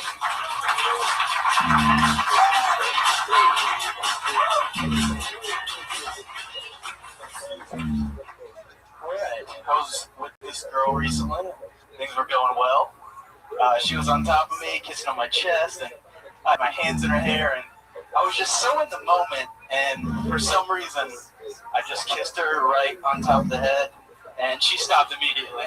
And, I didn't know why, but before I could say anything, she was like, did you just kiss me on top of the head? I was like, yeah, is that okay? I was like, it's kind of weird. I was like, oh, really? Sorry.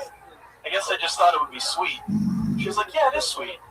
That's why it's weird. I was like, oh man, you're totally right. Like, I was weird for doing that, but I don't know how to not be that guy.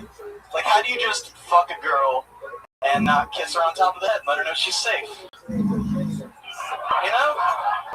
Rub your nose on her nose, flutter your eyelashes together, fucking butterfly kisses, guys. Like, that's just who I am. So, ladies, if you're trying to hook up with no strings attached, but to feel like there are tons of strings attached, yeah. I'm your man. Alright, thanks a lot, guys. Fuck yeah. That was awesome, man. Yeah, you've been on the show a few times. Yeah, I did 30 seconds last week of just horrific. Wasn't good. Right, yeah. That was better. That's what happens. People come back strong.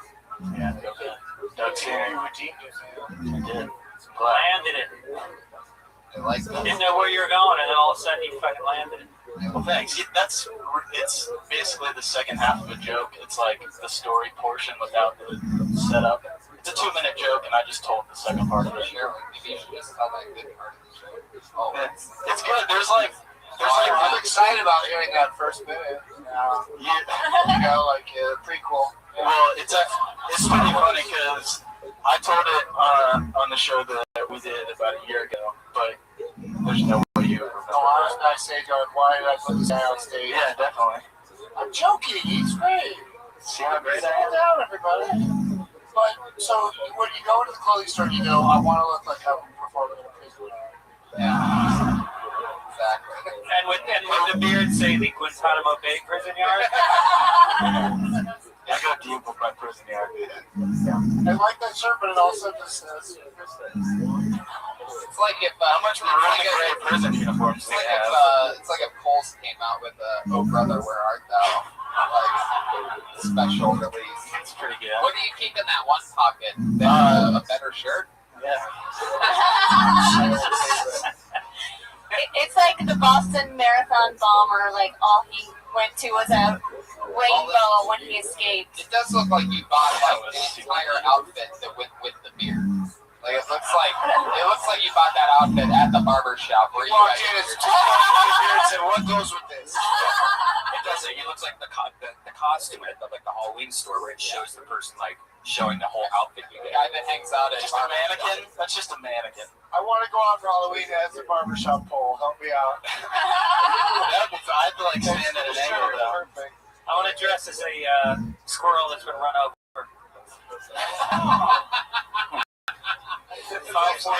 That is exactly what it looks like. I want a hairpiece like a Lego man. Whoa. All right. It looks all perfect. Whoa. What? My hair? No, it's just like it looks so like hair sprayed down. It looks like Kanye West poop finger. That's what he is. Whoa. The bottom line. I haven't got any of the Kanye poop finger jokes. Sorry, Brian. The bottom line here is he said nothing in his routine that we can make fun of, so we're just attacking. Yeah, I just started getting roasted. Exactly. Yeah, to be honest, I fucking like that. It's a nice shirt, yeah. Yeah, I would wear that. Like that? Fuck yeah. Even the shit that you're talking shit. Okay, you know why it's creepy when you kiss girls on the head? Like, Yeah, you kiss up here. That's smart. That's what the bit's about. Yeah, that's what. Yeah, I didn't know that. I think earlier in the bit I talked about how I just, whenever I hook up with a girl, I just act like their boyfriend for the night. And that's just what I do. I don't know. You have to ease into it. You can't just cuddle right away. What? Yeah. Yeah, I don't know. I've always been like a girlfriend guy, so just sex and holding hands and stuff just goes together. Cuddling, so I can kiss your head if we make out. Whoa, I like the swagger that you have. I've never seen somebody. I've never seen somebody with so much swagger while they're wearing a chocolate green stripes gump shirt.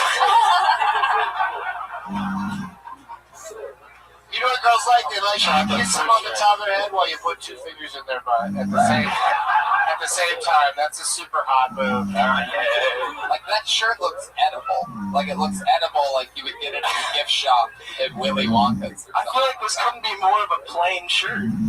Is that made out of hemp? Because I'd like to smoke it. It wouldn't even get you high, Doug. You know what's really nice is when you coochie coo a girl while you're fisting her. That's always really nice. Just get a little fisted anymore. Which one are you gonna react to?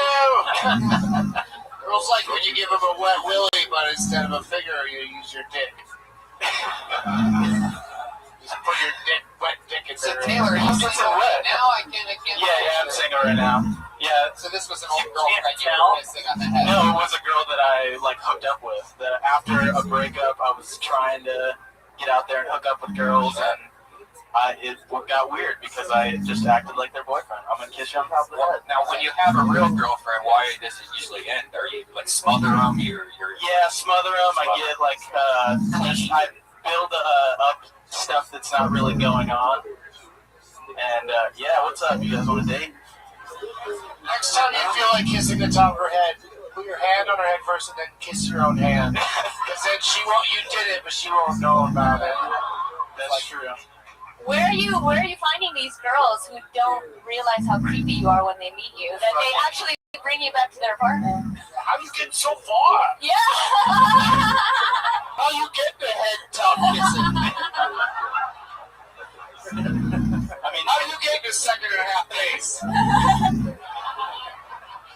Tinder, how else do people meet creepy people for sexual encounters? Oh, Tinder. Whose picture do you use? Back at Target. My picture. Wow.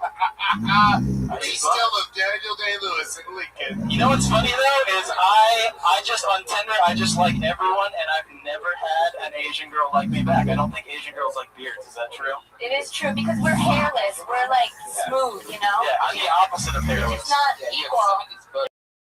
There's no equality. Better than that, Tony. Well, no. I mean that I've heard a lot of like 70s Bush references, but no, you must understand. Oh yeah, I know. It looks exactly like 70s Bush. Like other people say that for other people, and it's like hacky, but no, that there literally looks like 70s Bush. Yeah. It's a special kind of pubic beard that you have. Like that, there's so many male pubes on your face that what's his fucking name wants to suck your head right now. Benny wants to suck your fucking head. Oh my god. Wait, but this makes it. Where were you educated? Did you go to a pubic high school? Is your chin circumcised? It is. I have a really small chin. Do you shave your balls? That would be the irony of the whole thing. No, I don't. Could you solve a Rubik's Cube? I can't get into the pun game. Did your dentist tell you you have a yeast infection? Come on, man, jump in. Don't be the second Bush this week to drop out of the Please clap. Please clap.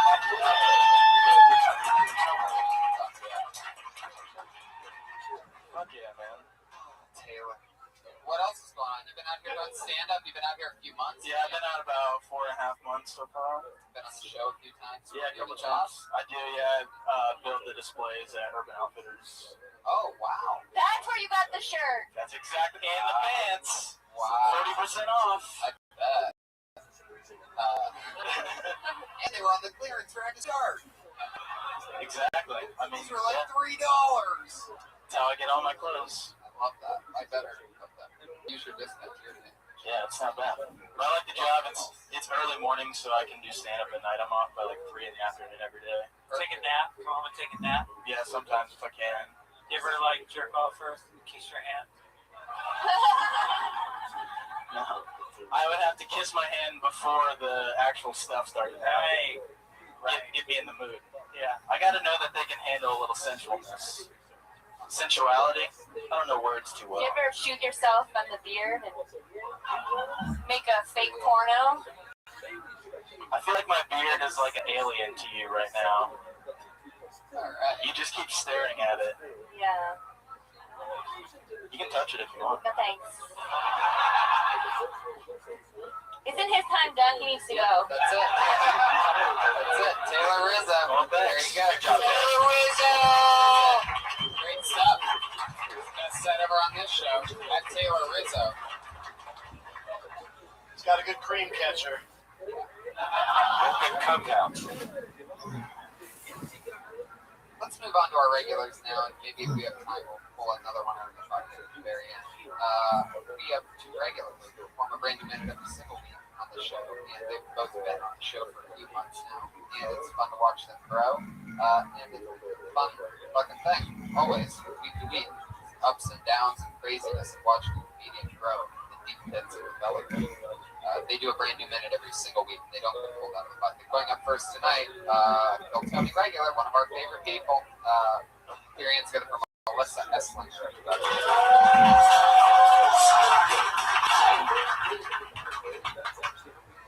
I played baseball for 12 years when I was growing up. There's no offense to softball players, but I didn't want to be a cheerleader or a lesbian. So, but actually I played because when I was 8 years old, one of my coaches killed himself, and I told that fucker I wasn't going to be a quitter. So I played for a long time. Being the only girl playing baseball was cool. When I would run out of the dugout, the coach would always slap their dudes' butts and get to me and just like awkwardly pat me on the head. I was actually asked out while playing once, like during a game I was playing shortstop. The guy was running on second base and he was like, "Hey girl, you want a boyfriend?" I was like, "No." He was like, "I'm packing." We were like 12, so I don't know. I was like, "We're packing what, a lunch or?" I don't know. I thought packing something meant a gun. I don't know. You got it, Melissa Esslinger. Wow. Fun. Great. Love it. So likable. I love that patting on the top of the head joke. That's so awesome. You know, hard jokes to write is when you're trying to really talk about, you know, us and you, and you're not just floating out stuff that is, you know, it's a good topic. That was solid jokes. Did it ever cross your mind? Did you watch The Last Guy? No, I wasn't. Because you could have. That's the thing. Is like if you are like in the back of the room and you see the other comics, and you did that routine about patting on the head, you could have said, "At least he didn't kiss me on the top of my head," and it would have been like a big laugh and a fun. I don't know. It seemed to just get mutters when you just said it right there. No. Really would have. Shit! No, but that's what I'm saying is, it would have been perfect when she said it, but I was really leading up to it too much. I know, but you're a professional comedian. Yeah. Like it couldn't have been said any better. He's also a than you just said it. professional weed smoker. That's true. But anyway. Yeah. But I mean, but that's interesting that you say, "Oh, I didn't see him," because that's part of when you're doing stand-up. It's like knowing what came before you For sure. influence your performance and help you or warn you about things that are going to happen. To be honest, I ate carnies earlier. Oh, she ate carnies, guys. Yeah, don't go eating that fucking shit train. What did you eat at Carney's? Fries. That's rough. Whoa, the Carney's horn, everybody. When you want delicious hot dogs, Carney's. And a new special promotion with Carney's. All aboard the diarrhea train. Making stops now and now and now.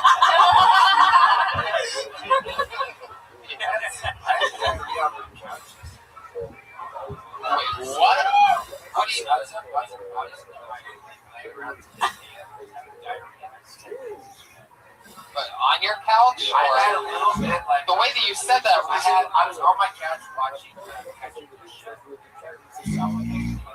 that'll give anybody diarrhea. Watching. and I thought it, and then there's like a little drop. Well, have you thought about wearing pants? I was sitting there, I was wearing Right. I just, the diarrhea, it was just like a light went off. I had diarrhea all day. We have somebody here who can clean that up for you. Benny! Need some tongue action. Points for extra due on this first episode of At Midnight. Well, that was fun. You did it again. Another new minute from Melissa Esslinger. Everybody. Yay! Great job! She's on the poster, too. Our other regular, also been on the show for a couple months now. Your hands together for it. Always fun stylings. The one and only Vanessa Johnston, everybody. Hey guys. They say you can fix most things with a hammer.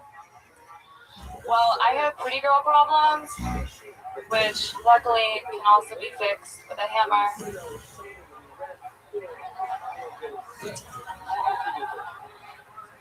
Being really pretty and really ugly are the same. Nobody cares about your personality.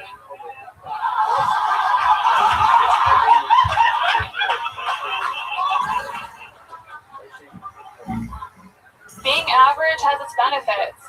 Like, if you accomplish anything, people would think it's a miracle. I could build a rocket ship, solve world hunger, cure cancer, and people would be like, what a slut.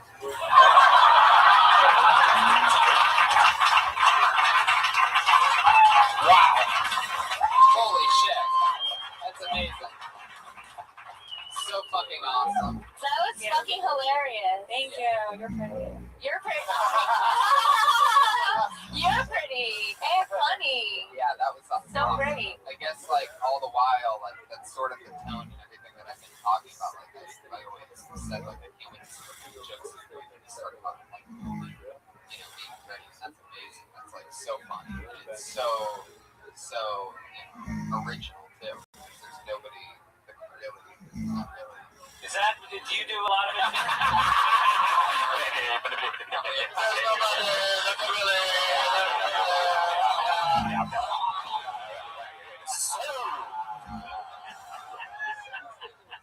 Last thing I want to do is contribute to something. Ugly Female Comics blog tomorrow. Tony Hinchcliffe says there aren't that many stunning fucking comedians. I mean, there's a difference. You know, there's a lot of, good-looking comedians, but... Anyway, that was fun. Great. Yeah, I was going to ask you, is that your material normally, or is this a new thing? No, it's new. It was really hard for me to write. It just felt so like, it's hard doing, you know what I mean? I feel like...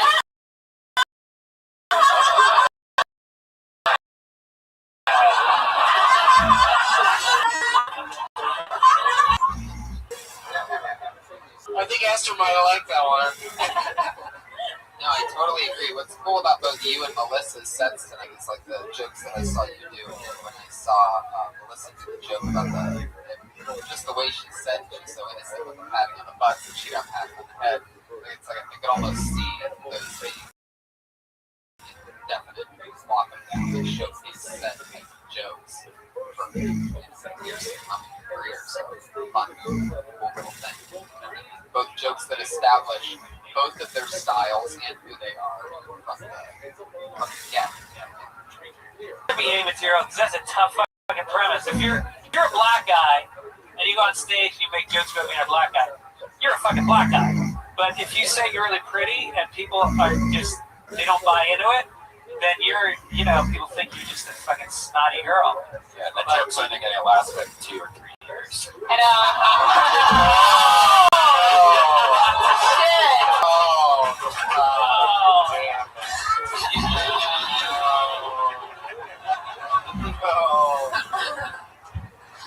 If you would have told me that out of nowhere Brian would say the meanest thing in the show, I never would have thought that. But somehow you just oh my god, Brian, you are disgusting.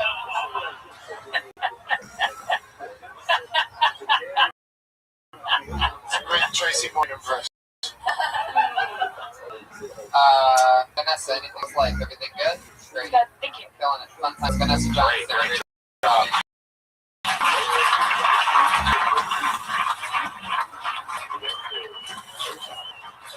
Well, you know what? It's a fun episode, guys. We made it through. I don't think we really have time. Do we? One quick one? You guys want one more?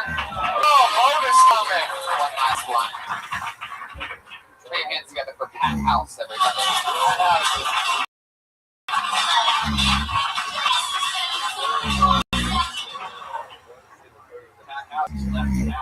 Wow. I mean, you did say that you were done with.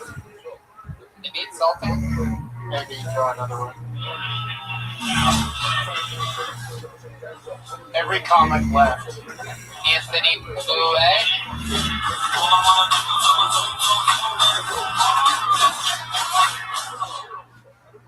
Russia Gates. There he is. Yeah, here we go.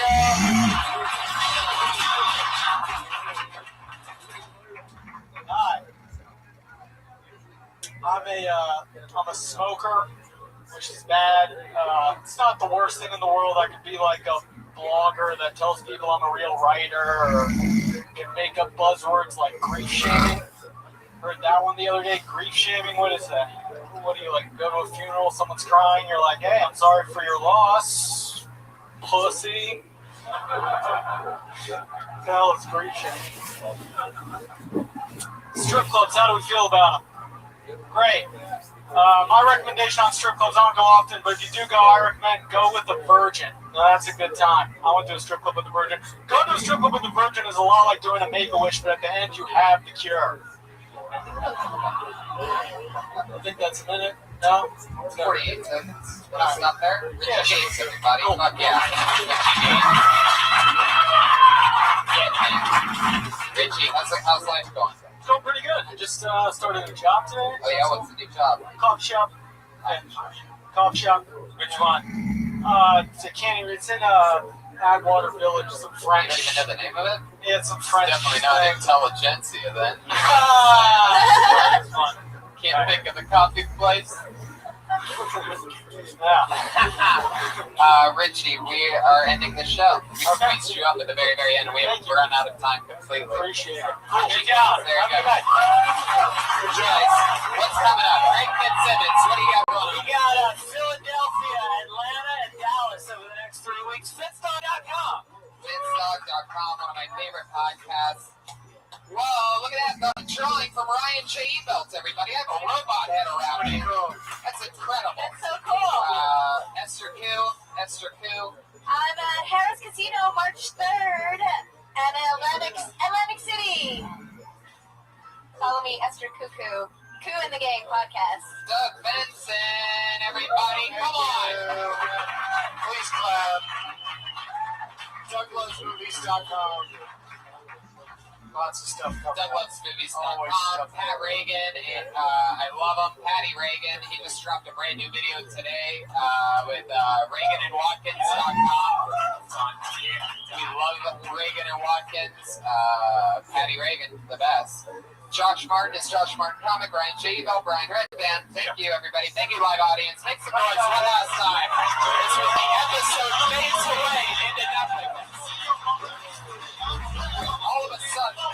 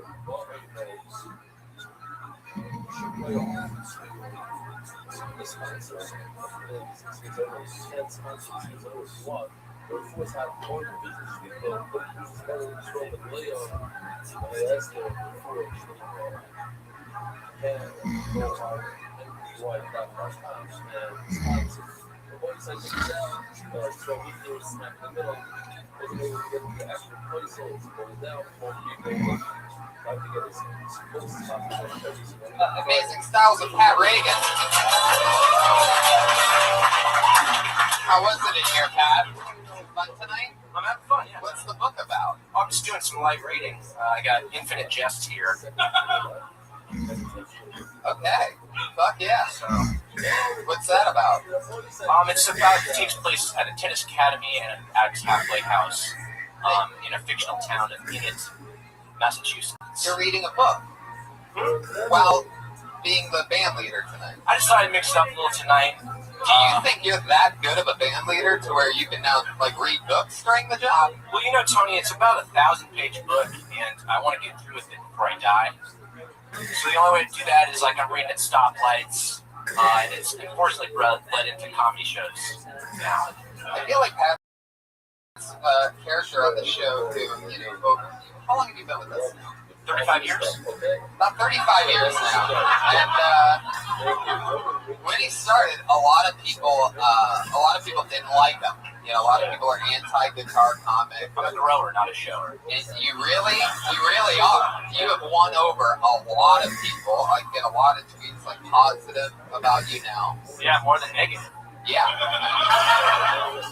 But I feel like times like this with the book thing and the episode, I feel like we're going to get some hate tweets about this. It's wrong backward. I feel like you're going the wrong direction. Well, I run any hate tweets from mouth breathers. I love there in the ether. That's right. You Twitter trolls. Calling for you. Lord knows. Probably while being the band leader. Put your hands together for house artist Ryan J. Eveldt, everyone. Every single week, he has a blank sheet of paper in front of him, like he does right now. And at the end of tonight's episode, you're going to see what he drew. It's going to be tonight's episode. He always draws us, the guests. Keep over Ryan Redband, ladies and gentlemen. The master of sound. Last week was a lot of fun, man. I just re-listened to last week's episode. Maybe the best episode we've had. So. Yeah, higher. 2.5 years. A lot of people, you might not know this. It's maybe your first time. You are at ranked number 1 podcast in the world right now. Yes, nothing. You are less than 1% of the overall listenership of the show. It's the people in this room right now. You need basically less than nothing. Whether you laugh or not, it really has no bearing on how good the actual episode of the podcast is. Keep it going for the grade on the HD camera in the back. The one, the only Cheney Vernon, ladies and gentlemen. Super producer, Superman. And with his new I just came back from Vancouver and I saw this new bleach blonde hairstyle over here. What the? It's like he was dipped into cum or something like that. He looks like Justin Timberlake in the late 90s. Yeah, it looks bad. It looks like somebody put bleach in your helmet and pranked you. Little pony boy. Love that. Adorable. I've never seen somebody have the natural haircut of Dusty Rhodes before. It's impressive. You were bombing, sir. 0 for 1 from the middle. I got you sniped, too. I caught you right at the end of saying it, so we'll see if you chime in anymore. Let's do it. Let's bring out one of tonight's guests. How about that? Does that sound fair? We're going to do one now and bring up the other one in about a half hour. Is that cool? I can't. Monday night. I think you can do a little bit better than that. Can you? I think you can even do a little bit better than that.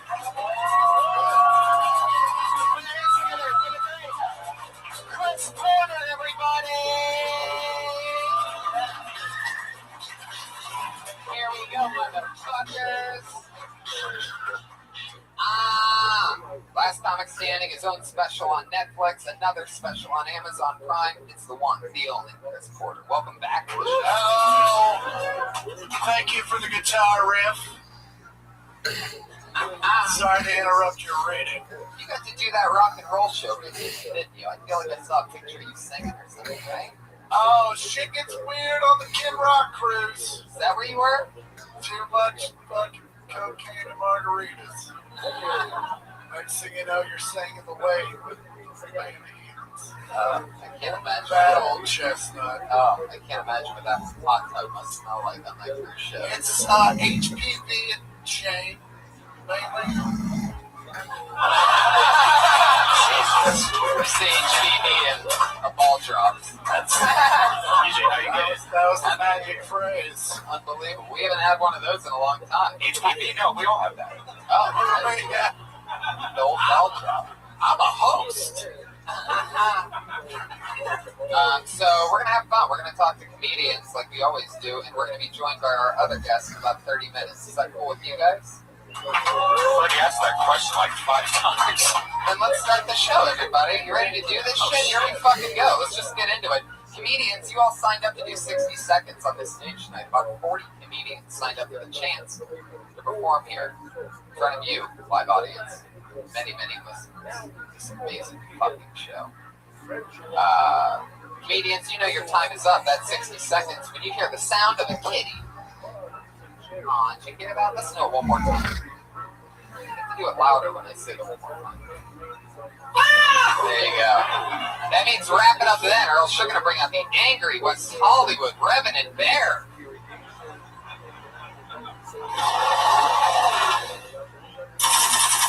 Oh my God. Oh my God, he's got an assault rifle tonight. Who gave that bear an assault rifle? Who gave the bear so much problem that he had to go buy an assault rifle? Leonardo DiCaprio is what I picked. That's a long distance. Some guy fucked up a bear so bad that dude ran to a gun show and bought a fucking egg. It's the West Hollywood Bear, and he skipped to a gun show. There was just a tragedy somewhere today, right? What did I see? What happened today? Yeah, I had a stomach ache. Oh, bad. You know what I did do? I had a toilet paper roll, and I wiped my ass, and then I threw the toilet paper roll in the toilet by mistake. You know, I throw the toilet paper roll in the toilet every time I go to a public bathroom, and there's just hair dryer machines. Right. Because I hate hair dryer machines more than anything, and I want them to know that if they're trying to save paper, I'm going to throw a toilet paper in the toilet every single time. Why? Yeah. A lot of reasons. First of all, they're stupid as hell. You have to wait like 2 minutes. None of them work efficiently. Dyson one's badass. Dyson where you go like that? Yeah, where it's no, it doesn't. It does too. You gotta go slow. You gotta go in. It's like fucking put it in and then you just slide it out. You know what also works? Your pants. You just ever do that? They all pant wipe? That's for you. Or a neighbor's pants. Yeah. That's true. That's also a conversation starter. I like to karate chop into the Dyson Airblade. And also, when you hit the button, it's the most annoying noise of all time. Like we can put people on the moon, but they haven't figured out how to play Kanye's new album when you hit go on the air dryer. I'd rather hear the air dryer. Pat, I keep noticing that you're flipping the other direction. He's Chinese. He's Chinese until they read. He's acting like he's reading. This is the whole thing. Yeah, Pat. Yes? You're going the other way, and that's an English book. I'm going the other what now? You're going the other way in your book. When you say other way, what's the way? Left to right, and you're going right to left. Well, he has it upside down also, so maybe that's why. Yep. Okay, guys. I think we lost track of the show at some point. And you know what? I take responsibility for that. You guys ready to get tonight's show started or what? 60 seconds of comedy. We talked to him. Maybe we punch up what you said. Maybe we ask you a question about your life. We just figure out something more about you that maybe you can talk about. You're just go from being a performer to a guest. This sounds like a fake name, but I'm going to say it anyway. Put your hands together for Mrs. Excellence.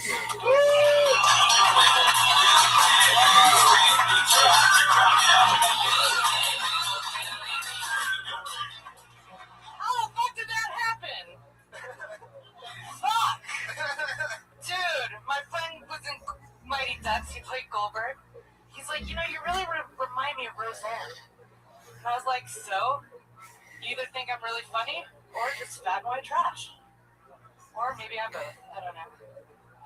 I'm like a really big fan of picking my nose. But like I think it's fucking gross when I see somebody else doing it. And I'm like, that guy's fucking picking his nose and eating it in his car. I wonder what that shit tastes like. I don't know. It's pretty crazy. I'm married, which means I never have sex. We did it the other day. Because I have to wait another month to do it again. You guys really like that one? That's a good one. Awesome. Let's see. I hosted the High Times Cannabis Cup this past one. That's right. Second time hosting. Everyone's like, oh, is that it? Yeah. All right, I won't finish it. Mrs. Excellence. Hello. I can't believe you guys called me. You signed up for the show. Fuck yeah, I did. You are shocked. I was fucking surprised. If this is not a real name, I was like, it's me. We were there. We saw the shock. Yeah. Really amazed. I like how you came up and immediately name dropped. Dude, That was, and it didn't even need it for the joke. It was just like, I know a guy from Mighty Ducks. Anyway. And like, he's like the worst, like, who wants to admit you're friends with him? You know what I'm saying? By the way, I know him. He doesn't even want people knowing that That's true. Goldberg. That's true. Every time he walks into a room, they quack at him. Are you off balance right now? Dude, is there like something going on with the stage right here?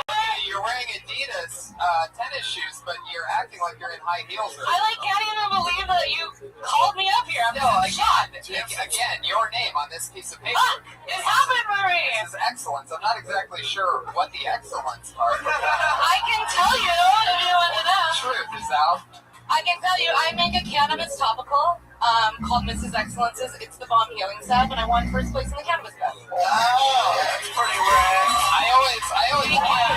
I always wondered what you went and did with yourself after being the middle square on Hollywood Squares for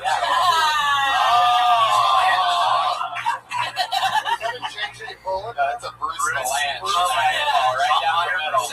Hey!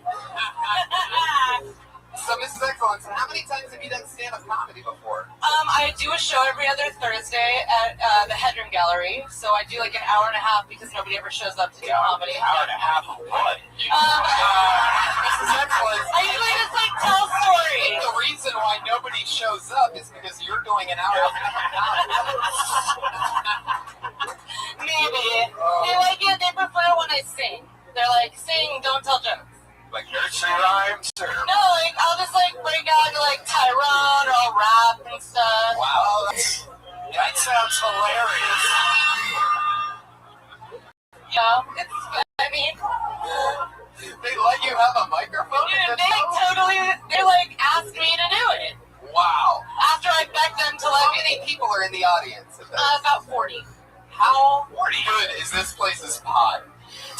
many people will sit It's there. pretty good. Dude, I'm like convinced to come for just the weed. I feel like you would be the person that they bring in to kill everybody's buzz. If I more pot, right? Thank you. Keep buying pot. That gets an O, really? You travel. Have you ever gotten high in a hotel room and watched like an hour and a half of Kardashians on accident? And then you were like, what the fuck did I do with my life? I did it, but it was live. They're just like, please Yeah, take your it's time. fun. I can't stop watching. Do you really like to pick your nose? Is that like a thing that you like to do? Who doesn't like to get boogers out of their nose? I agree. Do you eat them? No. No? No, but my kid does. And I'm like, ew, I caught you. You flick them? You do? I flick them, I put them on my husband and You have kids? I have 2 kids. I thought you just took care of the Muppet babies. No? Is that the right lady, or am I thinking that just You are so funny. It's one or the other. You are very funny. Where's the cannabis company you're talking about? It was at the National Orange Show, and then I also hosted National Orange in San Bernardino. It was 5 days. Bernardino. And then I also hosted in San Francisco. Okay. Yeah. Why is it called the National Orange Show if it's in San Bernardino? You know, I don't know. It's like a really big place. It's not even the same county. You know, good question. I didn't name the place. She said orange. I thought you meant the county. Yeah. They called it the NOS Center, National Orange Show Center. Now, were you performing in San Bernardino when that shooting happened? Guys, what are you talking about? Let me tell you something. They just came right for me. I can tell there's a lot of new people here tonight. I want to welcome you with a warm heart to my show. This is like the warmest welcome I've ever had. Shut up, Mrs. Exit. Yeah, I took the gun from the bear. But you can make any noise that you want, just none of that aw shit. Alright? We're just getting started here tonight. I don't think you're going to want to be awing and boo-hooing when our other guest arrives. Alright, you pussies? So if you don't stop, I'm gonna call them off. You guys made me grody up there for a second. How dare you do that to me? You know what I've done? You don't get it. Alright, this is excellent. It was nice meeting you. What else do you want? You want comedy advice? You want help with anything? You want life advice? I mean, I missed my therapy today, but You did? What do you go to therapy for? I'm about to make you guys all sad. No, don't do it, Mrs. Excellence. Are you going to do your 60 seconds again? No,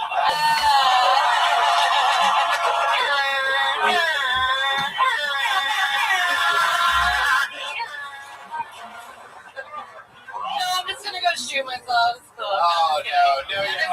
I'm kidding. I'm not suicidal You anymore. already died once tonight. Don't Yeah. I love it. There she goes. Thank you. Everybody. Mrs. Excellence is on Twitter at Ms. Double D Excellence. Matt, you're really focused on that book. You're going extra mellow on the acoustic tonight. Can't even look at me right now. You didn't even notice. Alright. I pulled another name out of the bucket. I really hope that this is real. Sometimes I see these names and I'm like, this is excellent. Alright, somebody fake that. You know what I mean? I hope this is real. Long U.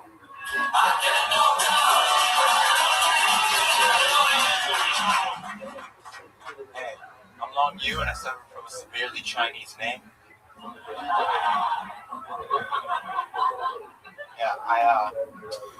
Yeah, billions of people have it. I don't know why you're laughing. Since I'm half black and half Asian, this right here is just a huge mystery zone. People are always trying to give the estimates like a Bob Barker on The Price is Right. So since I'm half black and half Asian, and I was actually pretty poor growing up, my college's diversity brochure is just me in 8 different poses. Yeah. Y'all see Hillary do the whip on Ellen? Yeah? I know, right? It's crazy how white people can ruin whipping for a second time.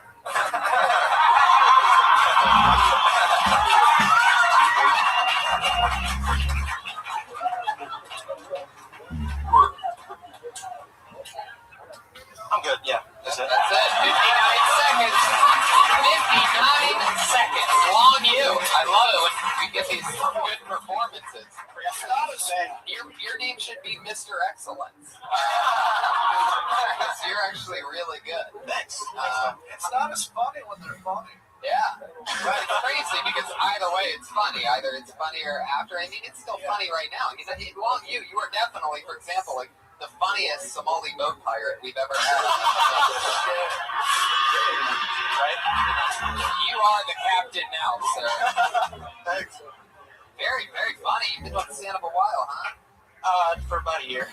Wow. We've been going hard? How are you so funny? Where are you from? How hard are you? I'm from Compton. Compton. So you've been doing it in LA? Yeah. Started here. Cool. You started here at the store? I did my first I did my first set back in college and Amherst. And I came here. My first set was at the IO West last year. So mom Asian, dad black, and how is that even possible? Other way around, dude. Oh, that's how it works. Yeah. What? Shut the fuck up. Chinese Are you serious? Nobody believes that Chinese people have dicks, man. Come on, they got them. Is that how it happened? She was like, no fucking way, you got a dick. Yeah. Next thing you know, Oh, right there in the back of the fucking barbecue joint. Just give it up. oh my god. Asian guy, black woman. I bet she didn't tell anybody. I never even thought that was possible at all. That might be the rarest combination out of any race relationship. Yeah. Look, you guys, it's a fucking unicorn. It really is. Make a wish. You're actually rarer than a unicorn because, I've been seeing unicorns off and on my entire life. But I've never really heard of an Asian guy fucking a black chick. What kind of Asian? My dad's Chinese. Wow, that's super Asian. Yeah. It's about as Asian as it gets. That's like He's from Cambodia, though. How black is your mom? Is she She's blacker than most people. darkest?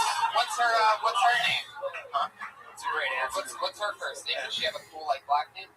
Well, no, it's Janice. My mom's. It's the black people to laugh when I ask it.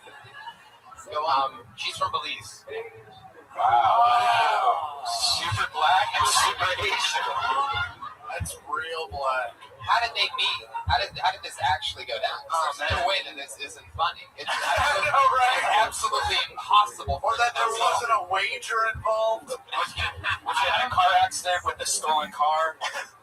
If y'all That's racist on so many levels. Yeah. I explain all this in my longer sets, but my mom and dad went to high school together in South Central. Really? Yeah. Jefferson. Dad's got the hardest Chinese. Yeah. So he's getting the like he has a rap name, and it's not fucking terrible. Like it's a little chinky. Fucking. Come on. That actually is a rap. Yeah, they rice. 90s were crazy, Rice, chocolate. That's some amazing shit. I just feel honored to be in your presence. Why do you think they named you Long? Oh, my dad's name is also Long. His name is Long. Yeah. Satan Long means dragon in Chinese. So you're Long Yu Jr. Yeah, but actually my dad didn't like the name Long, so he actually changed his name to fuck me with Long. Is he huge? He's huge, his name is Jonathan Young now. So, sorry for just telling everybody my dad's. No, but it's fucking interesting. Yeah. Like if you met a unicorn, we'd be like, fucking, how did this happen? For 1 year, you're totally amazing. I barely see many people that have done a year that did such a good set like you did. Fantastic. Yeah, unbelievable. Just can't tell me. And I also love, like, when they say your name and then you walk up, because especially initially you look more black than Asian. You're like, what the fuck? And then you fucking write first line. You're like, here it is, boom. Yeah. And you're like, all right, I'm fine with it, and now I can actually listen to all the things you're saying. Yeah, I always have to get that out of the way. I have to explain my existence to people. Yeah, no, yeah, absolutely. What do your parents do for work, if you don't mind me asking? My mom works in USC. And my dad sells self-help videos to Chinese dudes. Hey, you want to buy a black chick? I did. They make millions. Yeah.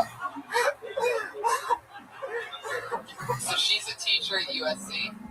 Nah, she works the dining hall, man. Wow. So she's literally a black lunch lady. That's like one of the coolest. Those are always the coolest lunch. Tell me your dad does yard maintenance. Very close, dude. Plumber electrician. Fucking nailed it. Holy shit. You're pretty good at that, Chris. Doing a whole autobiography of it. Well, you have an interesting everything. So when the kids eat the lunch that's served and then they go and clog the toilet, wow, it's like they see the whole family. then you see it's a family reunion. Oh, jeez. Hey, you should go back to reading backwards. Yeah. Back to the book. Great book, bro. Long you. It was nice meeting you. Thank you. It was a pleasure. Thank you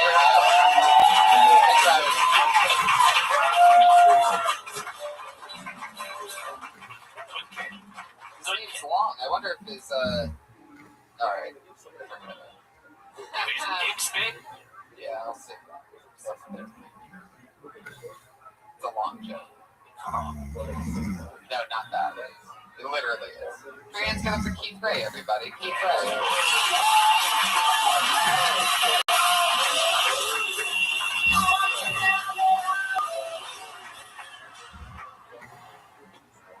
So I like white trash women, but it never works out. Like, sure, they'll keep me around while I refill a prescription or drive their dad to the VA hospital. Then suddenly we have nothing in common. It's like, I understand I went to college, but I also did meth and air duster and didn't even use my t-shirt to filter the shit. I do most of my grocery shopping at the gas station. Why don't you fucking love me? I don't get it. Like, only a white trash woman can, like, have you in a liquor store parking lot screaming into your phone. My mom once robbed me to pay a bar tab. We can make it work. I do. I love white trash women, man, because their titties always look like you think they're gonna. You know? It's important to me. Fuck yeah, Keith Ray. Funny dude. Where are you from? I'm from Indianapolis. Indianapolis? Oh, yeah. It's fun. How long you been in LA? 2 weeks. You live here now? Yeah, I live in a hostel in, like, Southern Hollywood. Whatever that Southern is. Hollywood. I don't fucking Koreatown. I don't understand the neighborhoods. Soho. What is Soho? Soho? Southern Hollywood. Is that gay ancient fucking dudes out there? Yeah, I live by a bunch of furniture stores. Did you just get off work? No, because you look like the manager of every TGI Fridays ever. I also think that you look like every guy that sells swords on Info. I'm doing a mega deal. In the land down by the river. 48 swords. 3 One time only. Why don't my parents love me? The computer handles are back. I said we'd never get them, but they are back again. They really are. That guy, whoever that guy is so fucking good that sometimes I'm like, maybe I need 50 swords. How many times have you been in a funny bone condo just going, I need 98 knives? Like, it's unbelievable, but the guy's so good. And for $58, it's a good fucking deal. Keith, do you always wear a tie on stage? Yeah, do you have a job? A little bit of effort goes a long way when you're obese. So I like to dress nice. It's true. With a little bit of effort in other places, you probably wouldn't be obese. Who needs a treadmill when you have a clip-on tie? No, you can see it. It's on loose. No, it's true. For the audio-only listeners. You got a good knot there. Good thing you have the tie on. If not, you'd be dressed like the curtain behind you. But You're just a floating pig screaming. God damn it. And that'd almost be funnier. You're super funny, and I almost think the outfit does kind of add something to it. Totally, yeah. Because I do feel like you just got off work and you're pissed off at people that want too many snackatizers. What kind of jobs have you had? What have you done? I'm bartend. Bartend? Mostly bartend, right? Well, I cook. You do? Yeah. You're pitching it like, instead of answering the question, saying it like, I'm gonna hire you for something. I can cook, I can clean up, I can just talk on the you're on the road, maybe you could, throw me a few bucks, I can crash there. And just a hint, if someone asks you where you live, leave the in a hostel part out of it. Yeah, dummy, we all live in hostels. We just don't brag about it. I like living with like 20 fucking No, I'm not, people. It's fun. Chicks don't dig it. Yeah, it's I'm true. just trying to help you out. Man, my address is gonna help me get laid. Did you hear? Well, no, I'm just saying. I told the hospital. Wait a second. Oh, yes, it will. Please stop. Yeah, your address will help you get laid. Yeah. It will? Yeah, by the way, if you just told a girl, like, yeah, I live in Soho, first of all, their mind would be blown, because that's a neighborhood nobody's even heard of before. You just invented that. I've been here 10 years, and I've never heard anyone say the word Soho once. You've been here 2 weeks, and you're already dropping that shit. I think you could do some shit. It's, you're such a likable guy. I feel like if I pulled on your tie, water would squirt at me or something like that. Do you know Miss Pat? You're from around and even party. They always seem to put me up right before Miss Pat. Yeah, you seem like you guys would work good together. Then she makes fun of me for the whole first 5 minutes of what was supposed to be a 5-minute set. Yeah.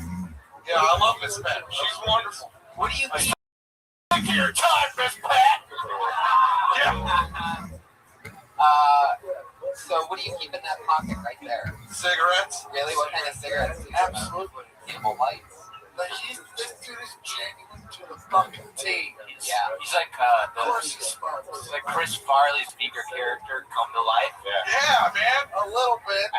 Never once have I been compared to Chris Farley. I really it's the first time, believe it or not. I think it was just mostly talking about shake. He just woke up. No, I love Pat. It's great. I love the show. Let me ask you a question. When's the last time you got really angry? Because one thing that's really funny about you is the way that you yell about things and get angry about things. Ladies and gentlemen, your second guest, returning guest, the great Anthony Jeselnik, ladies. Fuck yeah, buddy. One of our favorites. He's back. Well, I just got here, but that was terrible. Oh man. Keith, we're pretty much through talking with you, and that was a great. What's wrong, Keith? What's wrong, Keith? Is everything okay? Well, you asked me what the last time I really got really mad. It was at myself. It was at myself. For buying that tie. Not now for wearing it. But I was really pissed at myself. I went to Stanhope's house on the way out to California, and he made me perform. Jason Stanhope? Doug Stanhope. Okay. And Keith, is this long story less than 60 seconds? yes. Okay. But I got mad at myself because I wrote this really great thing. Well, I thought it was good. I was proud of it, about my mom and the N-word. Suicide note? And Sounds like a suicide. And like that was the one shot I had where I could actually have just said it instead of saying N-word. Because he's not gonna like ban me from the funhouse. Jason Stanhope? Alright. Keith Ray, everybody. There he goes. Keith Ray. Twitter is salty_gin. Anthony, he was funnier before you got here. Yeah, is my Hey, you forgot your drink. I don't know if his mic's on. is my mic on that tie? Jokes are killed. Anthony, welcome back. We've had some, do you want a drink? Josh? No, I'm good with water. Okay. Anthony, you've done this show before. We've dissected some people together. We had a lot of fun. Welcome back. You're halfway. The fun part, it was only me having fun, you're right, but I'm glad you were back. Thank you. We have a band now. Was the band here last time we were here? I don't know how to call that a band, but no, it was not. Why, is he reading a book? Yeah. He's doing Infinite Jest. Ah! By this douchebag that killed himself. Are you reading the footnotes at the end while you're reading it? I'm flipping through the photos, yes. Okay, so you're really into this. Yeah. There's no time to read these days, so I gotta bring in the video shows. That is not true. Right. I pulled the name out of the bucket. The first comedian for the second part of the show. I think I'm going to say this right. Wait, before you do it, how many do we have left? Not that I'm not into this. We have, however, as many as we can get through in 50 minutes. Okay, right. Put your hands together for Josh Sue.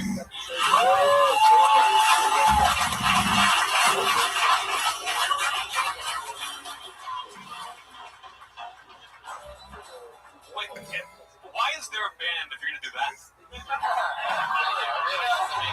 I asked my son, that's fair. That's fair. It's the only thing that keeps us off of YouTube, by the way. Fun fact.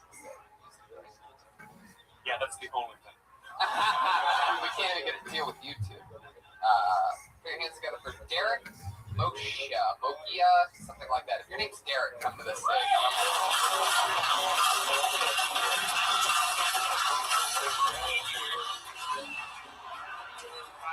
At this point, I think it's the song. All right. Nobody can follow that Rage Against the Machine. All right, I know this guy's here. Thanks for explaining my joke. We've seen him on the show a few times. Funny guy, Darren Davis, ladies and gentlemen.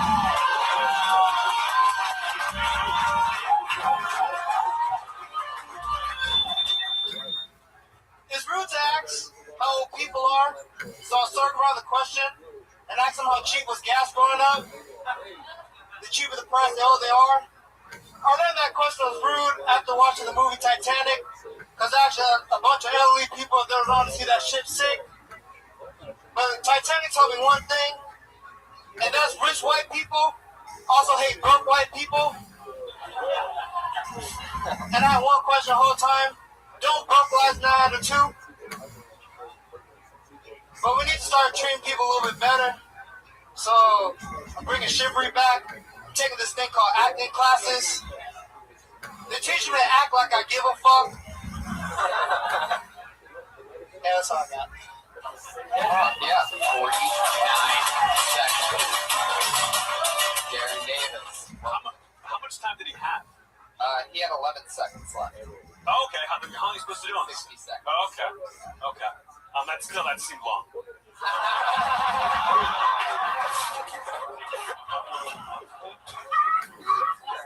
Darren, I like your style, man. How long have you been on stand-up? A year and a half now. Year and a half. You're all here in LA. Yes. I love that. How's it going for you? It's going pretty well. Getting up my spots. What do you do for work? I'm waiting for a background check to come in. Is it taking some time? That's gonna take some time. Yeah? Yeah. You could team up with the other guy and be another Somali pirate. Oh yeah. I like how you brought that. You know what? I like this guy. I like how you brought Tony into him. Yeah. What is your background check? What job is that for? For security. Okay. For like in the airport or just like Security, whatever they want security. Oh, okay. Like shit secure. Like a fucking wingberry. So they basically send you out to any place on any day. Yep. So you're gonna take a nap in a week still. Guess so. Take a nap. Get paid for it. Whatever. For a week. A week. Yeah, tell him it's going to take 2 to 5. What are some of the cool gigs that you have had in security guarding? No, I got away from my background check, man. You're gonna just throw some pepper. Oh, I gotcha. Well, if you're gonna be in security, there's gonna be a little more complex shit than this could be thrown at you. Yeah. I settle that, Robert. I haven't fucking processed all this yet. I didn't think that was much of a monkey wrench, but I guess that fucked your whole world up. Where do you get up? Where do you perform stand-up? Well, like here, I try going up at the Improv and do other open mics around the city. Anywhere I can get up. This went pretty well for you, I think. How does it usually go? It goes, sometimes I fumble my words, sometimes I kind of get stuck. But some bits, but Yeah, I understand you more now when you're not as nervous. It seemed like you were had a little nervous, and you have some good material. I just didn't hear any of it. Is it true that you're taking acting classes? no. Yeah, there was one punchline didn't land because I genuinely don't know what you said. Yeah, what was it? Was like just like little Like I would reference it, but it was literally like a group of syllables that put together didn't make sense. It was like cha la bee blah boo, and I was like, man, I bet that was funny if I knew what those words were. Is this all new material for you, or do you perform the same minute every time you come here? I'm like working it out. Answer the question. Is it the same? Yeah, it's just like, was this like brand new stuff you wrote today and you're coming out and trying out, or is this like I'm gonna fucking kill it with my best stuff right now? Kill my best stuff. Okay. Year and a half, huh? Yeah. I believe you. That was pretty good. No, I totally think you're a comedy beast of no nation. No way you did not write that before today. No, just now. Really? You brought it out at me. Yeah, I bring a lot of black jokes and dark skin jokes out of people. Yeah. Oh, even a horse chimed in on that one. See, that's really funny. You should say that in your act. That was good. I think you have something. Like I've done this show before. There's a lot of people that I'm sure you guys have seen already tonight. There will see tonight that like they have no business being on the stage. But you got something. You got something. Yeah. So yeah, keep doing it. Anthony's right on all points.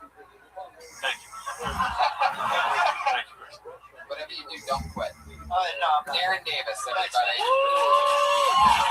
The name of a running back. The jokes of a running back. Darren Davis is on Twitter at King DC. Oh yeah, that is totally different athlete. That was Baron Davis that he was trying to reference. By the way, those of you that know sports. Ooh, I already can tell that this is going to be interesting. Put your hands together for Austin Paul, everyone.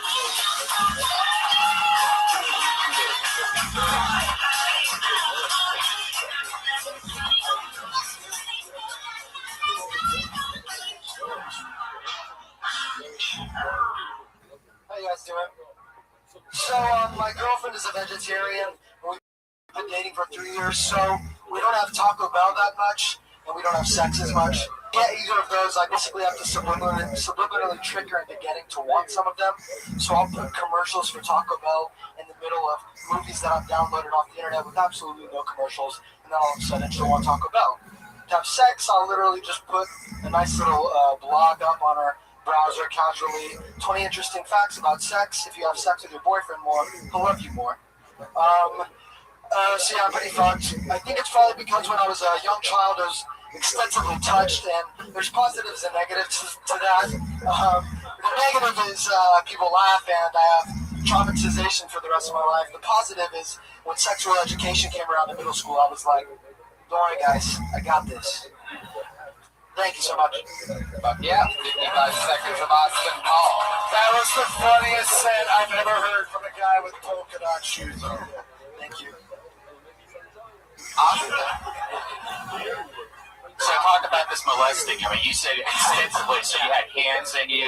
Yeah, I mean, it became kind of a blur at one point. Yeah, Sean, because you try to forget a lot about it, but I try. Was it family members or babysitters or neighbors? Well, I don't want to get like too into that. You know, what I mean, therapy session. He's trying to pick apart his act. But let's not get too far into this. Yeah, so. Well, you said extensive, so that means you really got hard. Yeah.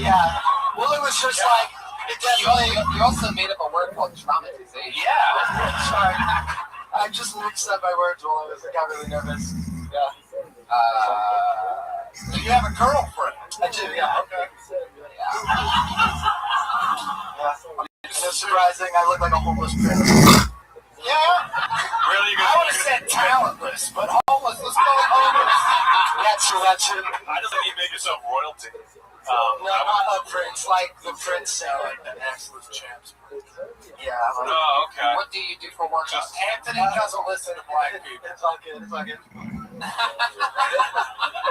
all good. I kind of like the joke at the end. The joke about you like killing it in sex ed because you got molested as a kid. I think that's funny. I don't understand why you equated sex with Taco Bell in the beginning. That sounds like you're just bad at it. Yeah, well, no, it's just like the thing is that like most of the time when you get in a relationship for a long time, sometimes you don't have sex as much because you're both working more. And Are you explaining this to me right now? Sorry. Yeah. Are you the Anthony Jeselnik with Birds and the Bees? Sorry. Sometimes, Anthony, when a boy and a girl like each other, they spend more time together. Austin, what the fuck are you? You're, what do you do for work? I'm a musician and a writer-songwriter. What's the name of your band? No. I used to listen to them in middle school when I was going to We all did. Yeah, middle school. But My Chemical no, I make music. Just free! Yeah, I love how fast you go back to the book when you say something that doesn't get a laugh. But when it does get a laugh, your head stays up and you absorb it. I'm like a dog. I like positive reinforcement. Totally. Wait, are you a comic as well as the band? No. Okay, I was saying, if your thing was like, have you guys seen this comic who reads a book on stage? He's the best. Hey, what's the difference between frisson, F-R-I-S-S-I-O-N, and friction? You're looking at a guy. There you go. All right. 2 S's. How old are you? 23. 23. How long have you been doing stand-up? This is my first time. Whoa! Oh, God. Yeah, I watched the show. That's why I came up. Is because I watched the show. Like I've been watching for like a year and a half, and so I came out to LA, and this is the first time I've been able to be out for a while. So I thought I should go up to test out what I'm trying to do. Where do you live normally? Okay. All the way here to this. No, I have meetings and stuff for music, because music's what I primarily do. But I'm trying to get into writing. What's your? Are you in a band or is it a? I'm a solo artist. What's your artist name? Austin. That's my real name, Austin Paul. I don't have a last name. You play guitar like a robot? It's like piano and guitar. It's kind of like old school sound because I have like a more jazzy old school voice. That's like a 10-second clip of like a song. Sing us. When you swim in the ocean, dry off your feet, like you're scared of the notion of falling too deep. Wow, that's amazing. You want to have a battle? For a guy that sounds like he's part of a barbershop quartet, you have a terrible haircut. Yeah. Can we talk about the haircut? Like it's all short except for the part that's in your face that you continuously push out of your. It's like you're like, hey, leave me something that will annoy the fuck out of me. I'm trying to grow it out, but I also don't want to put it into a man bun because. But when you're playing live shows, you like let it get in your face and shit. Yeah, definitely was that element of like getting into the character of Boris and Block. Yeah. Is that true that you got molested? Yeah, it is. Okay. Why do we Do you keep going sing? back to that? Because I thought he was a good comic. Now he's a musician. I'm like, do you write songs about that? No, I mean, I think there's a market. Not to get too deep. Not to get too deep could be one of the songs about it. Yeah, that's right. There you go. This is the right thing. Yeah, I think that definitely that happening changed my perspective growing up a lot. I look at things a little bit like just darker because I see people for what they could be. And so that definitely travels to those douchey musician answers that we become used to with them. So what's just trying to make the world just for the record? What's more important to you, music or comedy? Right now, I don't know because I just. Long story short, just split from a management thing that I was in. So now I don't have to do exactly what they were telling me to do musically. So I'm in an area where I feel like I can take some seriously behind the music. You should have said, long story short, I don't know. Yeah, I don't know. I'll keep that in mind. Okay. Have you started molesting anyone yourself yet? No. It's a great question. Not yet, right? That's when you start writing the good shit, dude. That's when you get that extra fucking. You know it, solo pop artist. You know what I'm talking about. You don't gotta tell me. Oh, shit. That video flips a page twice for the bomb side. Austin, tell us something. How long you been with this girl? It sounds like you're sick of her. Yeah, I love her. 3 years. 3 years. Is she on here with you? No, she just moved to Tampa to do real estate. Well, she's getting a little closer. I hear that's why a lot of guys get into music is so they can Move to Tampa. yeah, they can leave their girlfriends in Miami while they come to comedy. She moved to Tampa for real estate, so she's the real estate stripper. Yeah, no. She doesn't do real estate where she like talks to people and sells stuff. She does numbers for a company. She just works in an office. So she's an accountant. Yeah, well, that's like one of her things, but she does payroll and stuff like that. Like an accountant. Yeah. Which is, it's hard to explain because I don't even. No, it sounds like an accountant. Yeah. When you look back at this episode, I think you're making it harder than it is. when you look back on this episode, I feel like you're going to be a little bit traumatized about it. Possibly that was okay guitar. Thank you. All right, Austin. Anything else? Thanks for doing stand up for the first time on the show. Thanks for being here. Thanks for having me. I really appreciate it. Thanks for having me, guys. Have a good night, guys. He's on Twitter at Austin Paul Music. I bet he's pretty good. You know that you are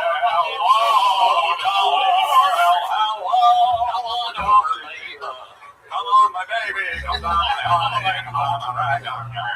I'd love to hear him cover that. I wanted to have a sing-off.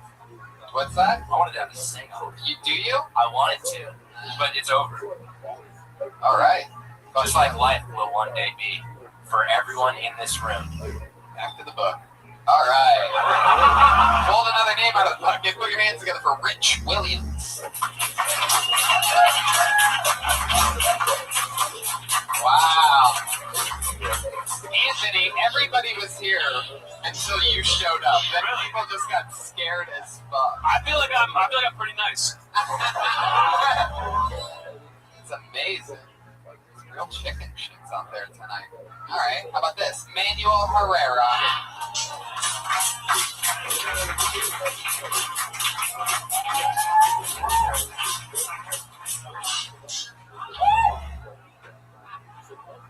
How's everybody doing tonight? Good? Alright. Yeah, you guys are probably wondering, damn, what's a fucking ISIS looking Mexican up there? Nah, I'm just Mexican. Anyway, my 10-year reunion is coming up. I'm fucking nervous, dude. I'm like, fuck, I'm gonna show up in a Ferrari by then. Fuck, I'm gonna show up in a fucking bicycle like I did back then, you know? Fuck, shit. Yeah, fucking, I remember back in school, you know, we taking tests on Fridays. All these fucking thugs were like, hey, man, copy off your shit. All right, go for it. Okay, they show up on Monday, kick my ass because all the answers are wrong, you know? Fuck, dude. Fucking crazy life, man. Yeah. Fucking ISIS. Yeah, just kidding. Fucking. Yeah, man. Okay, I went to Garfield High. Okay. Yeah. Our school motto was cry now, smile later. Fuck. Wow, super. I never heard anybody do such a localized joke that, were we supposed to recognize Garfield High? Yes, and then deliver. Yeah. How long? It's South Home or whatever it's called. It's in South Home. It's South Home. No, it's in East LA, home of Leonardo DiCaprio. How long have you been doing comedy? This is my second time up. I feel like I wouldn't say this to a lot of people, but I feel like you would actually make more money if you joined ISIS. Oh shit! You can say that again. No, I won't. I love it. You are an interesting one, Manuel. What do you do for work? Fuck, dude, it's a sad story. Perfect. Why don't you answer the question? Oh man, I work at a warehouse. Where's the sad part? Yeah, I go in at 2 p.m. and I don't get out till 3 in the morning, so I took the day off today. Wow. Monday through Friday, 2 p. to 3 a. Now, is this like a sex slave warehouse? Nah, dude, it's just a fucking resale area. Yeah. You get overtime now, right? You get shitloads of overtime. Yeah, dude, but I'd rather have a regular daytime job to actually, do spots. Yeah, but you're Mexican, so they won't let you do that. Exactly. Minimum 13 hours on the bar. Yeah. That's Mexican, man. That's called part-time. Mexico. Why don't you get a job that starts earlier in the morning instead of in the middle of the afternoon? Yeah, I know, dude. Oh man, I like it. You could not have sounded more Mexican than you just did right now. I know. Yeah, man. Yeah, man, I know. Why is everybody laughing? That's fucked up. How long you God damn it. I'm sweating and shit. You sound like a racist racist dog. dog. Why do you keep saying you have like ISIS Tourette's or something? No, I said like ICE. You know immigration? Oh, no, we don't because we're white. We don't know. Who are your like comedic influences? Who do you want to be like? You know what? You have a spot that's pretty good. You have to smoke more weed. You think Joey Diaz? You have to smoke more weed. Fuck. I don't know, man. I mean, so just a bunch of Mexican dudes? Yeah, for now. Well, so you don't want to become successful for like 20 years. One shot, you know? Thank you. I'm not gonna repeat it. My bad. Missed your second time on stage. Where else have you gotten up? Here. It was actually here back in July. On this show? No, it was at the show Co-op. Oh, there. Yeah. Sunday nights. Cool. So, Manuel, how long have you worked at this warehouse? It'll be 3 years in October. So you got pretty good job security? Yeah, man. Okay, good. You have no idea what you're stocking on those shelves, huh? What's up? You have no idea what's in the warehouse? Oh yeah, dude. It's like or is it one of those? It's like party supply stuff. Just pick the order, wrap it up. You can just say pinatas. It's alright. Oh yeah, pinatas.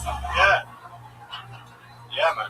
Tell us something. What do you do like for? You're from LA, right? Yeah, East LA. What do you do like for hobbies? What are some of your favorite things to do? I like picking up on chicks, but I'm not that good at it. I'm not that good at it. But like, I think Give us an example of like some of your game, like a chick that you landed recently. There's a girl right there. Okay, yeah, say there's a girl right there, exactly.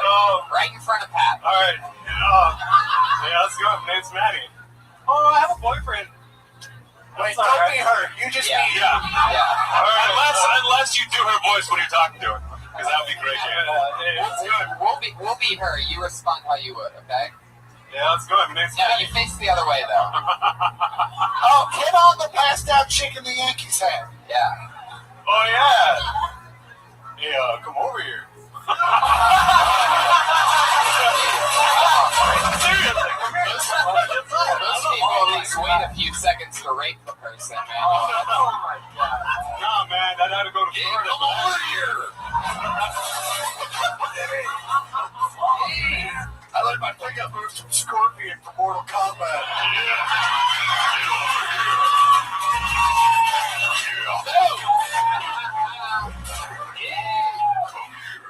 Hey, get over here. Mexican Scorpion. El Scorpion. Fuck yeah, Manuel. Yeah, I do what I can, man. Oh, man, that's amazing. What do your parents do for work? My dad works in downtown, and my mom just babysits kids in the neighborhood. That's where your dad works. What does he do downtown? Oh, no, dude. He works for some Italians, man. Works for Italians. That's who he works for. We're getting close.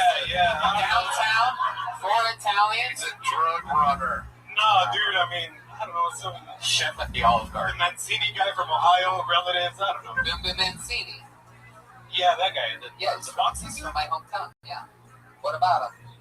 Well, I don't know. The dudes who own the company, you know, they came from Ohio. Yeah. He hired my dad. I don't know the details, but yeah. I don't know. I actually know your dad's boss. Oh shit! What? Yeah. The truth is, Manuel, I'm gonna put your father out of work tonight. Just because I can. Really. All right. I'm gonna give Boom Boom a call and say, fire Manuel Herrera's dad. Well, that's fun. Now I understand why you won't tell me what he does for work, because he probably does illegal crimes, right? I don't know. Just. Yep, definitely. Man. The fact that you're just like a strawberry shortcake cannot hide the fact that. Yeah, dude. All right, Manuel. Tell us something else. One last thing that's fun about you. Well, you like picking up chicks, which you are not good at. Well, it depends. When's the last time you got laid? Have you ever tried to pick up a girl by going, Ryukin? No, man. Yeah. He's on fire. That's like, no, dude. Chicky Bang, Manuel. Come Was on. it my car? Maybe. He always answers. Here we go. He always answers where first. And next he's gonna tell us what? Like 2 months ago? 2 months ago. Yeah. And where'd you meet her at? Mutual friends. Did she get pregnant? Nah, dude, I always work on them, dude. Like it's 101. We're like, what 101? We don't have subtitles on. Do you masturbate with the 101? Do you masturbate with the condom on? Nah, dude, because I'm not circumcised. Oh, yeah. Wait. There was no reason for you to tell us that. And then do a I think you just wanted us to know. Yeah, man. Do a touchdown dance after. I was jerking with the condom on, dude. Not even any lube, dude. That schmegma comes a long way. Oh my god. So, alright. Manuel, last question, Manuel. This is mutual friend of yours. He already said smegma. Do we really want him to say more things? What kind of car did you have sex in with this mutual friend? Infinity. What? Back or front? No, that's my car. In the back seat or the front? Oh, the back seat, yeah. So where'd you park the car? Just a lonely little street. I mean, we were already at Jack in the Box. A lonely little street. Yeah, dude. I didn't ask where you got rid of the body. Lonely street off the No, dude, I was off the 60 and this Asian showed up out of nowhere, dude. And I fucking lost my motor, dude. Wait, what? Now you got a problem with racism? They've been playing the fucking Mexican jumping beat song. Oh, yeah, no, dude. I feel like I should be dancing like Mystic Mike and shit. Mystic Mike? Magic Mike, dude. Magic Mike. I don't know. I think that's the guy that raped the other dude. Oh, man. Did you molest a young musician in Miami a few years ago? No, dude. What the fuck? Man, he did not. I'll be his lawyer. This is That's not my MO, dude. stand-up guy. Yeah, I'm legit, dude. Yeah, your lawyer's holding the guitar and reading it backwards. So, good luck with that. Man, what's the craziest thing you've ever jerked off to? The internet. I'm going home. Oh shit, we're allowed to do that? That's a crazy question, dude. Probably fucking Mr. Hands. I don't know, dude. Mr. Hands? No, you jerked off to a horse fucking a dude? This is a horse sound. No, what? Wait a second. Mr. Hands is a video of a horse fucking a dude. No, not that one. I fucked up. No, No, you didn't.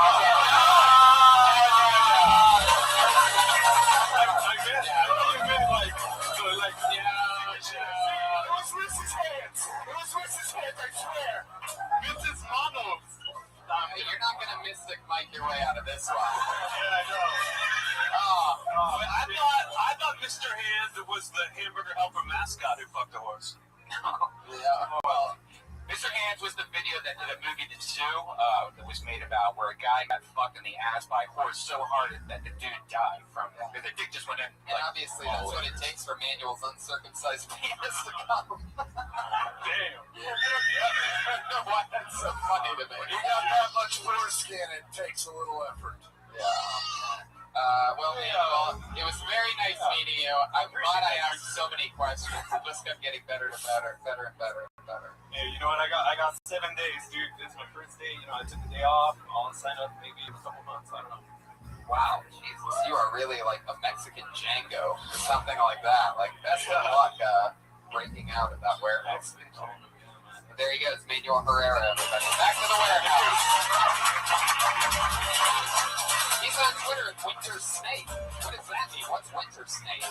Don't take the mic back out of the sorry about that. You're leaving, you dude. What's Winter Snake? All right, well, I'm a huge heavy metal fan, and all right, that's enough. Manuel Herrera, everybody. There he goes. Fuck yeah. Take your jacket, Manuel. Take your jacket. Zip it up over that ridiculous shirt. You're so likable. You think so?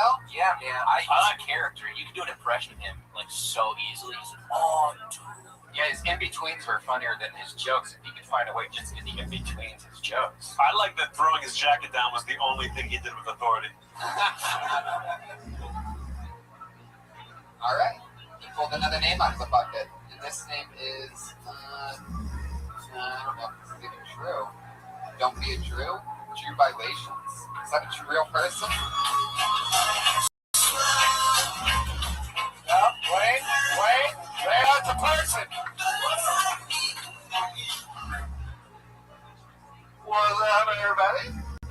So, I'm Samoan, Hawaiian, Korean, Irish, Filipino. When I got up here, you guys, who's this other Latin comic coming up here? You gonna tell jokes in Spanish? No. Well, that's the lady right there. You think it's sexy tonight? Get off that way. If you speak Spanish, you know that's like the dumbest thing to say to hot girls. Unless they put their makeup on with sharks. Yeah. So, especially when people like hear that mix of like what I am, I'm like, is this dude like an island warrior? Not at all. Especially like, I think it's because when I was in heaven, like standing in line for all my different body parts, that's how that shit works. I kept getting in the wrong line, dude. Like, I saw the Koreans, I'm like, oh, I'm gonna be smart as hell. I'm gonna be like a pop star. I'm gonna show everybody what kind of styles of Gundam there are. But I get to the front of the line, there's penises. I gotta say penis too, because there's no such thing like a Korean cock. That's like a half an inch more than we'll ever have. But hey, but for all though, ladies, it's not gonna hurt. Yeah. So you stood in line in heaven, and you were customizing yourself, and you didn't forget, you just forgot to mention, hey, I'd like to keep my fucking hair for the rest of the time. Because that would have been my first thing. I'm losing my hair, bro. Yeah, we got that. Yeah. Fucking looks like a rabbit's tail on your face. You're an interesting one. What's your name? Andrew. And you don't go by your last name at all on stage? I don't want my mom to know.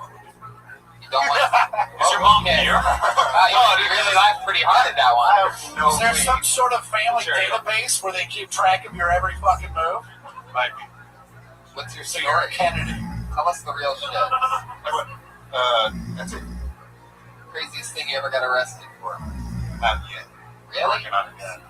I can't tell whether you're like, I can't tell whether you like fix computers or do math or both. Like, you're an interesting mix. I drive for Lyft, you know. At one point during your set, you said, I know a lot of you are thinking right now, like, hey, what is this guy, an island warrior? Do you get that a lot? Never. I thought it'd be funny.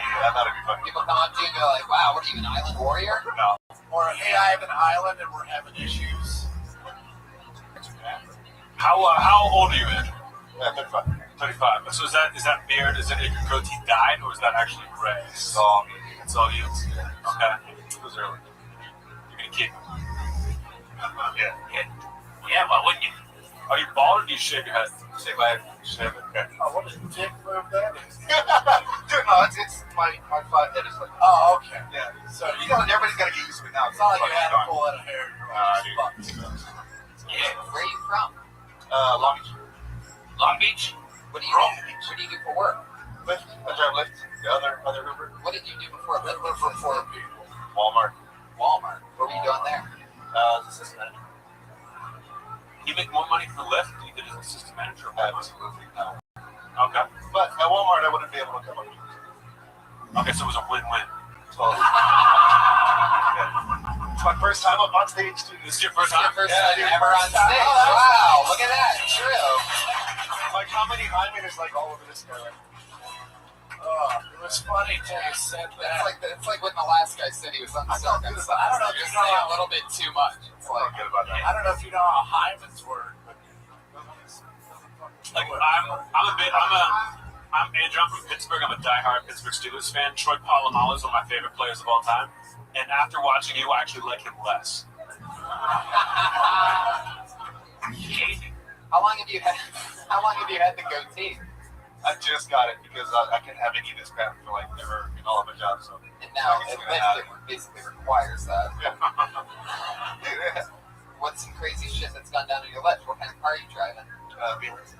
What year? drive a BMW for a Lyft? Yeah, it's a whole four, so I don't get like all the cool Uber shit. Oh, so you get the Select or Yeah. It sounded better in your head, didn't it? No, I can't. You can't get away. I got it. Oh my god. Why are you talking like that? Why am I talking like what? Like you look. Did you bet?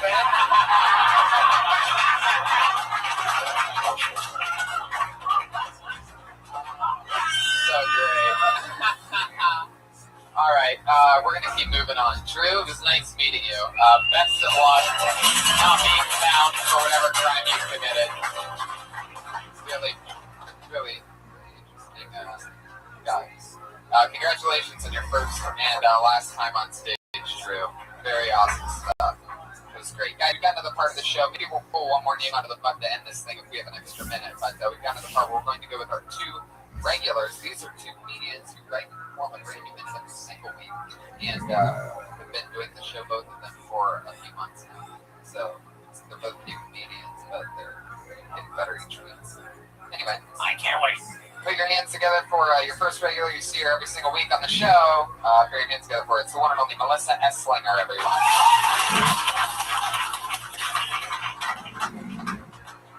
I've been kind of depressed lately, so I called a suicide hotline. Not because I was going to kill myself or anything. I just wanted to run some jokes and feel a little better about myself. Actually, I did try to kill myself when I was 14, but I never followed through with projects. So, here I am. But I did it with Prozac. I took a bottle of Prozac. I don't know what I thought that was going to do, but it just kind of made me sick and unable to cry for a while. Yeah. I also was a cutter. I would cut myself. I used office supplies, push pins. So instead of getting in trouble, I just wasn't allowed to go to Office Max anymore. I'm short. Nope, 53 seconds. You did it again. Well, that's what was that opening joke again? Calling a suicide hotline to run jokes. That's fun. Very cool. I like how you only had a minute. You didn't ask the crowd how they were doing to burn off 10 seconds. I appreciated that. That was good. You do a new minute each time? Does it usually go like that? It's always different. There's ups and downs. Brand new. Sure. How long have you done it? Stand up? Since Oh shit, so not even a year. Okay, how'd you get this gig? You get to come up every week and do it? I was pulled out of the bucket once. It was actually my second time on stage. Good. Cool, you earned it. When did you write those jokes? The ones I just told, yeah. Honestly. Well, the opening one several weeks ago, and the rest of them were stories, variations of stories that I've already told, in real life. How did you feel like it went? That was okay. It was okay. I liked what you talked about. I thought you had you made good choices, but you're clearly not fully formed. You're figuring it out. Yeah. But I like what you talked about. I think that it kind of fits you as a performer, if that makes sense. I don't mean that as an insult. No. But you kind of, I believe you when you're talking about cutting yourself and trying to kill yourself. Is it the jacket? Absolutely. It's just the whole shit. Yeah, doesn't hurt. But yeah, that was no laces. Never gave them back. What's your best joke? My best joke? Yeah. I know it's an unfair question. One that works pretty much every time is that I used to live in Kentucky, and that Facebook still makes fun of me for it because I was doing this game thing where it's supposed to tell you who your soulmate is, and it kept giving me That's good. That also fits. That fits your persona. My favorite one's the short ones. I'm so short that when I meet guys, I have to be like, hey, my eyes are down here. Well, you did it again. Another brand new minute. So much fun. People getting to watch you grow. Melissa Esslinger. One another only regular, guys. You know her. You love her. The powerful stylings of Vanessa Johnston, everyone. Hey, guys. People in Los Angeles like to say, oh my God, TGIF. What do you mean TGIF? You don't even have a job.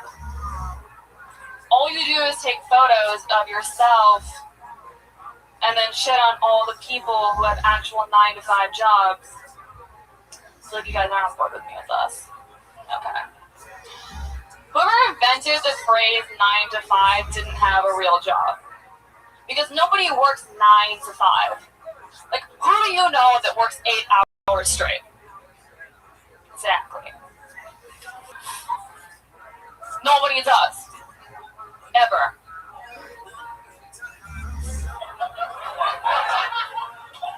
There's a 30-minute lunch break. It's a 9 to 5:30. Unless you work in a factory in China, then it is a 9 to 5 the next morning. Vanessa Johnston, a few minutes. You know Dolly Parton? What? You know Dolly Parton? Yes, that's what I was listening to, and I was like, this bitch never had a job. I like your confidence. Like, you came up here, fucking, like, you've been there before. And, like, you came up here with, you know, down punchlines. And, but you still fucking, like, we still laughed at some shit. Like, that was just like, yeah, you fucking, like, yeah, I'm fucking up here without punchlines. You look like an extra on vinyl. That's not an insult. It's not a compliment either. Where are you from? Where are you from? Where's the accent from? Do I have an accent? Minnesota? Yes, you do, and I believe it. How long you been here? 6 years? Okay. I've been in Stanford for 8 months. Almost 8 months. Okay. And you've been doing this for how long? You come every month? Like since December, so. Yeah, I mean, it's, you know, we're almost getting places. The funniest thing you said after your set, when you said Dolly Parton, and you said that bitch just never worked 9 to 5 day in her life. Right, and I think that was the reference, and it kind of like didn't work. I had like my minute, and I had it all worked out, and then right before I came up, I was like, I don't like any of this, and then I rewrote it all. Why not? And so I never did this on stage. Yeah. No, we all do that. But there are, I think the big issue is we all know people that work nights. Yeah. Like, that's a... No, but nobody does. Not relatable. It's not relatable. Technically, I know my agent does, because if he doesn't, I'm going to fucking call me like, where the fuck Okay, are but you? they don't. They work like 9 to 7. What? They work 9 to 7. I work Well, 9 9 to 7 doesn't rhyme. I They're know, still but working like, 9 to 5. They just added let's 2 look hours. honestly, nobody works 8 hours straight. I'm You sure can't. It's not legal. It's not legal. Well, You can't work 9 to 5. there's It's a guy not in possible. earlier that works 2 to 3 a.m. yeah. Manuel Herrera up there. But you also have to realize, you know, it's art. You know, it's not news. It's a song. I work 4 to 20. Your jokes work is 0 for 0.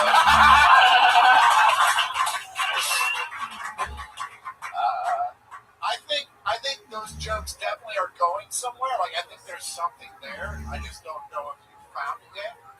But I can answer both questions right now.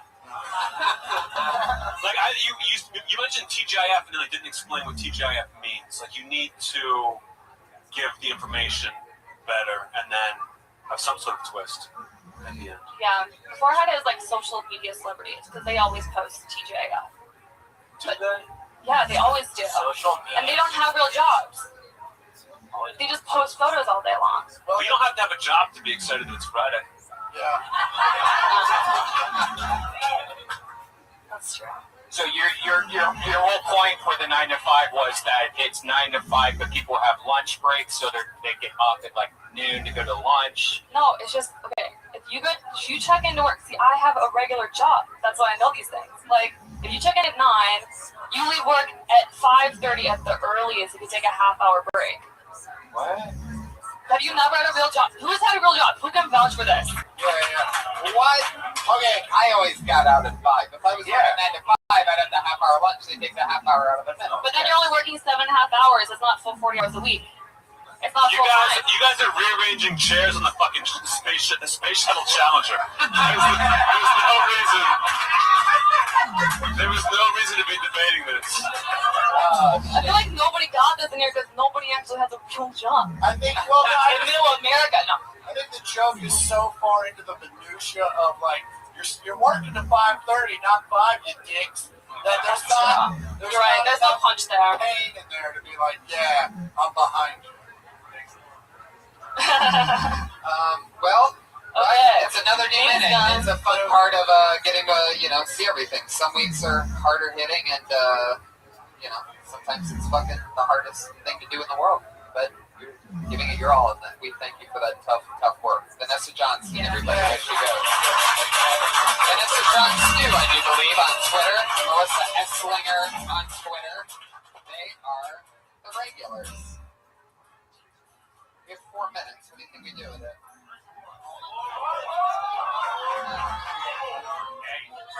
30 seconds of thunder? Is that what we're saying? Yeah, I said we do the chicken dance. All right, let's try it real quick. One last person. One last one. Vikram Bug Rule.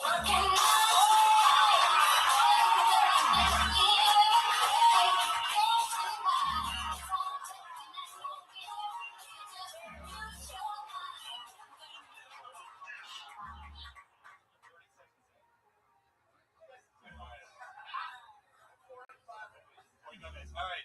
I lost my faith in online dating at an early age. I started using AIM when I was 10 years old. If you were to email JediVikram@AOL.com, I answer. So I was Jedi Vikram, and I developed a relationship with a 12-year-old girl who was really into Star Wars. We spoke for about 6 months. It was great. Then my mom got a call from the FBI. Turned out it was a pedophile. It's a true story. And it definitely lowered my standards as far as what I thought about online dating, but it raised what I thought about pedophiles just a little bit. Because this guy spent 6 months committing to learning about Star Wars just to have sex with me. I wasn't that great looking of a kid, but he really committed to his craft, you know. Yeah, so online dating down, pedophiles up just a little bit. Oh yeah, Vikram Bug Rule. I love that you think that pedophiles wouldn't know anything about Star Wars. This guy knew a lot, but too much. It's like a thing. Yeah. Yeah, I think that's a chicken and the egg thing. Really. Okay. That was good, man. That was, you got to stay. How long have you been doing it? You seemed pretty polished and pretty comfortable. This is my 8th time on stage. Wow. You're going to be a monster. 24. 24. Okay. Yeah, that was good. I even like the bit. I think you did it in the wrong order. Yeah, the setup was muddy. Okay. It's such a good story. Everything about it is that could be a 10-minute bit. So I do it longer. So I was trying to figure out how to do it in a minute, 30 seconds. So I kind of messed it up a little bit. Okay. Yeah. Why don't you take it a step back? Yeah, take the mic with you, but just thank you. Crowding I like how he just took the mic, but he left the stand for it. I don't mind. The stand wasn't making me uncomfortable. Vikram, what do you do for work? I'm a reporter, producer for Hollywood TV. So I I put products in the right carpet, and I interview people. Oh, gotcha. Okay, that's where the stage presence comes from. Yeah, I love it. It's a lot of fun. Yeah, it sounds fun. That was fun. You should be doing as many open mics as you can, as many shows as you can throughout the week, just knocking out spots, taking chances. That's what I'm doing right now. So I'm doing a couple mics a day and just getting out there. Just keep doing That's such a great There he story. goes, Vikram Bug Rule, everybody. He's on Twitter, Vikram Bug Rule. Drawing from Ryan J. Ebel. It was a blank sheet of paper earlier. Look at that. It's us. That looks just like us. I look extra fucking evil tonight. Wow. Evil Eyes Tony. Pat Reagan's on Twitter at Patty Reagan. Chris Porter has a Netflix special. And so does Anthony Jesselman. Yeah, and so do I. You can watch all of our specials on Netflix, Great guys. specials on Netflix. Anything else you guys want to promote? Any dates coming up? Anything like that? I'm good. All right. Josh Martin is at Josh Martin Comic. Thank you guys so much for being on the show. Thank you, live audience. One last time. Jamie Vernon.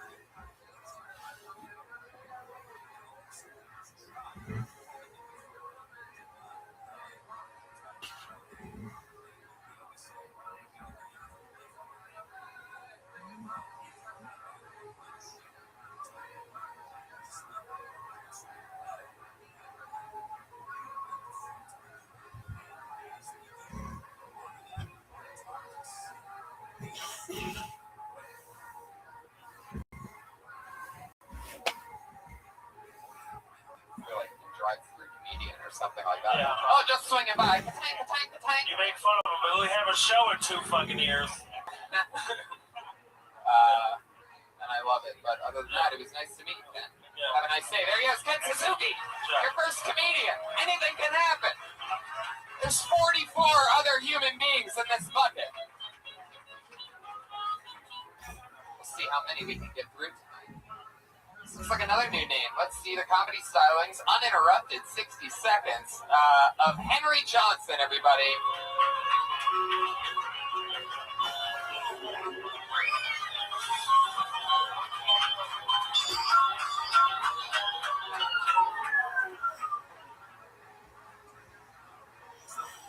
I went to a concert the other day where musicians discovered their history at the beginning of the show. It was the funniest acapella concert I've ever seen. I think the worst part about the metric system is living without.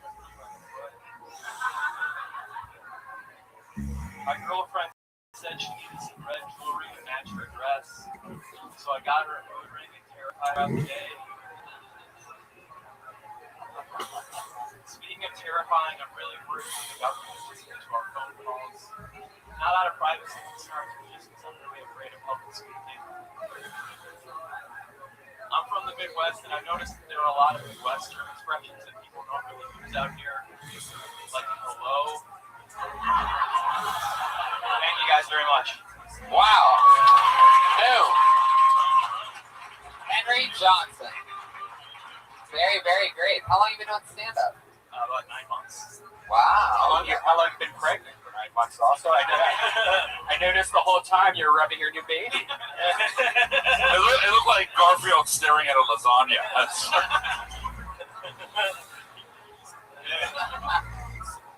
Was that nerves? Is that nerves or is that just... What was that? It was very obvious. You were just like, my baby. I think, yeah. Like you were in a D'Angelo video. I think it's mostly nerves. I just try to play it up. You from Wisconsin? I'm actually from Illinois. I'm from right near Wisconsin. Is that where you went? My brother and dad. Did you start there? Start stand-up. No, I actually started. The first time I did it was in Boston, and that was just one time. And I did it for summer in Chicago. Chicago was a great comedy. Yeah. So you've been doing it 9 months. Started with that town in Chicago. How long have you lived in LA? Since September. Nice. And you moved out here for stand-up? Yes, yeah. That's great. What are you doing for work? I do kids. Wow.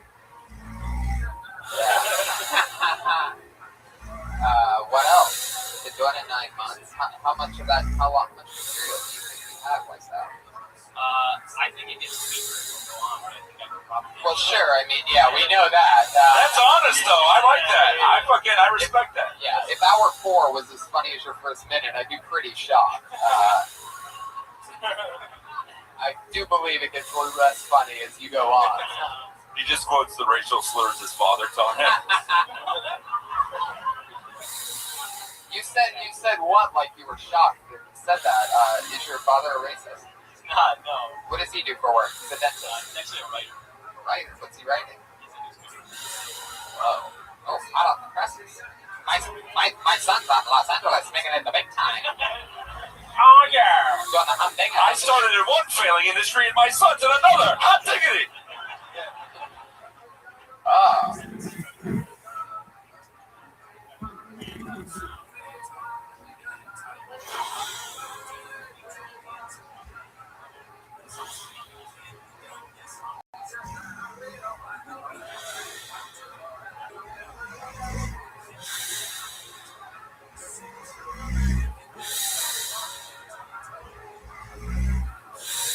Another question, is there a reason that you don't put on the glasses? Like, as a nerd, I feel like you're ashamed of who we are.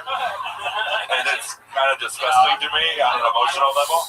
He's a pretty good-looking guy. I feel like he's the male version of, like, in the rom-coms, the girl that takes off the glasses and turns into, like, chick. Like, can you put those on? I want to see what type of super nerd you turn into. He goes from Superman to fucking, oh yeah, look at that door. Kill yourself. But Tony, I haven't taken it back off. There she goes again.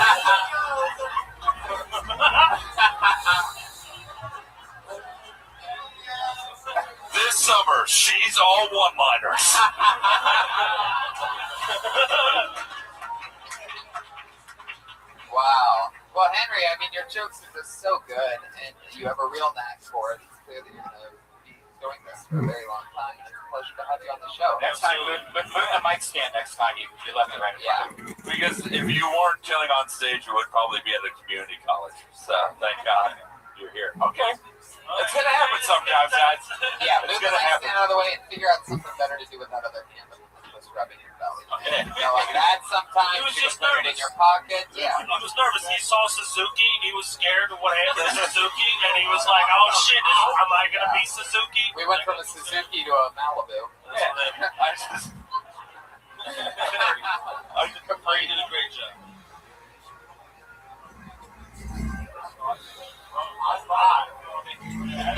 Uh-oh. You two troublemakers, silence down over there. Henry Johnson, so nice to meet you. Thank you very much. There he goes. Good job. You saw him here first. He's coming for all your jobs. He's going to take all your jobs from you. Keep writing, because Henry Johnson's coming for your spot. He's on Twitter at Henry I Tweets. Well, so much for the smart written things that he had. Me dumb stupid boy.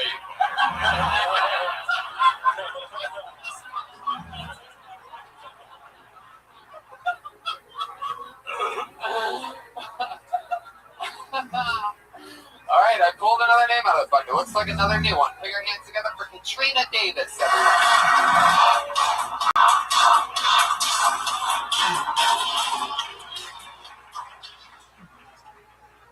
Hi guys.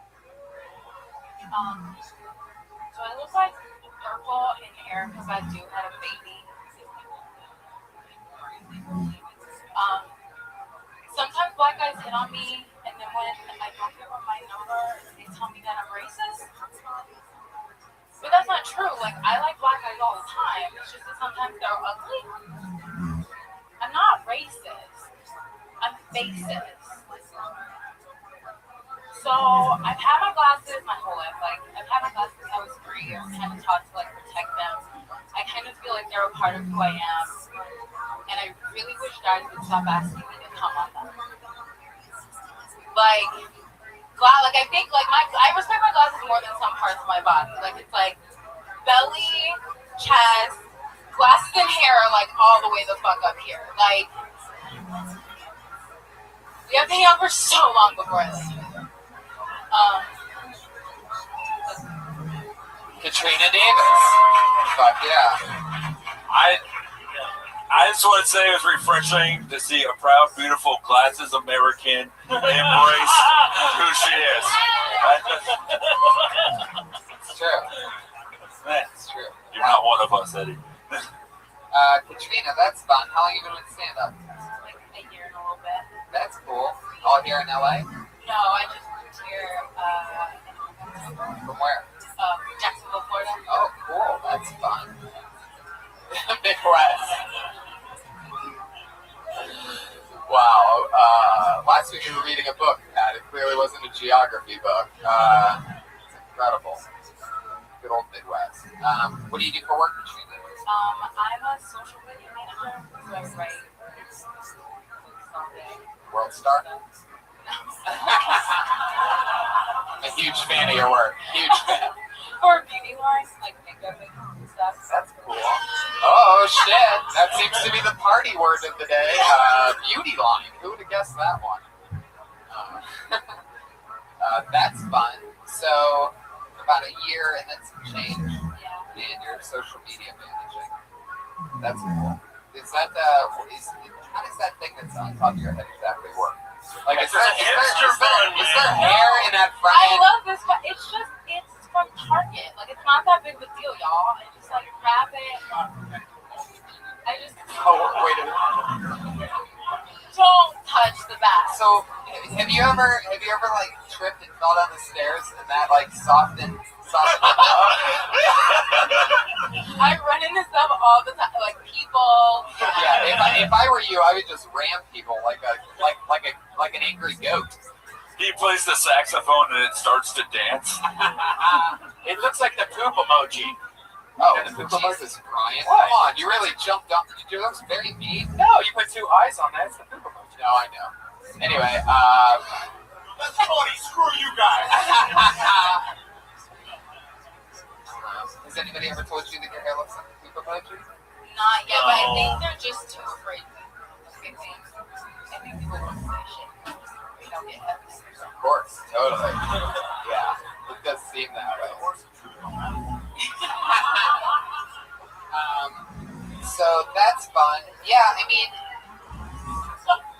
you know, a lot of people, you know, you'll hear that this, fuck, that thing, you know, and when you asked it as a question instead of saying, you know, I look like you had the funny one first instead of second. I mean, so if you're going to do that, which I don't know if you have to, I think you seem smarter and cooler than I look like a fuck blank joke, but you can also, you know, acknowledge that at some point. But if you're going to do that, you don't have to post it as do I look like, it's I look like. Right.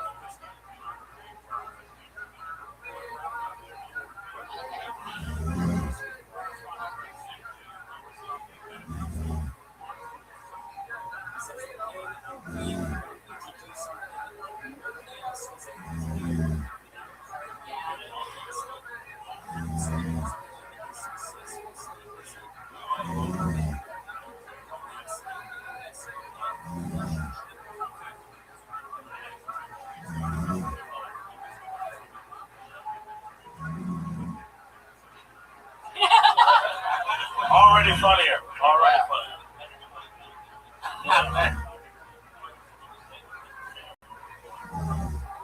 That one joke you did about not being racist but being racist, I was totally just waiting for you know, right after you said it. But like, there has to be a way you can maybe use that joke in a different way because it's so like motivating. Okay. Yeah, you know, you can just get into it more like this. You can just really say what you think, you know, spread it out a little bit. There's ugly white guys too. Oh, yeah. I fuck way more of those stuff. Really?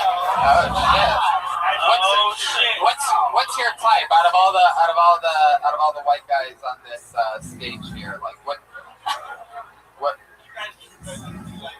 Wait, can I tell you guys something? Can I tell you before we get into this? It's like 2 Bills and no Ted.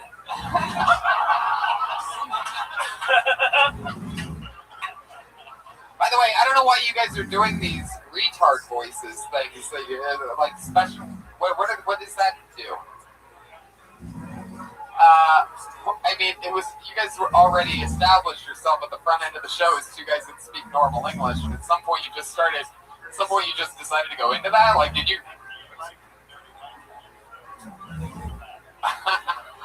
Okay. I mean, you have a point. I do kind of like this weird weapon.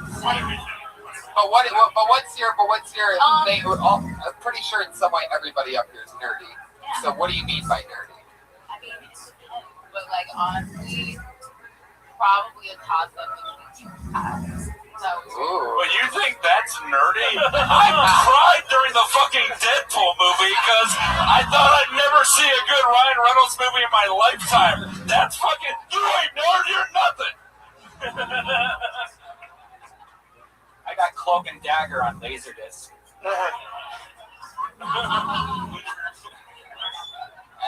Whoever has Cowboy Bebop on I've got it on cassette and the original subtitle, okay? I'm not as big of a nerd as I thought I was. No idea what you guys were even talking about. Alright. Trina, what else? What do you do for fun? Did this just become an OK Cupid date? What the fuck? Well, I don't really have a lot of friends, so I like walk around and like go to museums and stuff. What the fuck? You can't DJ someone's loneliness. It's DiGiorno's again.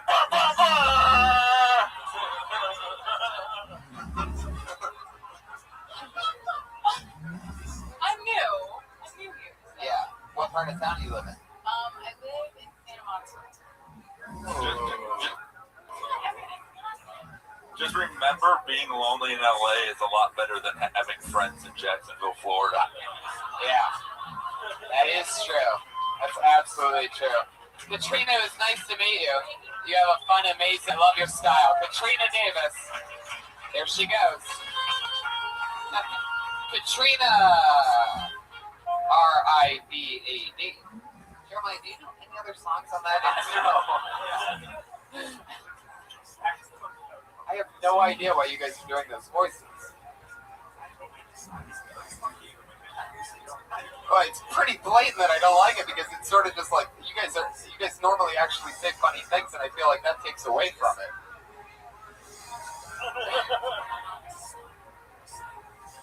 I don't even know what you said there. Oh, okay. All right. Okay, one or two more.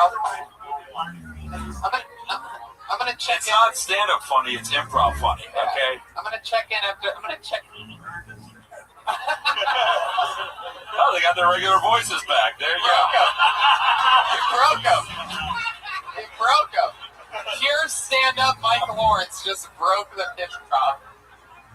They spent $400 to learn that list. Pretty sure it's another new name. Very cool name. Put your hands together for Preacher Lost.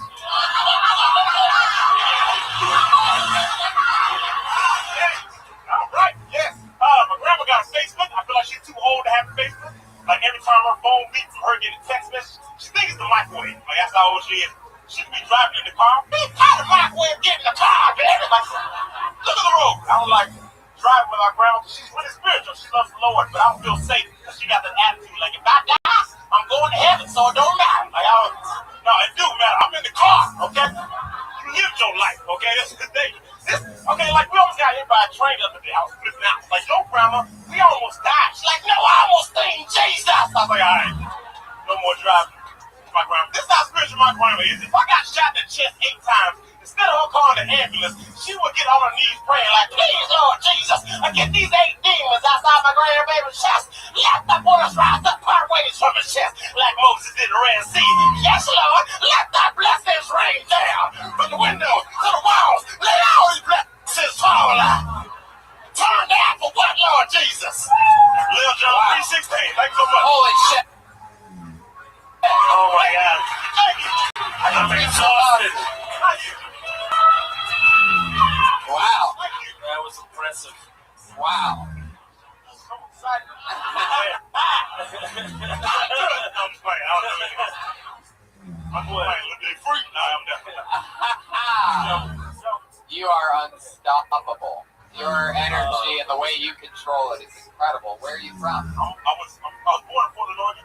I moved from Orlando, Florida this year, 17 days ago. So wow. Oh, yeah. Oh, yeah. He goes back in the transformation chamber and turns into Professor Clump. I get it. Eddie Murphy. I get it. No one's ever said I sound like Eddie Murphy. That's the first time. Oh, shit. Yeah. Wow, the improv. Maybe there's a reason. Preacher, you're unbelievable. What do you do for work? Yeah, exactly what I know.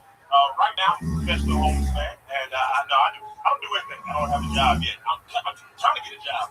I don't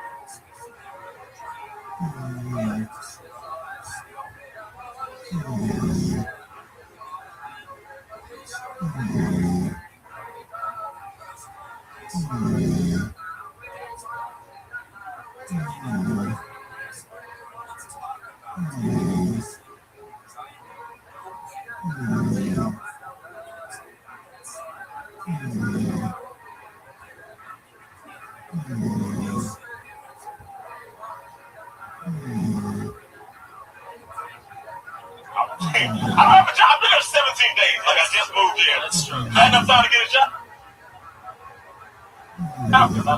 Unemployed would have been an answer. It would have been. You've got I got a few people trying to interview me right now. You know, I got. No. This is not a job interview, preacher.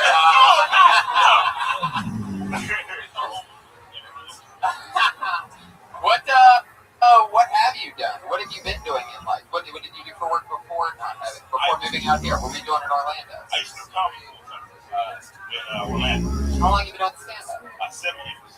2 days before, 2 days ago. 7 years. How long have you been doing it for a living?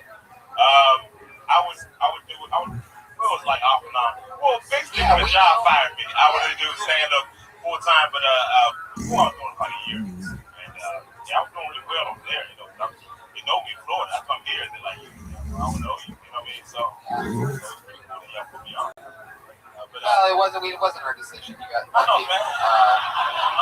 You got randomly pulled out of a bucket, but you.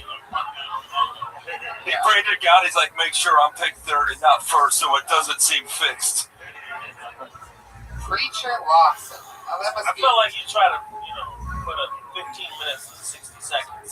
Like chill the fuck out. It was just like killing me. I was so exhausted by the time you were finished, and you're just great. You have phenomenal energy. You obviously get laughs. You do your job. You've been around. You've seen it. 7 years. You got to pick. You keep saying go back and forth. If you really do stand up when the job fires you, start doing it full time. I mean, as a comic, you gotta commit. Like, if you really care about this art form, care about it, you want to flourish, you want to progress, you just gotta make a fucking scene. I'm trying to, man. I'm like fan base,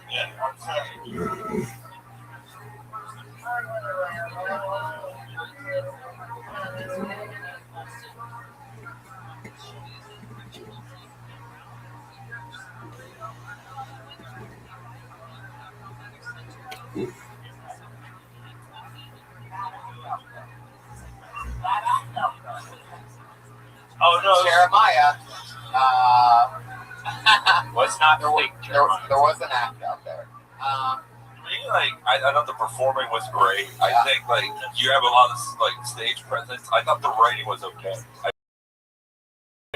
I would like to see you're on other things. I mean, I know you had a minute. It was like, holy shit, I thought that was the perfect minute for you to do in this capacity. I'd like to believe you have better writing than that, and I think you do. I mean, but I think you should be making fucking YouTube videos. You should be making tons of shit in your free time. If you don't have a job, there's people with nothing that get everything just by having the confident energy that you have with nothing, with a fucking iPhone. You can do it. Absolutely. You're doing a lot of spots at night, right? You're going up everywhere, trying to be seen. Yeah, that's all you need to do is be nice, meet everybody, and with your energy, if you can maintain that and I'm sure that you can, since you do it for a living for 7 years, then I'd love to see what longer sets of yours look like, and I hate stand-up comedy at this point. But I'd love to see if you can maintain that for 20 minutes and what you can do, and if you can, then you're gonna be fucking putting Kevin Hart out the job probably in 5 or 10 years. So I just think it's so funny. Fuck Kevin Hart. Just because you have 60 seconds doesn't mean you have to put that many jokes. Take your time, take a deep breath. I say speed it up. I disagree with you. I say hit the fucking gas. He just seemed like the kind of guy who comes on Katrina's glasses. But you came in and you took complete fucking control of the room. And that was amazing, and it's so nice to meet you. Please come back anytime. We'll put you on if the bucket permits. There he goes, Preacher Lawson. He's on Twitter at Preacher Lawson. Wow, that's a fun one. How you guys doing over there? Yeah, we just talked about it for 10 minutes. I pulled another name out of the bucket. Put your hands together. Another new name. Alec Wiesenfield.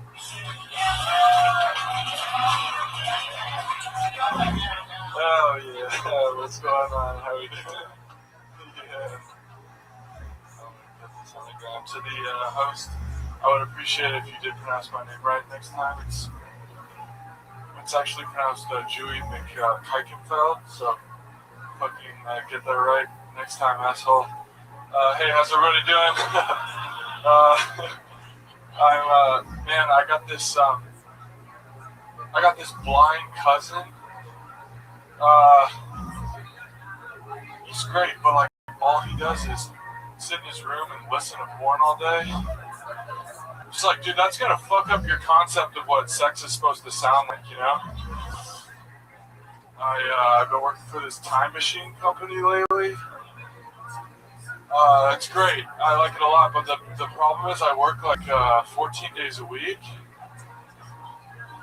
It's fucking, today I worked yesterday, and tomorrow I work all. Oh. Yeah, that was bound to happen. Alec, how do I say it? Wiesenfeld? Wiesenfeld. Yeah. Fuck yeah, you did it. You got through it, Alec. Very funny. Where are you from? Here. Really? Yeah. Yeah, I grew up in Santa Monica. How long you been in stand-up? Like 2 years almost. Yeah, it's fun. That was the definition of gentrification. A high energy black guy left the stage, and then you took over. Yeah, occupied the space.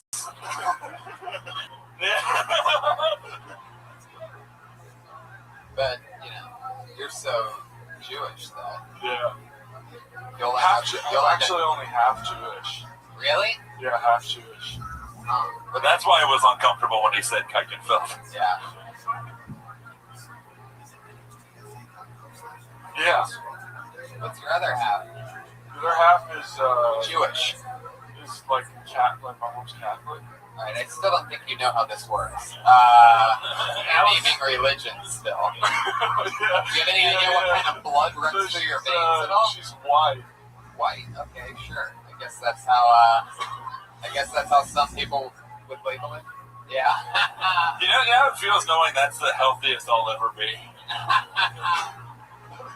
It's all the brain damage from all that time travel. Yeah. Fucks with your mind. I like that joke. Yeah, very funny. Whoa, Yeah. That's funny. No, that one was great. It was two different comics. Like the Kuikenfeld joke was like a beginner open micer who was afraid and nervous. And then the time traveler joke was like a really smart, clever joke from someone with a unique perspective and voice. I would lose the easy, slur shit. Like, you're better than that. Yeah. It was white. It was white. Yeah, I had that joke, the joke. Somebody. And by the way, both times you stumbled on it. You stumbled on it just then, and you stumbled on it in the beginning. Like, you even have trouble saying the name. Supposedly, you're trying to tell us is your actual name. Yeah. It's actually pronounced Chewy McKeldo. And who gives a fuck if they mispronounce your name? Give us a reason to remember it in the first place. And by the way, it doesn't matter. And by the way, Wiesenfeld is Jewier than the slur thing that you said. It's literally like 100%. Wiesenfeld is way Jewier than. Yeah, the Germans changed my last name, so I'm not sure. Yeah, it used to be, yeah. What do you do for work, Alan? I know I'm going to get an answer out of you. Half Jewish, still not unemployed. No way. During the week, I teach an after-school program with kids.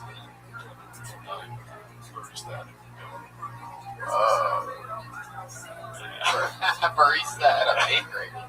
That's like a special kind of barista, huh? Money, baby. I love that. What's your favorite thing? So you're like a tutor, basically? It's like I teach kids how to. It's like a science program, but you just play Legos.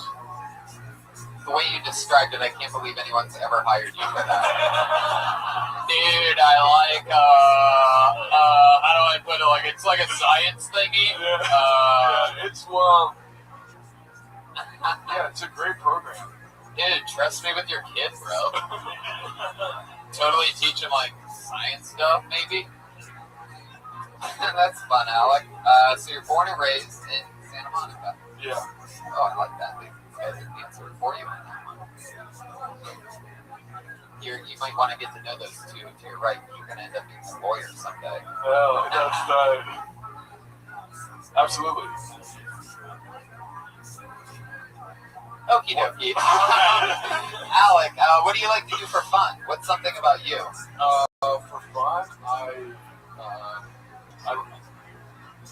like it's.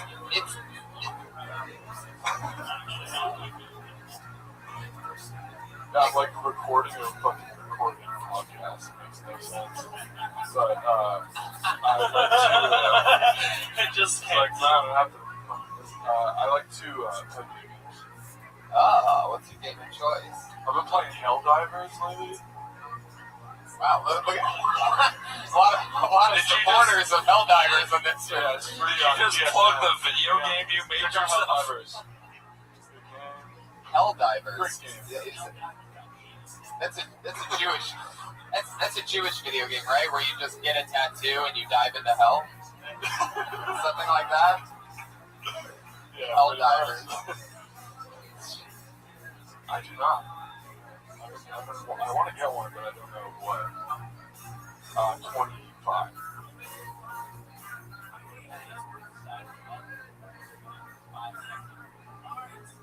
Oh yeah. What are they of? What are they of though? Because I can't decide.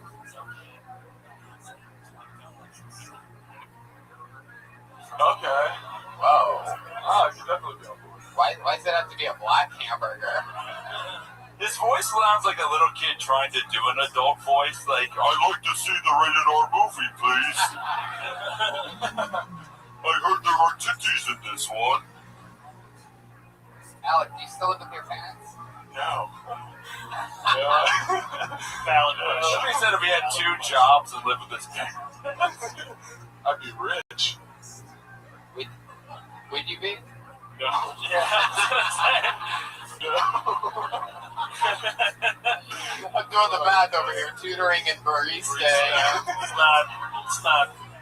This is what a billionaire looks like nowadays. That's amazing. It is true. I would like to purchase that mansion, please. Well, Alec, it was nice to meet you.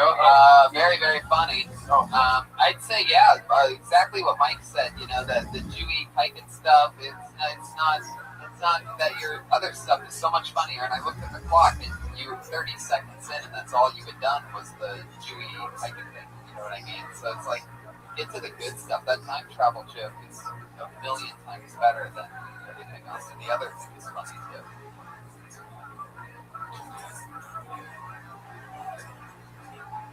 Play something. I mean, if you're gonna go to it, just play. At least play. All right.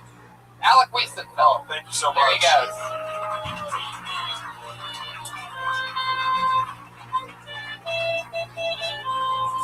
Oh, you can't play something else. Look at that. Did you learn that in between? Did you learn that while Alec was on stage? Oh, I love it. Yeah, you know how to play any instruments? Really? How about you, Mo? Trombone. Really? Mouth trumpet. Shower. That's what I do. Wow. That shit comes in it. Yeah, that shit is fun by yourself. I love your It's weird in a crowd of people right now while doing a podcast, but Can you play that, Jeremiah? Can you play any of that with your mouth? you like. He plays the saxophone better than you with his mouth. I don't need to carry that shit around. Like, you gotta fucking check it, spit valve, fucking reeds. Wow. It's the Hack Street Boys.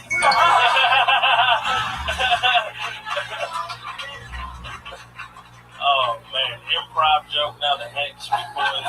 It's just a bad thing. Go back to the retarded voice. I pulled another name out of the bucket. Put your hands together for Austin Paul.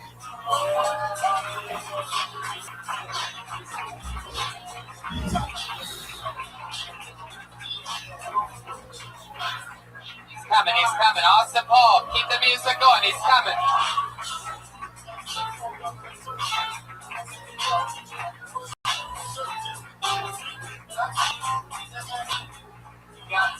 Keep the music going!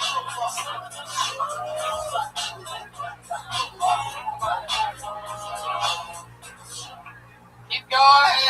What's happening? Keep it going! Keep it going! Keep it going! Austin Paul, ladies and gentlemen. Still. Jesus. How you guys doing? Here we go. One more time for...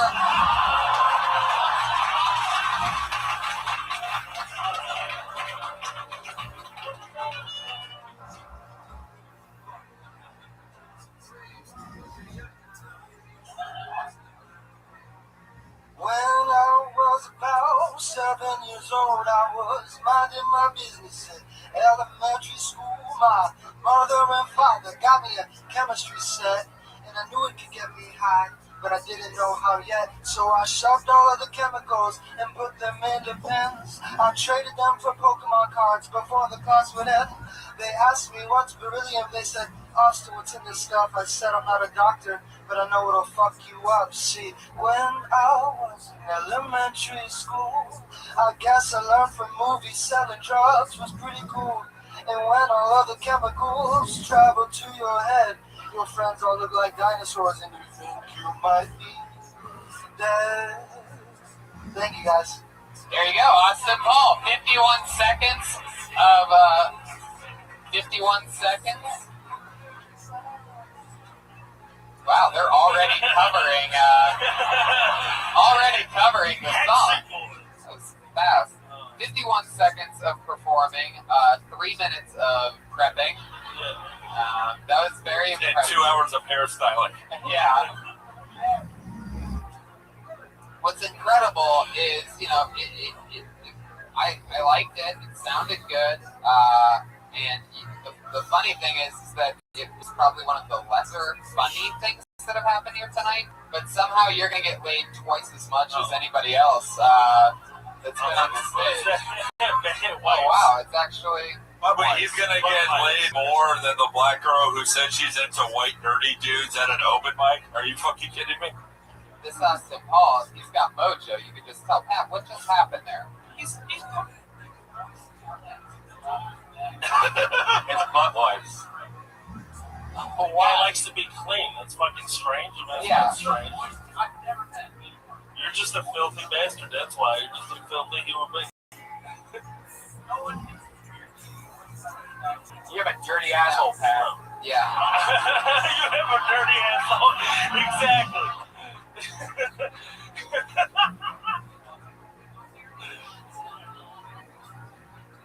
I'll clean it for you, Pat. Now, Austin, you were on this show, what, a couple weeks ago, right? Oh, last week.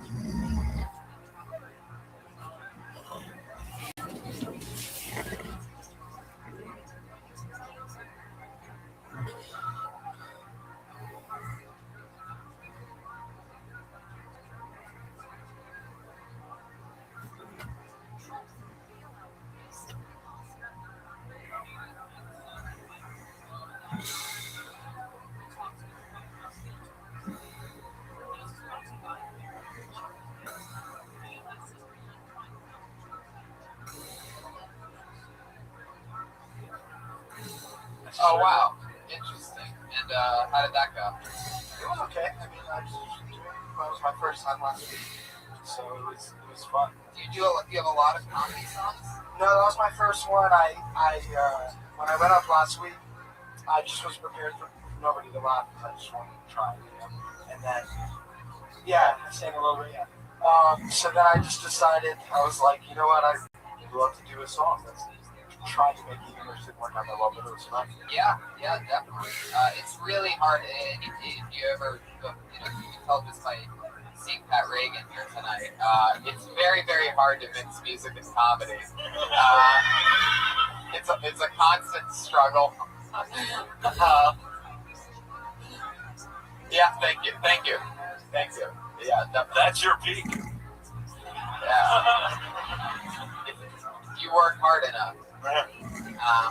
Austin, tell us something else about you. That's pretty much it. I just make music and I'm trying to do comedy as well. You know? And yeah, I make art too. For Miami. So it's been a great time hanging out with you. What is this weird Florida connection today? Everybody's either from or going to Florida.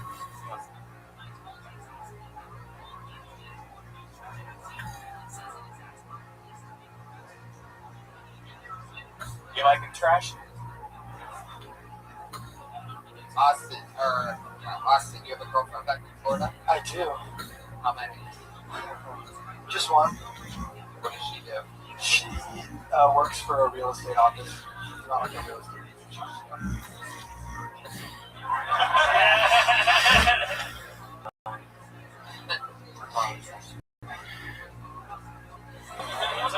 She's the one. No big deal.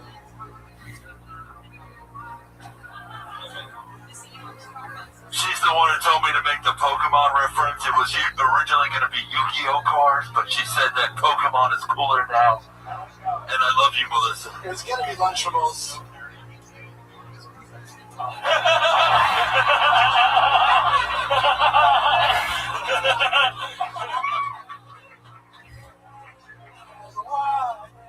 Wow. But I'm not a nerd. You guys are. I love this nerd off that we're having. I was going to do Lunchables, but it just wasn't true. It was actually Pokemon cards.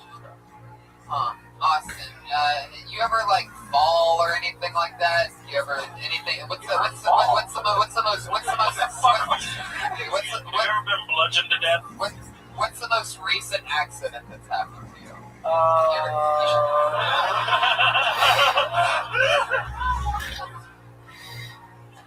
And then we just find out this is Jared Leto's new character. You ever accidentally like shit your pants a little bit or anything like that? No, I used to get. I used to get really drunk because I was 19, so I didn't really drink at all before that. So my friends like introduced me to alcohol, and I was like, what is this? And I would get really drunk and really shit. But I would just literally, I guess it wasn't that dumb, but I would try and throw up. So I'd go and throw up and then try and come back and act like nothing happened. But after that, you're like done. Wow, what an extreme partier you were.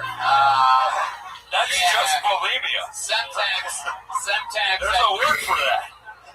Sometimes I'd party so fucking hard that I'd go to the bathroom and try to throw up and wasn't even able to, and then I'd go back out to the party. It's not in the bathroom. It's literally like we're like outside, and I'll just go in the grass next to us and just. Most people go to parties and get fucked up, do cocaine in the bathroom, come out. Not him. He just goes dry heaves and comes back. What a machine. Yeah. Gotta do it.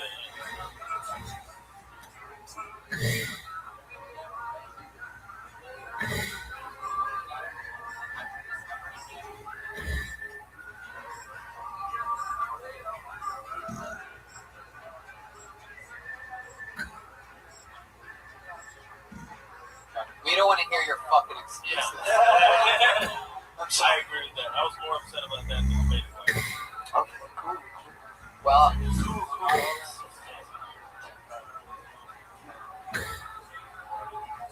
yeah, no, for sure. Yeah, I already have douchebag points. Yeah, I get it. Austin, good luck going back to Florida and have fun with everything. It's nice to meet you. Congratulations on getting up back to back. Austin Paul. Thank you. Have a good night, He's on guys. Twitter at Austin Paul Music. Alec Wiesenfield, by the way, is on Twitter at Jaw Lives. At Jaw Lives. That's his Preacher Law Center. Preacher Law.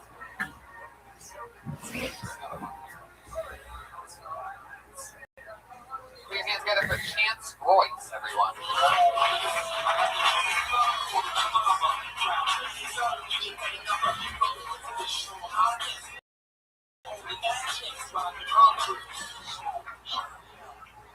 So another Manning won a Super Bowl.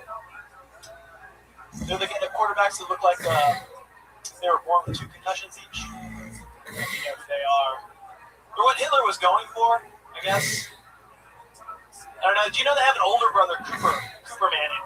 And I always imagine him at the Thanksgiving table, and Archie's like, "Hey, Coop, you know your brothers over here won a couple Super Bowls each," and he's just like a pissed off tree kid, trench coat mafia guy. He's like, "Yeah, well, at least I don't look like I was born with Down syndrome."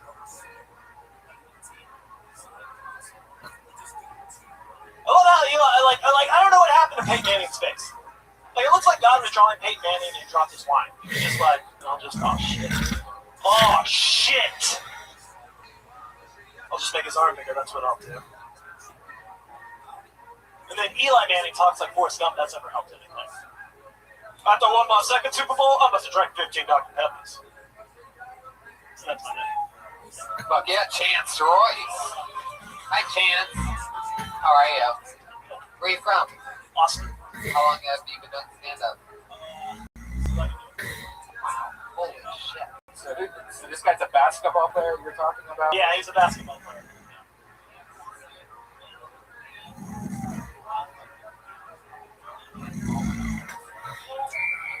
How active have those 11 years been? Like how many? Well, like the first 5 years was kind of off and on. Okay. Like when I was 21. Wait. You just started sweating profusely. Yeah, I know. I'm a little nervous. You weren't even sweating during the set. Yeah, where's the wife?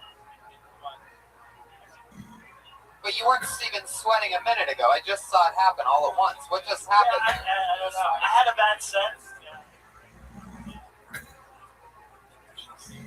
Chance. So how do you feel right now? Why do you think like that? I think I said man.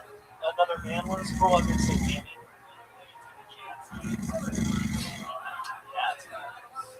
Well, if Hitler doesn't work, you can't go to Down syndrome. You know. Yeah. I think that's part of. That's a lot of it. That's the thing. When you got like 1 minute, you got to commit to like what you start. So all your material sports related? No, it's not. I honestly don't know who you're talking about. So like on the whole minute, I had no idea. Manning brothers.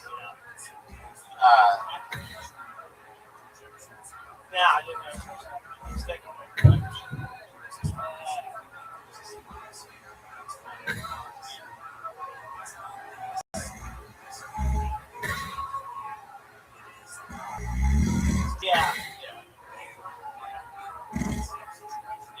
Yeah, you're definitely the funniest out of anybody who's ever kept the White Walkers away from the wall. You're amazing on that. I mean, to me, when like the preacher came up, like you could see, like, all right, that's a guy that's been doing it for a long time, like super polished. Sorry, so you didn't do that much the first 5 years, and then it didn't seem like 11 years.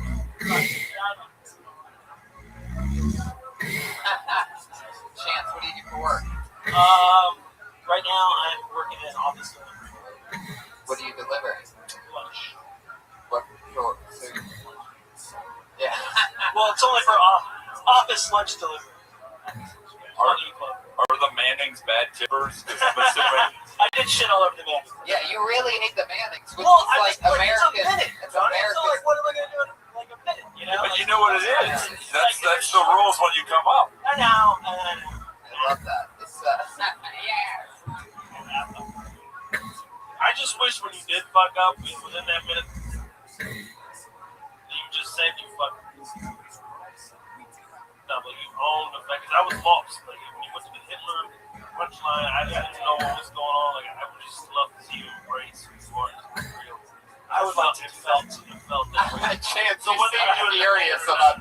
I get the feeling that you're a lot funnier than what happened here tonight. No, I am. Yeah. Okay, all right. You got some vouchers. Yeah, I've known about the show for like a year and a half. And I'm like, right. And then you came on. And then I know what hated on American royalty, the Manning brothers. Guess it's never just booked a letter.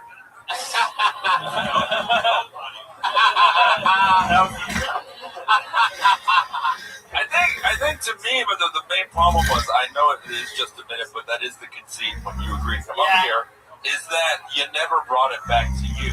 So you just seem like an angry guy hating things for the sake of hating things. Yeah, like which is fun. And ginger beards can do well with that. But it's like, who are you? You know, 11 years.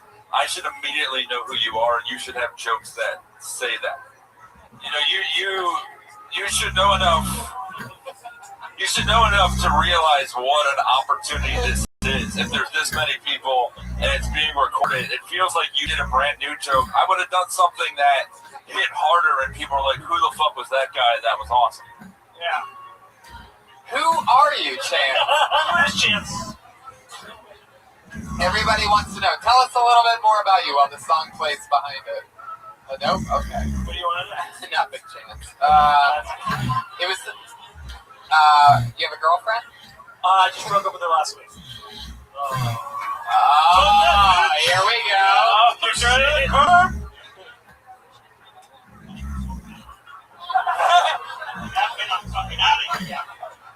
What happened with that?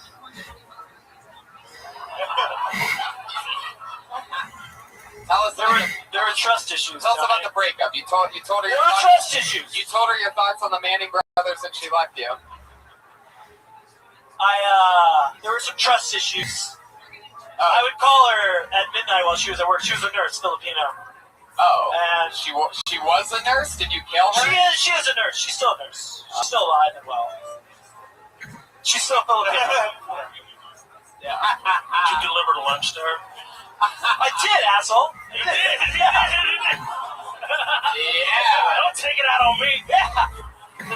So you walk in on your Filipino nurse girlfriend, and what happens? I walked in there giving her lunch or what? Do you still deliver lunch to her job and shit? That's kind of fucked. Or is she getting her meat She working her potatoes and shit. Just one question at a time.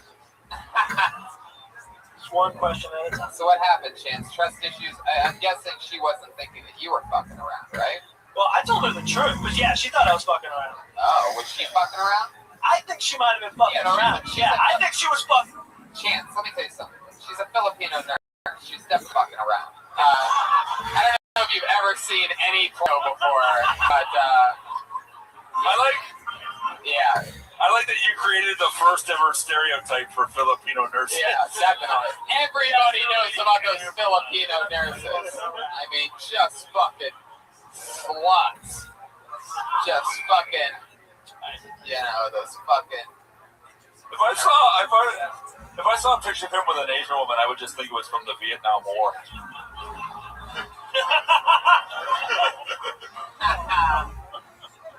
Chance, how long were you with her for? We were off and on for like 2 years, or a year and a half. You do drugs, Chance? I smoke pot. Yeah. Off and on. I'm off and on. What do you do consistently? What's a fun hobby or other than stand-up?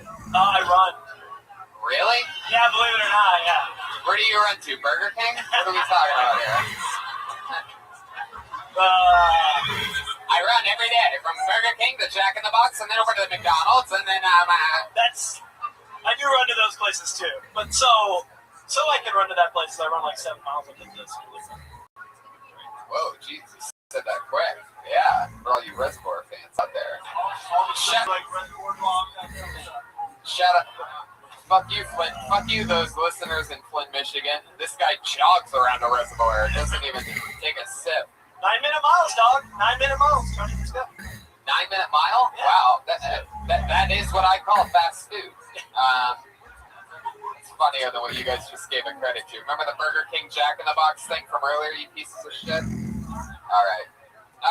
Chance, it was nice to meet you. I love that you can run a 7-minute mile. Like that should be like a 7-minute mile? 9. I'm from Nigeria. Whoa, Jesus. 7 minutes. What? Like the fastest runners? Like, oh, never mind. Actually, Kenyans are. Kenyans. Yeah. All right, we're good. There he goes, Chance Royce, everybody. Chance. He's on Twitter, Chance Royce. Here we go. If we can get another one up at the end, we will. But let's get into our 2 regulars, guys. We have 2 regulars that do a brand new minute every single week. 2 very funny young ladies. Going up first tonight,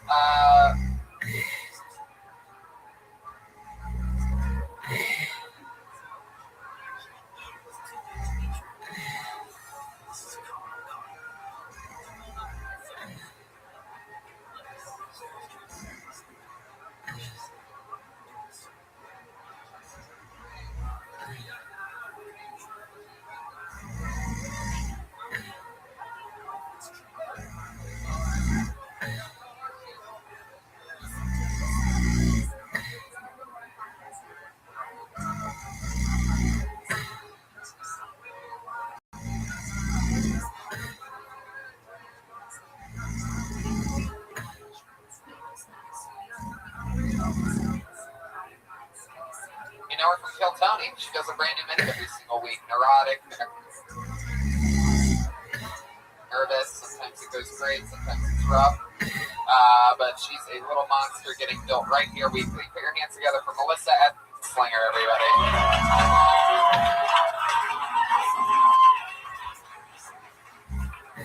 So I have a new boyfriend.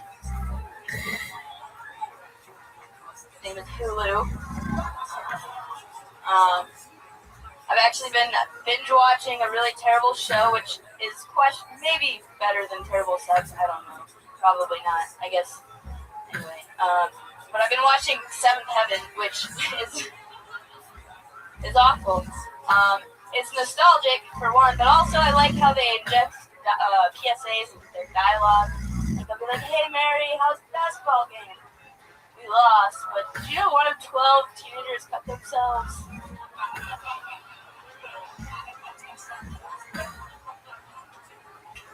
It's actually like how I learned about cutting when I was like 14. I was watching the show Against It, but at the end of the show, the girl got to go to a place in Chicago, and I was like, I want to go away from my parents.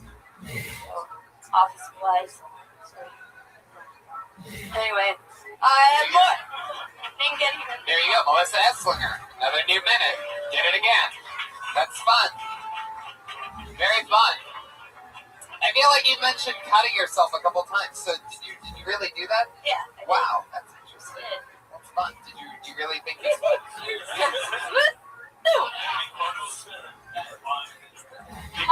I always wondered, do you get horny when you cut yourself? Is that like Do I get what? Is that like a sexual thing when you cut yourself? By the way, the last comedian just cut himself. He slit his throat in the back of the room.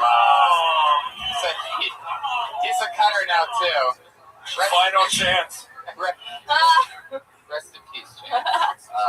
Can you please roll up your sleeves so we can feel better about ourselves? No. Melissa, you don't actually. It was a long time ago when I did it with push pins, so it wasn't real serious. Whoa, fuck you, my Lawrence. A push pin cutter. She never took cutting to the professional level. You open mic'd cutting? How do you do that? I love that. Wow. So it was a cry for help. You weren't really trying to cut yourself. What were you trying to cry for help for? What was the reason? I was just really sad. I was a very angsty teenager. I was very angry at my parents all the time. Why do you think that is? My mom is emotionally unavailable. Whoa, fuck you, Mom. No, she was. She's grown. I like that. That's fun. She accepted like your Facebook, where she's talking to you now. We're good. No. Not on purpose.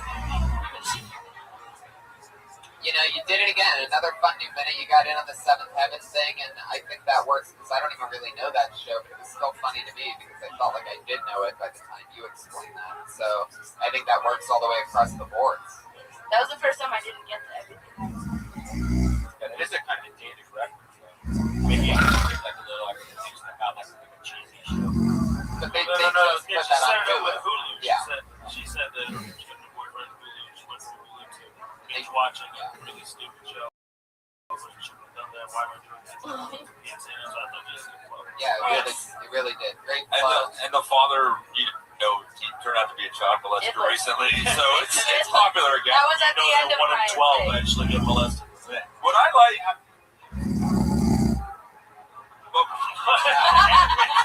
A lot of double talk there, and when the smoke cleared, it was Matt Reagan, who obviously has something against religious people. But what I genuinely liked was the vulnerability. I'm used to starve myself. I've cut myself. I've been there. Fucking sucks. I'm from Florida. That's how we get through shit. So I thought that was fucking awesome. I know you have more. I want to see more of that, and I like how you segged into it by talking about something people know and then bringing it back to yourself. I thought that was fucking great. Getting better all the time. Watching her grow live here every Monday. It's the one and only Melissa Esslinger, everybody. Oh, I'm sorry. Wait a second. Wait, guys. Hold it. Yeah. Don't need that.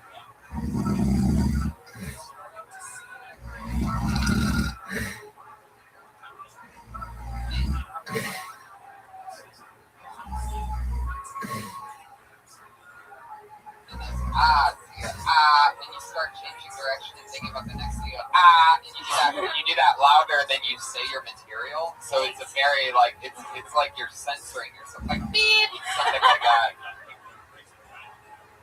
Right, and you don't need to be afraid of it. Silence is good. It builds that tension and gets them ready to laugh.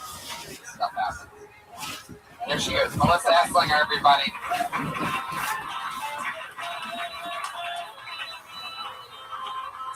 Here we are. Our one other regular, ladies and gentlemen. You know her, you love her. She's the other Phil Tony regular. Put your hands together for the great Vanessa Johnston. Thank you. It bothers me that some people look at me and just assume that I wake up and shower and put on mascara and then I'm just out there looking for dicks.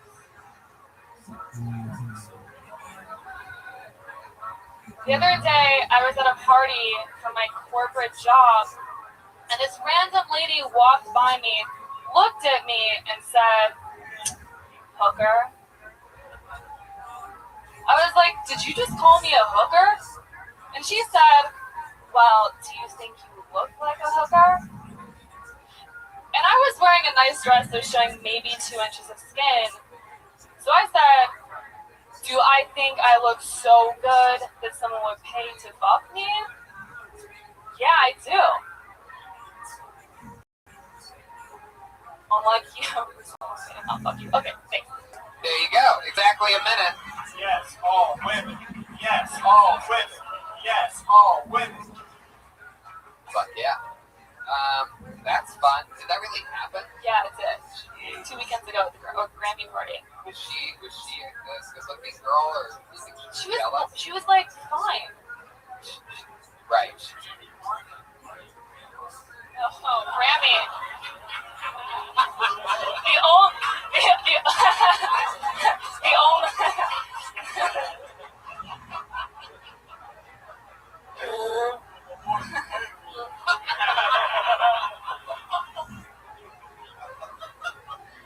You guys are out of control.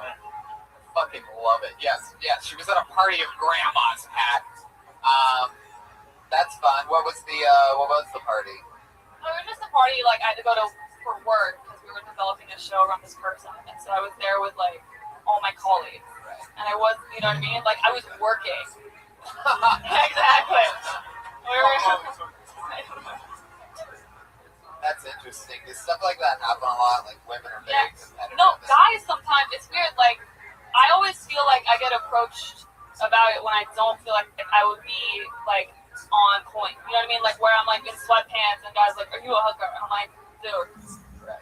Like, I would be the worst hooker ever. You know what I mean? No.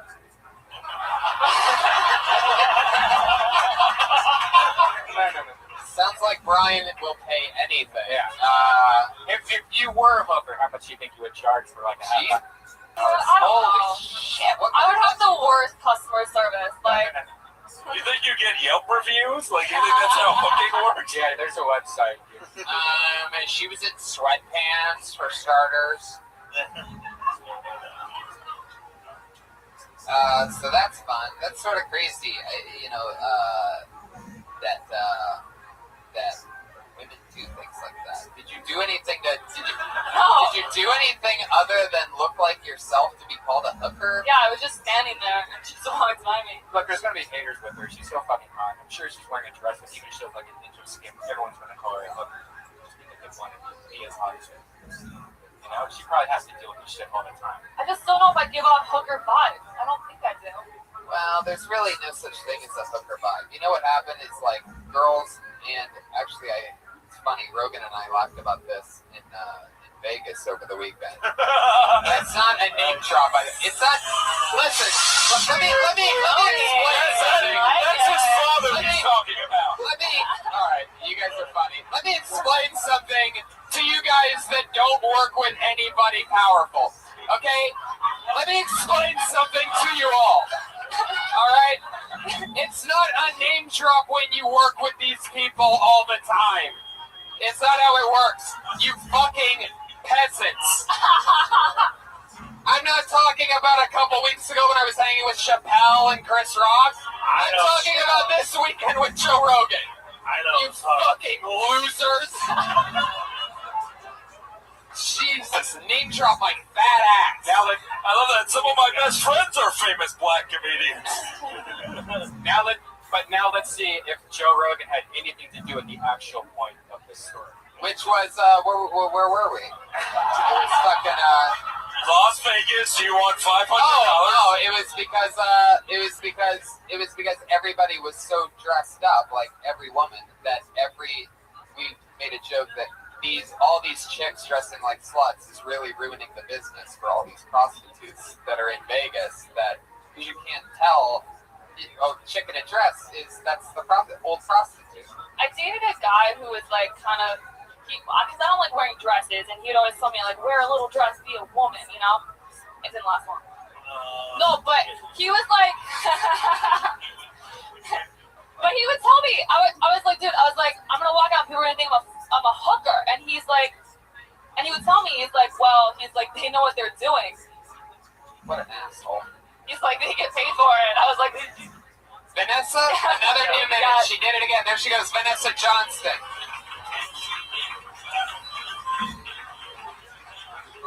Yep. Guys, the drawing of tonight's episode from Ryan J. Ebelt. It's available at RyanJEbelt.com. Look at how crazy that is. That was a blank sheet of paper at the start of the episode. And the poster is going to be available pretty soon, right, Ryan? Yes, it's going to be available at RyanJEbelt.com. Brand new poster. I just got mine framed and put up in my living room. I'm so excited. Well, you're going to get one. Mo Hammer. Yes, sir. You're on Twitter at Real Mo Hammer. What else? Any other dates coming up or anything you want to promote? Yeah, I mean, I'm going to Sweden at the end of the month. Nothing special. Nothing. We have a lot of listeners. Yeah, no, absolutely. I'm going to Stockholm. I'll be at the South Theater there at the end of the month. So fun. I've been there before with Joe Rogan. Yeah. Mike Lawrence at the Mike Lawrence. Yes, at the Mike Lawrence on Twitter. I'm a writer on this season of Inside Amy Schumer that premieres April 21st. Yeah. So check it out. Eddie Brill, thank you so much.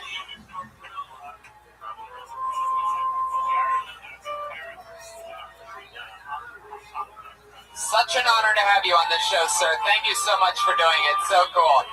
Reagan and Watkins, ladies and gentlemen. What a performance tonight. Next year, we come on the show, Reagan Watkins, next Friday at the London from Argentina. There you go.